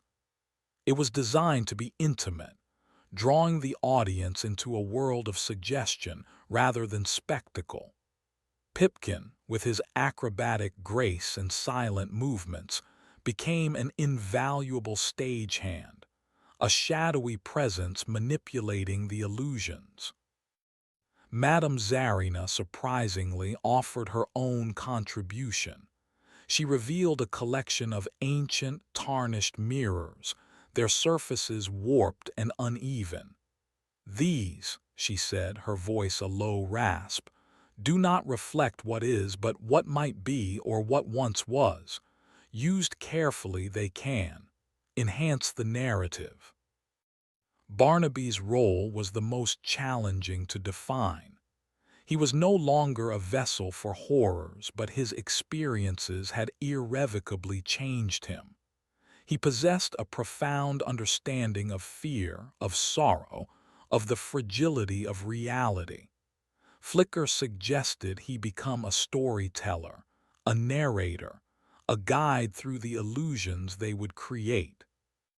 "Your voice, Barnaby," Flicker said, "it carries weight, authority. When you speak of shadows, people will believe you because you've lived in them. He practiced, his voice at first hesitant, then gaining a quiet confidence. He found he could weave tales that hinted at the gaping maw's hunger without actually invoking it, that spoke of Sister Scrabble's guilt without succumbing to her frantic despair, that touched upon the willowman's sorrow without drowning in it.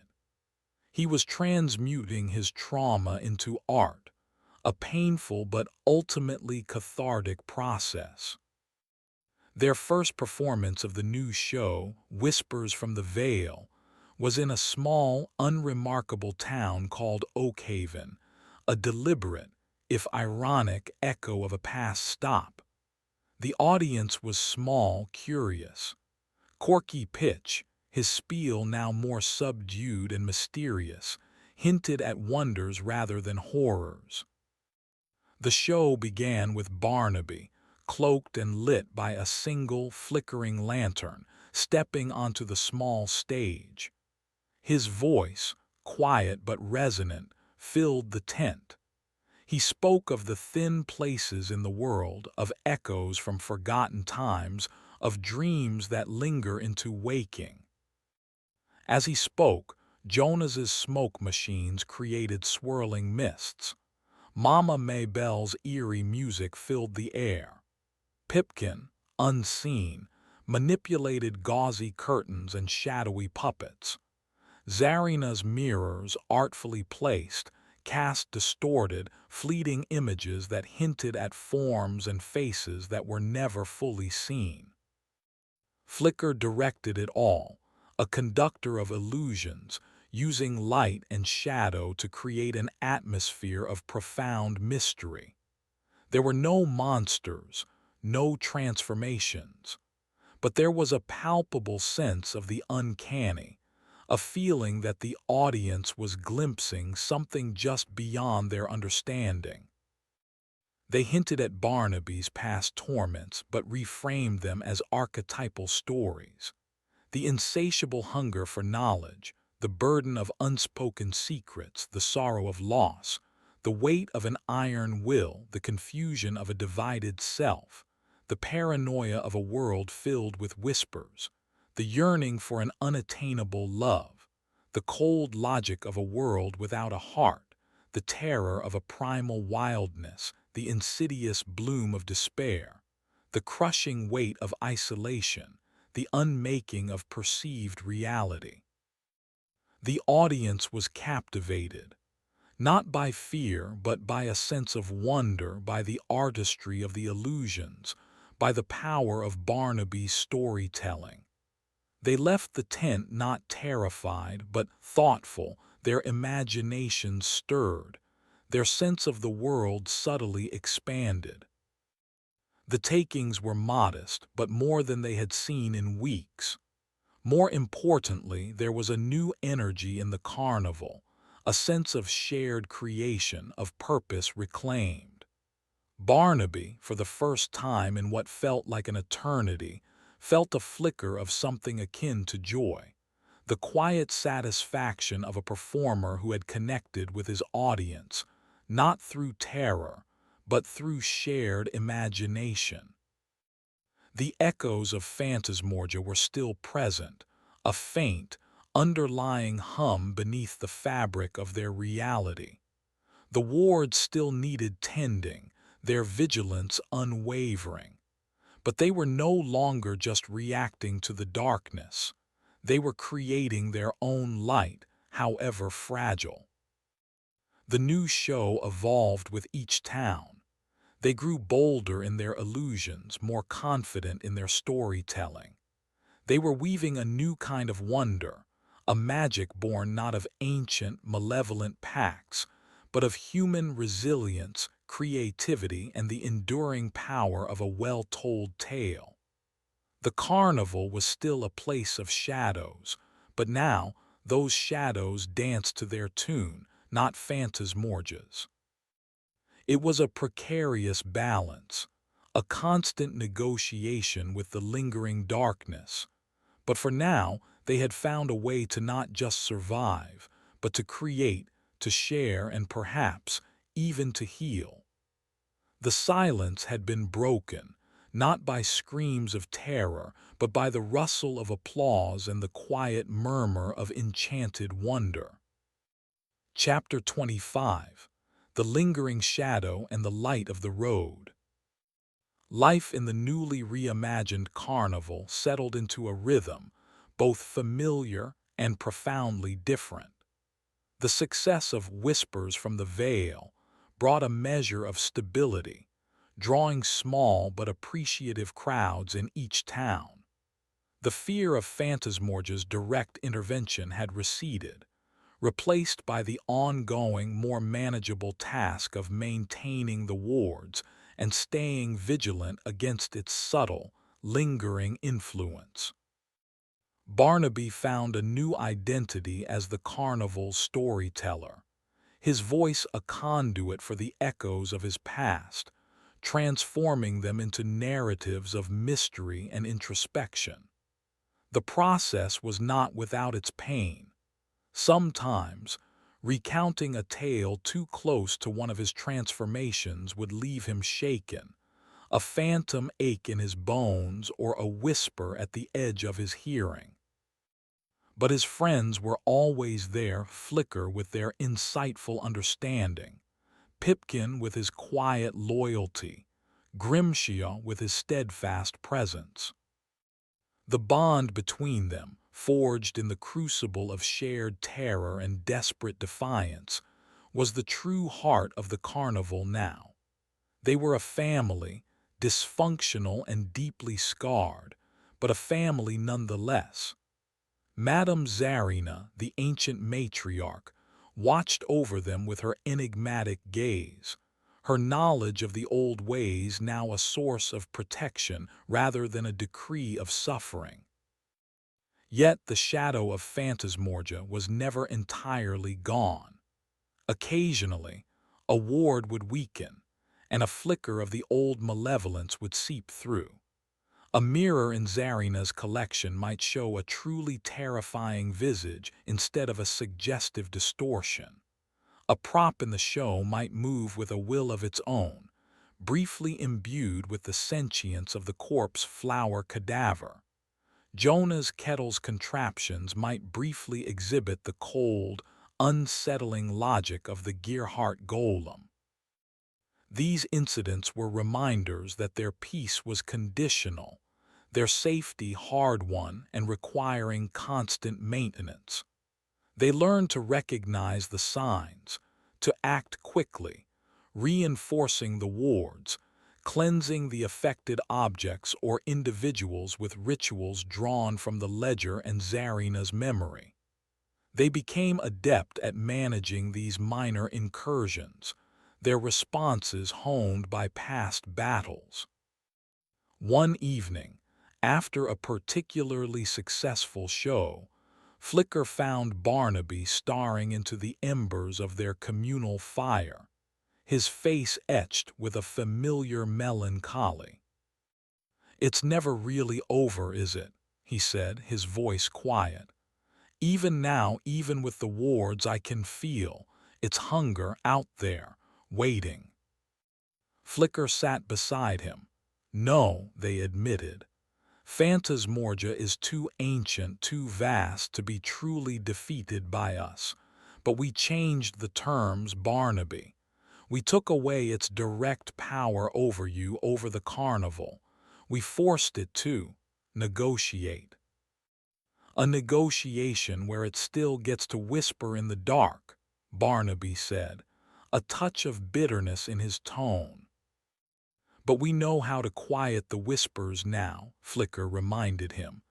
"We have each other, we have the wards, and we have this." They gestured to the sleeping carnival around them, the scent of wood smoke and old canvas, the faint, distant sound of Esme Flutterwing's animals. "We have a life. A difficult one, a strange one, but ours." Barnaby looked at Flicker, seeing the strength and resilience that had helped pull him back from so many abysses. He thought of Pipkin's unwavering courage, Grimshaw's silent loyalty, Zarina's ancient wisdom. He was no longer alone in his torment, and that, he realized, was the greatest victory of all. The road ahead was uncertain. The carnival would continue to travel, to tell its stories, to walk the thin line between the mundane world and the lingering shadows of the uncanny. They would always be guardians, tending the fragile peace they had built, ever watchful for the harvester's attempts to regain its foothold. But they would also be creators, artists, a found family sharing their unique vision with a world that, more often than not, yearned for a touch of mystery, a glimpse beyond the veil. The horrors had shaped them, scarred them, but they had not destroyed them.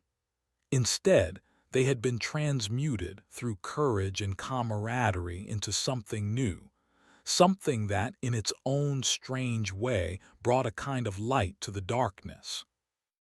The show was over, the great, terrifying spectacle of Phantasmorgia's reign.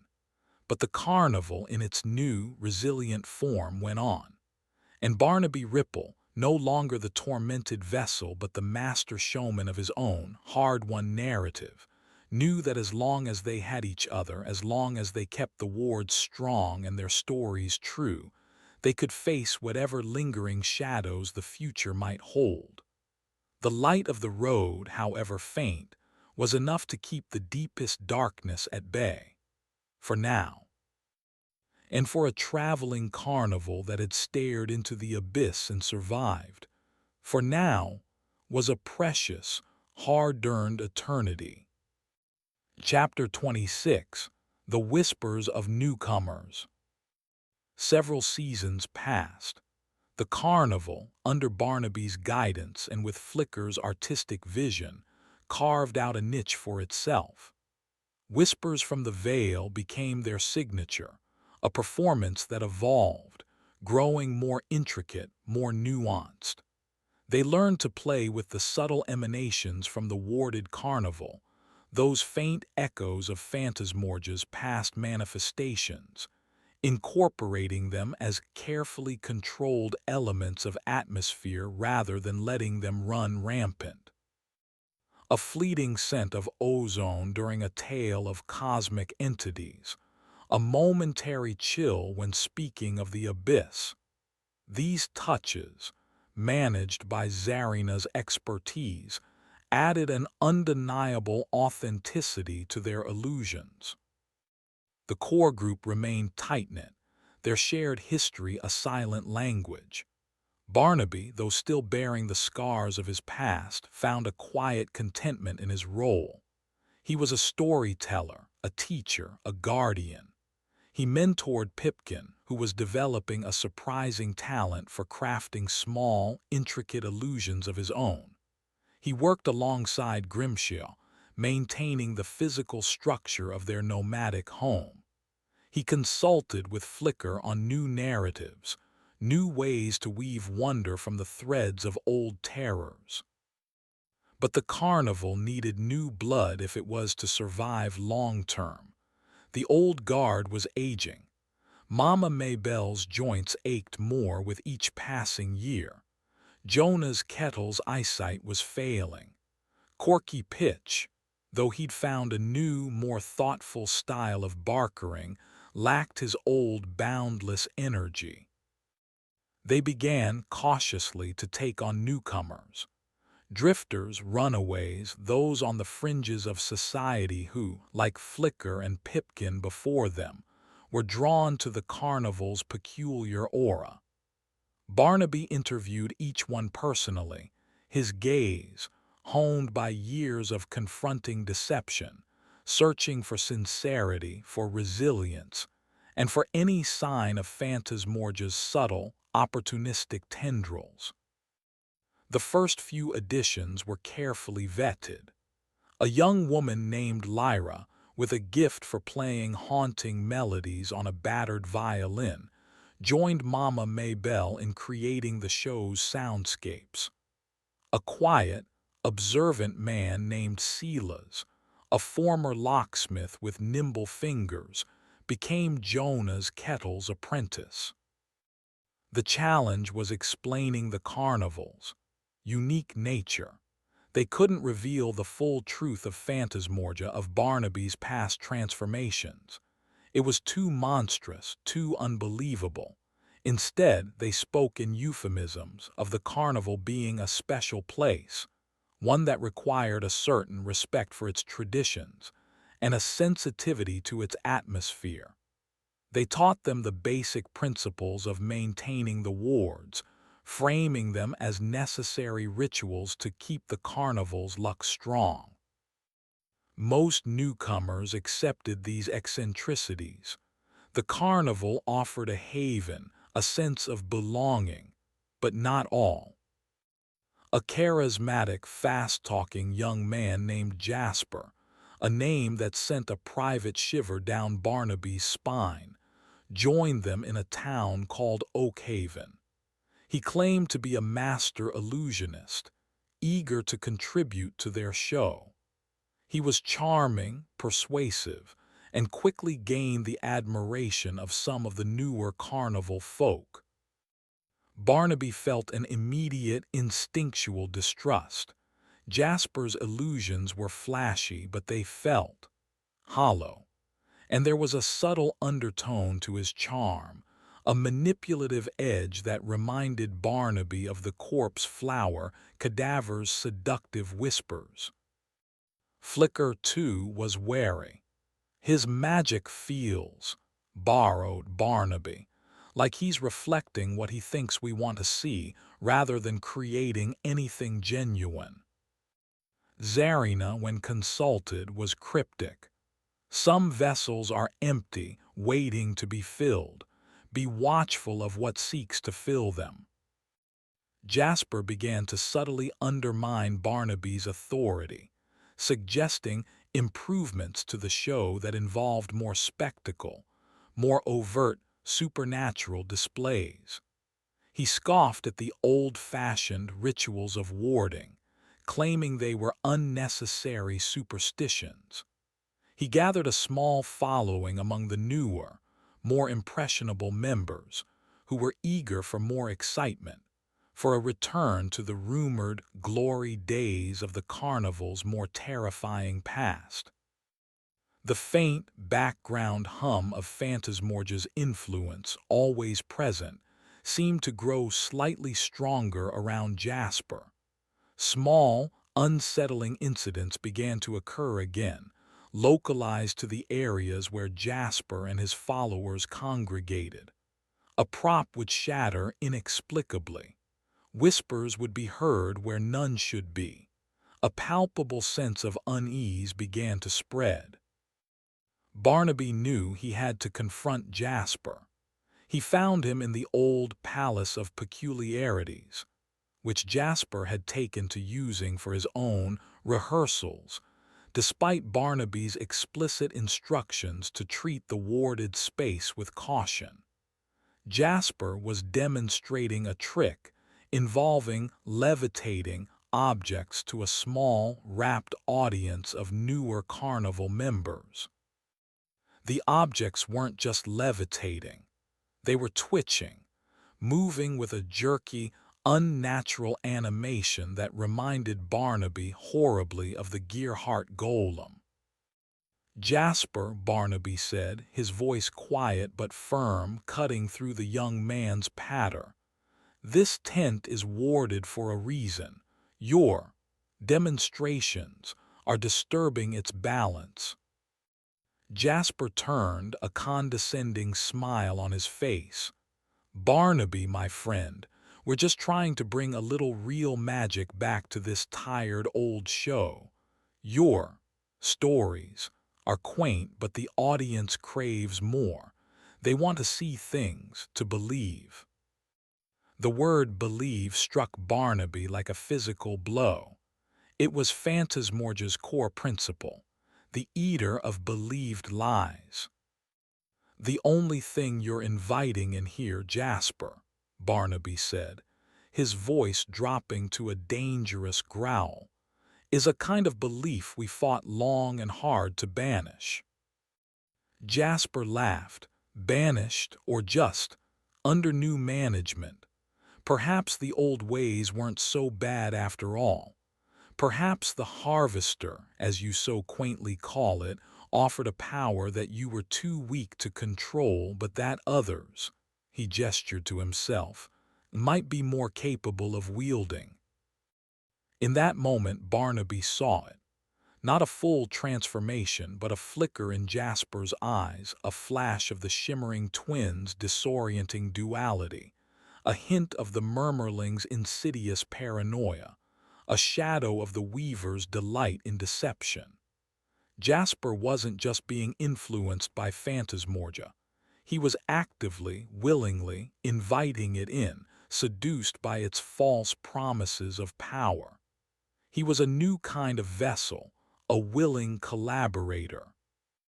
The confrontation escalated. Jasper's followers, emboldened by his defiance, began to shout down Barnaby. The atmosphere in the tent grew thick, charged with a familiar, malevolent energy. The wards around the palace seemed to groan under the strain. It was Grimshaw, appearing silently at Barnaby's side, whose sheer, imposing presence brought a momentary halt to the tirade. Pipkin and Flicker flanked them, their faces set, ready for a different kind of battle than they had fought before, not against a monster, but against a dangerous, seductive idea that threatened to unravel all their hard-won peace. The challenge was no longer just maintaining the wards against a lingering external influence. It was now about protecting the carnival from within, from those who would willingly dance with the darkness, either out of ignorance, ambition, or a dangerous, resonant emptiness in their own souls. The whispers of newcomers, if not carefully heeded, could become the new voice of phantasmorgia. Chapter 27: The Fracturing of the Fold. The confrontation with Jasper in the Palace of Peculiarities drew a line in the sand. The carnival, once united in its struggle for survival, was now divided. On one side stood Barnaby, Flicker, Pipkin, Grimshaw, and Czarina, the old guard, the keepers of the hard-won peace, acutely aware of the true nature of Phantasmorgia's threat. On the other was Jasper and his growing faction of newer, more impressionable members, seduced by his promises of power and a return to a more exciting, overtly supernatural carnival. Jasper, emboldened by his followers, openly defied Barnaby's authority.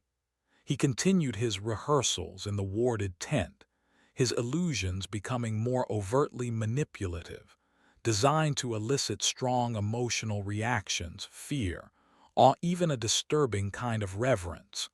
He spoke of tapping into the carnival's latent energies, of channeling its true spirit. He was, in essence, attempting to become a new kind of showman, a willing conduit for Phantasmorgia's diluted but still potent influence. The established wards around the palace flickered and strained under this deliberate provocation. The faint echoes of past horrors became more pronounced when Jasper was present. The air would grow cold, shadows would deepen, and unsettling whispers would weave through his pronouncements, audible only to those, like Barnaby and his friends, who were attuned to Phantasmorgia's frequency. "He's weakening the wards," Czarina stated grimly, after one particularly disturbing rehearsal, where Jasper had seemingly conjured fleeting, monstrous shapes from smoke and mirrors, shapes that bore an uncomfortable resemblance to the featherless avian and the corpse-flower cadaver. "He is either a fool who knows not what he toys with, or, something worse, a willing servant." Barnaby felt a weary anger. He had fought so hard to escape the harvester's grip, only to see it attempting to re-establish itself through the ambition and ignorance of another. "We have to stop him," he said, "before he tears down everything we've built." But how? Jasper had swayed a significant portion of the carnival folk. Lyra, the violinist, was captivated by his charisma. Silas, the apprentice locksmith, was fascinated by the mechanics of Jasper's increasingly complex illusions, blind to their underlying source. Even some of the older, more restless members were drawn to the promise of larger crowds, of renewed notoriety.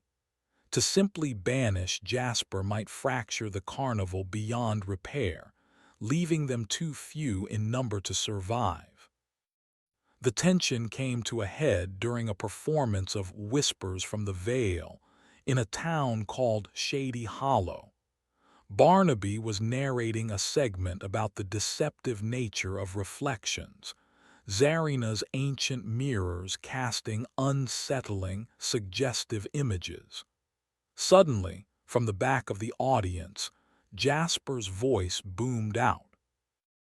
"Enough of these vague shadows, old man. Let me show them something real." He strode onto the stage uninvited, his followers cheering him on. He produced a series of gleaming modern mirrors, their surfaces perfect, unlike Zarina's warped antiques. "Behold," he cried, manipulating his mirrors with a practiced flourish. "True reflections, true power." But the images that appeared in Jasper's mirrors were not true reflections. They were grotesque distortions, flashes of the gaping maw's hunger, the candle-wax bride's melting sorrow, the abyssal anchorite's crushing despair. He wasn't just creating illusions. He was actively, if crudely, channeling the residual essences of Barnaby's past torments, amplifying them, offering them up to the audience as a cheap thrill. The crowd gasped, some in fear, some in morbid excitement. The atmosphere in the tent shifted, becoming thick with a familiar, malevolent energy. The carefully crafted ambience of Whispers from the Vale was shattered. Barnaby felt a surge of cold fury. Jasper was not just undermining his show. He was desecrating his suffering, turning his hard-won peace into a vulgar spectacle. He was playing with fire, with forces he clearly didn't comprehend, and risking the safety of everyone in the carnival. "Stop this, Jasper," Barnaby commanded, his voice resonating with the authority of one who had faced the true abyss. "You don't know what you're meddling with." Jasper laughed, his eyes glittering with a feverish light. "Oh, I think I do, Barnaby. I'm giving the people what they truly want. Not your dusty old tailies, but a taste of real power." As he spoke, one of his mirrors cracked, a spiderweb of fissures spreading across its surface. From the crack, a faint, black, thorny tendril like those of the corpse flower cadaver began to emerge, twitching with a malevolent sentience. Panic erupted in the audience. Even Jasper looked momentarily surprised, then a look of greedy triumph spread across his face. "Yes, more, feel the energy." It was Zarina who acted. She stepped forward, her small, ancient flute in her hand. She began to play, not the calming melody she had used against the murmurling, but a shrill, discordant series of notes, a counter-frequency designed to shatter illusions, to break enchantments. The thorny tendril recoiled as if struck. Jasper's mirrors vibrated, then one by one they shattered, exploding into 1,000 glittering shards. Jasper cried out, shielding his face. The malevolent energy in the tent dissipated, leaving behind a stunned silence. "You are a fool, Jasper," Zarina said, her voice cold as winter stone. "You seek to ride the storm, but you will only be consumed by it. You have broken the harmony of this place. You have invited discord." The show was ruined. The audience fled, terrified and confused. Jasper, his face pale but his eyes still burning with a defiant ambition, glared at Barnaby and Zarina. "You can't stop progress, old ones," he sneered. "The carnival needs to evolve. It needs what I can offer." But his support was wavering. Lyra and Silas, who had witnessed the thorny tendril, looked shaken, their admiration for Jasper clearly tarnished. The overt manifestation of something so palpably evil had given them a terrifying glimpse beyond Jasper's charismatic facade. That night the carnival was a place of tense, angry whispers. Jasper and his remaining loyalists were defiant but isolated. Barnaby, Flicker, Pipkin, and Grimshaw knew a decision had to be made. The fold was fracturing. They could not coexist with those who would willingly court Phantasmorgia's influence, however diluted. "He has to go," Barnaby said, his voice heavy but resolute. "And those who choose to follow him, the risk is too great." It was a painful decision. To deliberately shrink their already small community was a gamble. But the alternative, to allow Phantasmorgia to regain a foothold through a willing human agent, was unthinkable. The carnival had faced external monsters for years. Now it faced a threat from within, a schism born of ambition and a dangerous flirtation with a power that only promised ruin. The fight for the carnival's soul had entered a new, more intimate, and perhaps more treacherous phase. Chapter 28: The Parting of Ways and a Fragile Dawn. The ultimatum was delivered the next morning, under a sky gray and heavy as unshed tears. Barnaby, flanked by Flicker, Pipkin, Grimshaw, and a silent, imposing Madame Zarina, stood before Jasper and the assembled carnival folk. The air was thick with tension. The unspoken accusations and simmering resentments of the previous night now brought into the stark light of day.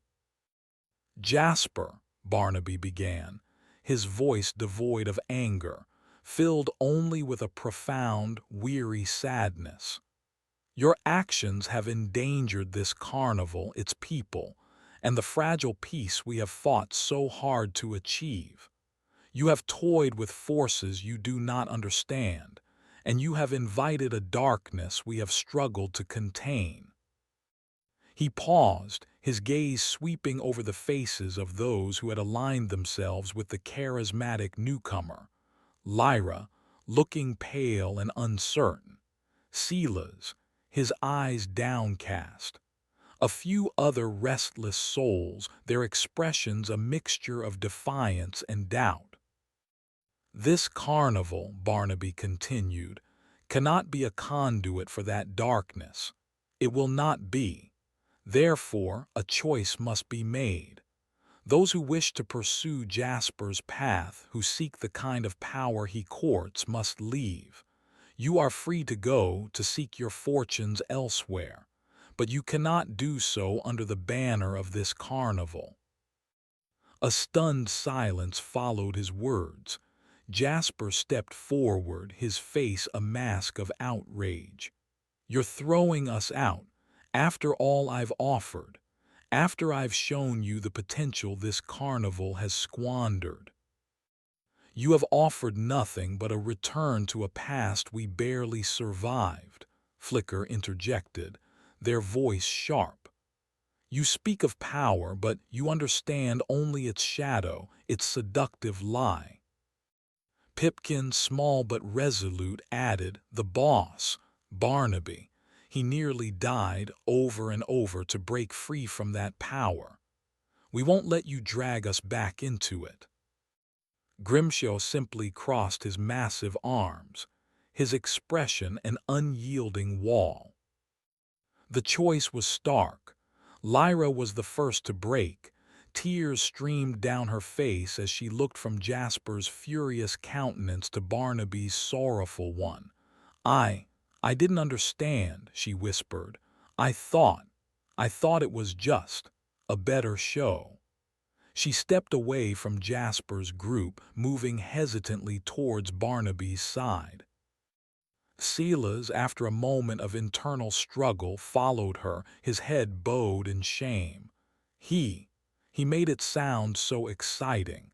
I didn't see the danger. A few others, their bravado deflated by the stark reality of the ultimatum and the desertion of Lyra and Silas, also quietly shifted their allegiance, their expressions a mixture of relief and embarrassment. Jasper was left with only a handful of die-hard loyalists, their faces now hardened with resentment. He sneered, "Fools, you choose safety over greatness. You cling to your pathetic little illusions while real power waits to be claimed." He turned on his heel. "Fine, we will leave. And we will build something far grander, something that will make this relic of a carnival a forgotten footnote." The parting was swift and bitter. Jasper and his few followers packed their meager belongings, their departure marked by sullen silence and angry glares. As their dilapidated wagon rumbled away from the carnival grounds, a palpable sense of relief settled over those who remained, though it was tinged with the sadness of a fractured community. The carnival was smaller now, its ranks depleted. The future felt even more uncertain, but the air was cleaner, the oppressive tension lifted. The wards, no longer actively challenged from within, seemed to hum with a quiet, steady strength. In the days that followed, a new sense of purpose emerged. Those who remained were united by a shared understanding, a shared commitment to the fragile peace they had chosen. Lyra, her violin now playing melodies of quiet resilience rather than haunting despair, worked closely with Mama Maybelle. Silas, humbled and eager to prove his loyalty, threw himself into assisting Jonah's kettle, his nimble fingers surprisingly adept at the practical, non-magical repairs the carnival constantly required. Whispers from the Vale continued, its illusions perhaps less grand without Jasper's flashy, dangerous contributions, but imbued with a deeper sincerity, a more profound resonance. The audiences were still small, but they were appreciative, sensing the quiet integrity of the performance, the unspoken history that lay beneath its surface. One evening, as the carnival settled in a peaceful meadow far from the troubles of Shady Hollow, Barnaby found Madame Zarina watching the sunset, a rare softness in her ancient eyes. "The fold is smaller," she said, her voice a low rasp, "but its weave is stronger now. Those who remain are bound by a true thread." Barnaby nodded, understanding. The crisis with Jasper had been a painful pruning, but it had also strengthened the core of their community. Phantasmorgia's influence, while never entirely absent, had been dealt another blow. It had sought to divide and conquer from within, and it had failed. "What now, Zarina?" Barnaby asked, the question that always lingered. "What becomes of us?" She turned to him, a faint, almost imperceptible smile touching her lips. Now, Barnaby Ripple, you live, you tell your stories, you tend your flock, you guard the peace. The harvester's grand opera is ended. What remains is the quiet music of survival, of resilience. And that perhaps is a magic more potent than any transformation. The road ahead was still long, the future unwritten. The carnival was a small, flickering light in a world that held many shadows. But for Barnaby, for Flicker, for Pipkin and Grimshaw, for all who remained, it was enough.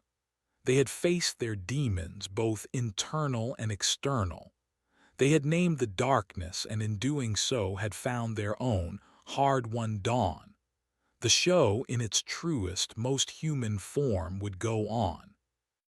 Chapter 29. The Scars That Sing. Years flowed by, seasons turning like the creaking wheels of the carnival wagons. The Carnival of Whispers, as it came to be known by the small, scattered communities that welcomed its arrival, continued its quiet journey. It was a different entity from the one that had stumbled out of Veridia, shattered and reeling from Phantasmorgia's unmasking. It was leaner, quieter, its magic more subtle, its heart more resilient. Barnaby Ripple, the showman, grew older. The lines on his face deepened, not from the torment of transformations, but from the weather, from laughter, from the quiet worry of a leader tending his flock. The phantom aches of past horrors still visited him on cold nights or when the veil between worlds felt particularly thin, but they were echoes now, not fresh wounds.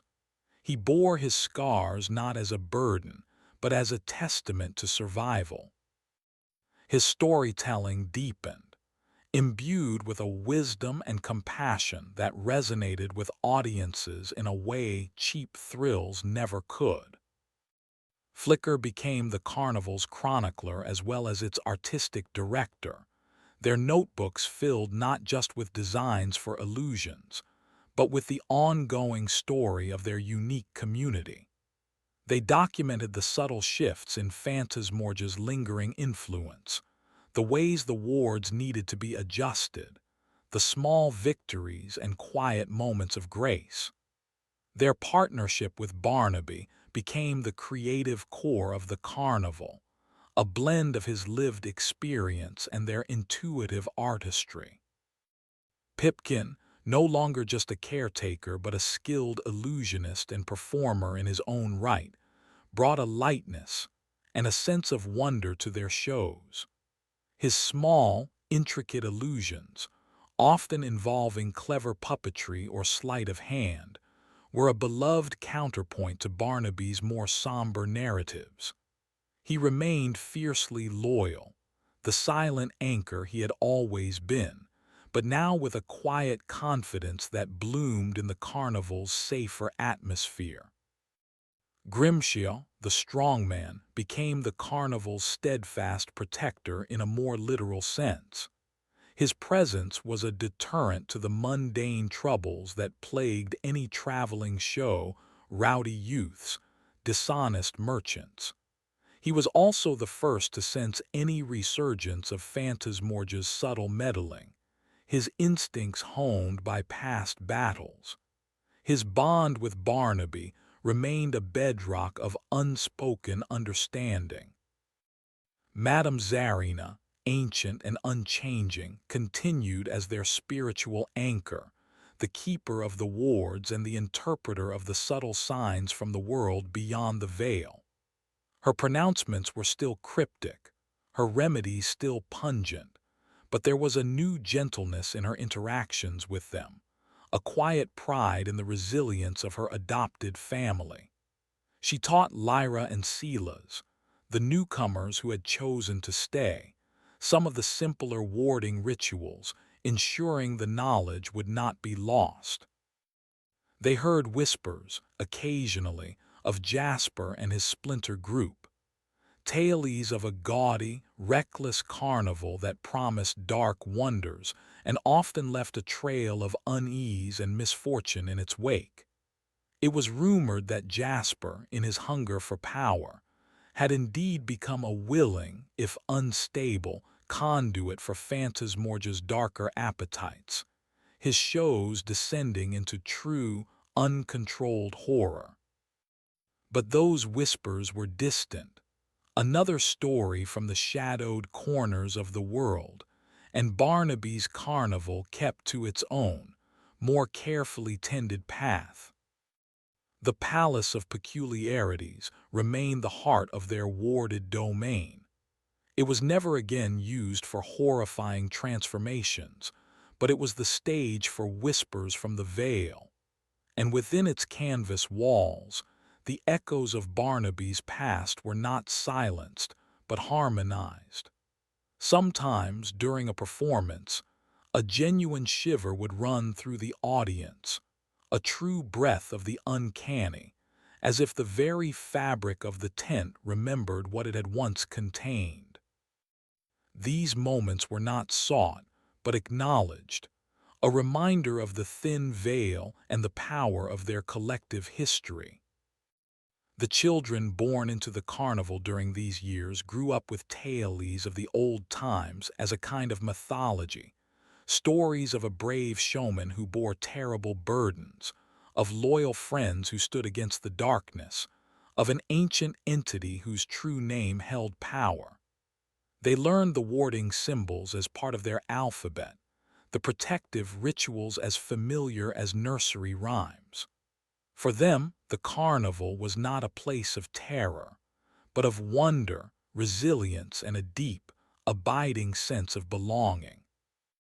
Barnaby, watching these new generations, felt a profound sense of peace.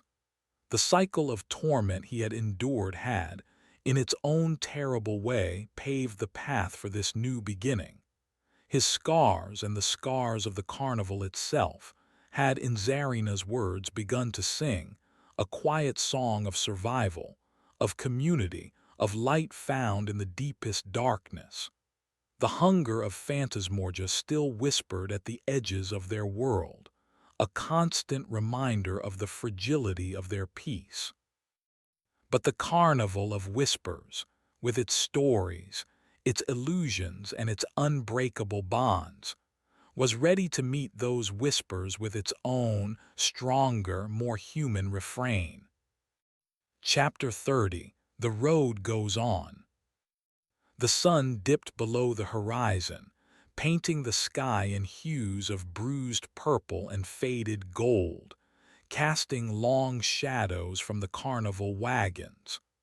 Barnaby Ripple stood by the dying embers of the communal fire, the familiar scent of wood smoke a comforting balm. Around him, the sounds of the carnival settling for the night were a quiet symphony. Lyra's violin weaving a soft melody, Pipkin practicing a new sleight of hand with a deck of worn cards, Grimshaw's steady breathing as he dozed by the largest wagon, Mama Maybelle humming as she cleaned her pots. Flicker approached, a worn, leather-bound journal in their hands, the latest iteration of the carnival's chronicles, filled with their elegant script and intricate sketches. "Good crowd tonight in Willow Creek," Flicker said, a smile touching their lips. They particularly liked the story of the shimmering twins, the way you spoke of finding oneself amidst confusion. Barnaby nodded, a faint smile of his own. Some stories resonate more than others, we've all felt, divided at times. He looked out at the silhouettes of the tents, the familiar shapes that had been his world for as long as he could remember. The Palace of Peculiarities, its canvas now patched and faded but still holding strong, stood as a silent monument to their journey. The wards, maintained by their collective vigilance, hummed with a quiet, protective energy. Zarina says the veil will be thin tonight, Flicker continued, their voice dropping slightly. A convergence of old paths. She's strengthening the outer wards. Barnaby felt no fear at the news, only a familiar attentiveness. Phantasmorgia's influence was a constant, like the weather. Sometimes it was a distant rumble of thunder, other times a sudden, chilling breeze. They had learned to live with it, to read its signs, to reinforce their shelters. "We'll keep watch," he said simply. It was what they did. Later, as a pale moon rose, casting an ethereal glow over the sleeping carnival, Barnaby walked the perimeter, his steps slow but steady. He passed Zarina, who was chanting softly by the oldest wagon, a small, intricate pattern of salt and iron filings at her feet. She acknowledged him with a slight nod, her eyes focused, ancient. He saw Pipkin, despite the late hour, checking the ropes and pulleys of their small stage, ensuring everything was secure, his movements precise and dedicated. He found Grimshaw, awake now, a silent sentinel at the edge of the camp, his gaze sweeping the darkened tree line. Flicker joined Barnaby on his rounds, their presence a quiet comfort. They walked in companionable silence for a while, the only sounds the chirping of crickets and the distant hoot of an owl. "Do you ever miss it?" Flicker asked, the question soft, unexpected. "The intensity, the transformations." Barnaby was silent for a long moment, considering. He thought of the agonizing pain, the terror, the loss of self.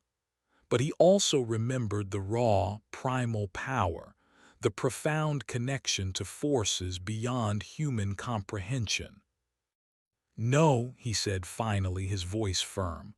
"I don't miss the torment, but I carry the echoes, and sometimes in the stories I can almost feel the shape of what I was, not the horror of it, but the essence, the maw's hunger for truth, the willowman's depth of sorrow, the bride's burning heart. They are part of me, part of our story." He paused, looking up at the vast, star-dusted sky. Phantasmorgia thought it was an ending when we spoke its name, but it was just a change in the performance, a new act in a very old play. Flicker nodded, understanding. The carnival was a living story, constantly evolving, shaped by the scars of its past and the hopes for its future. Its magic was no longer the terrifying spectacle of one man's sacrifice, but the resilient, collective spirit of a found family, bound together by shared experience, and a commitment to keep their small, flickering light alive in a world that often preferred the shadows. The road went on as it always had for the traveling folk. There would be new towns, new audiences, new challenges. The lingering shadow of Phantasmorgia would always be a part of their landscape. But as Barnaby Ripple looked out over his sleeping carnival, he felt not dread, but a quiet, steadfast resolve. They had faced the unnameable and given it a name. They had stared into the abyss and found the courage to tell its story. And that, he knew, was a magic more powerful, more enduring than any horror the harvester could ever conceive. The showman in his truest form had finally found his stage and his song, and the carnival of whispers under the light of a fragile dawn journeyed on. The end.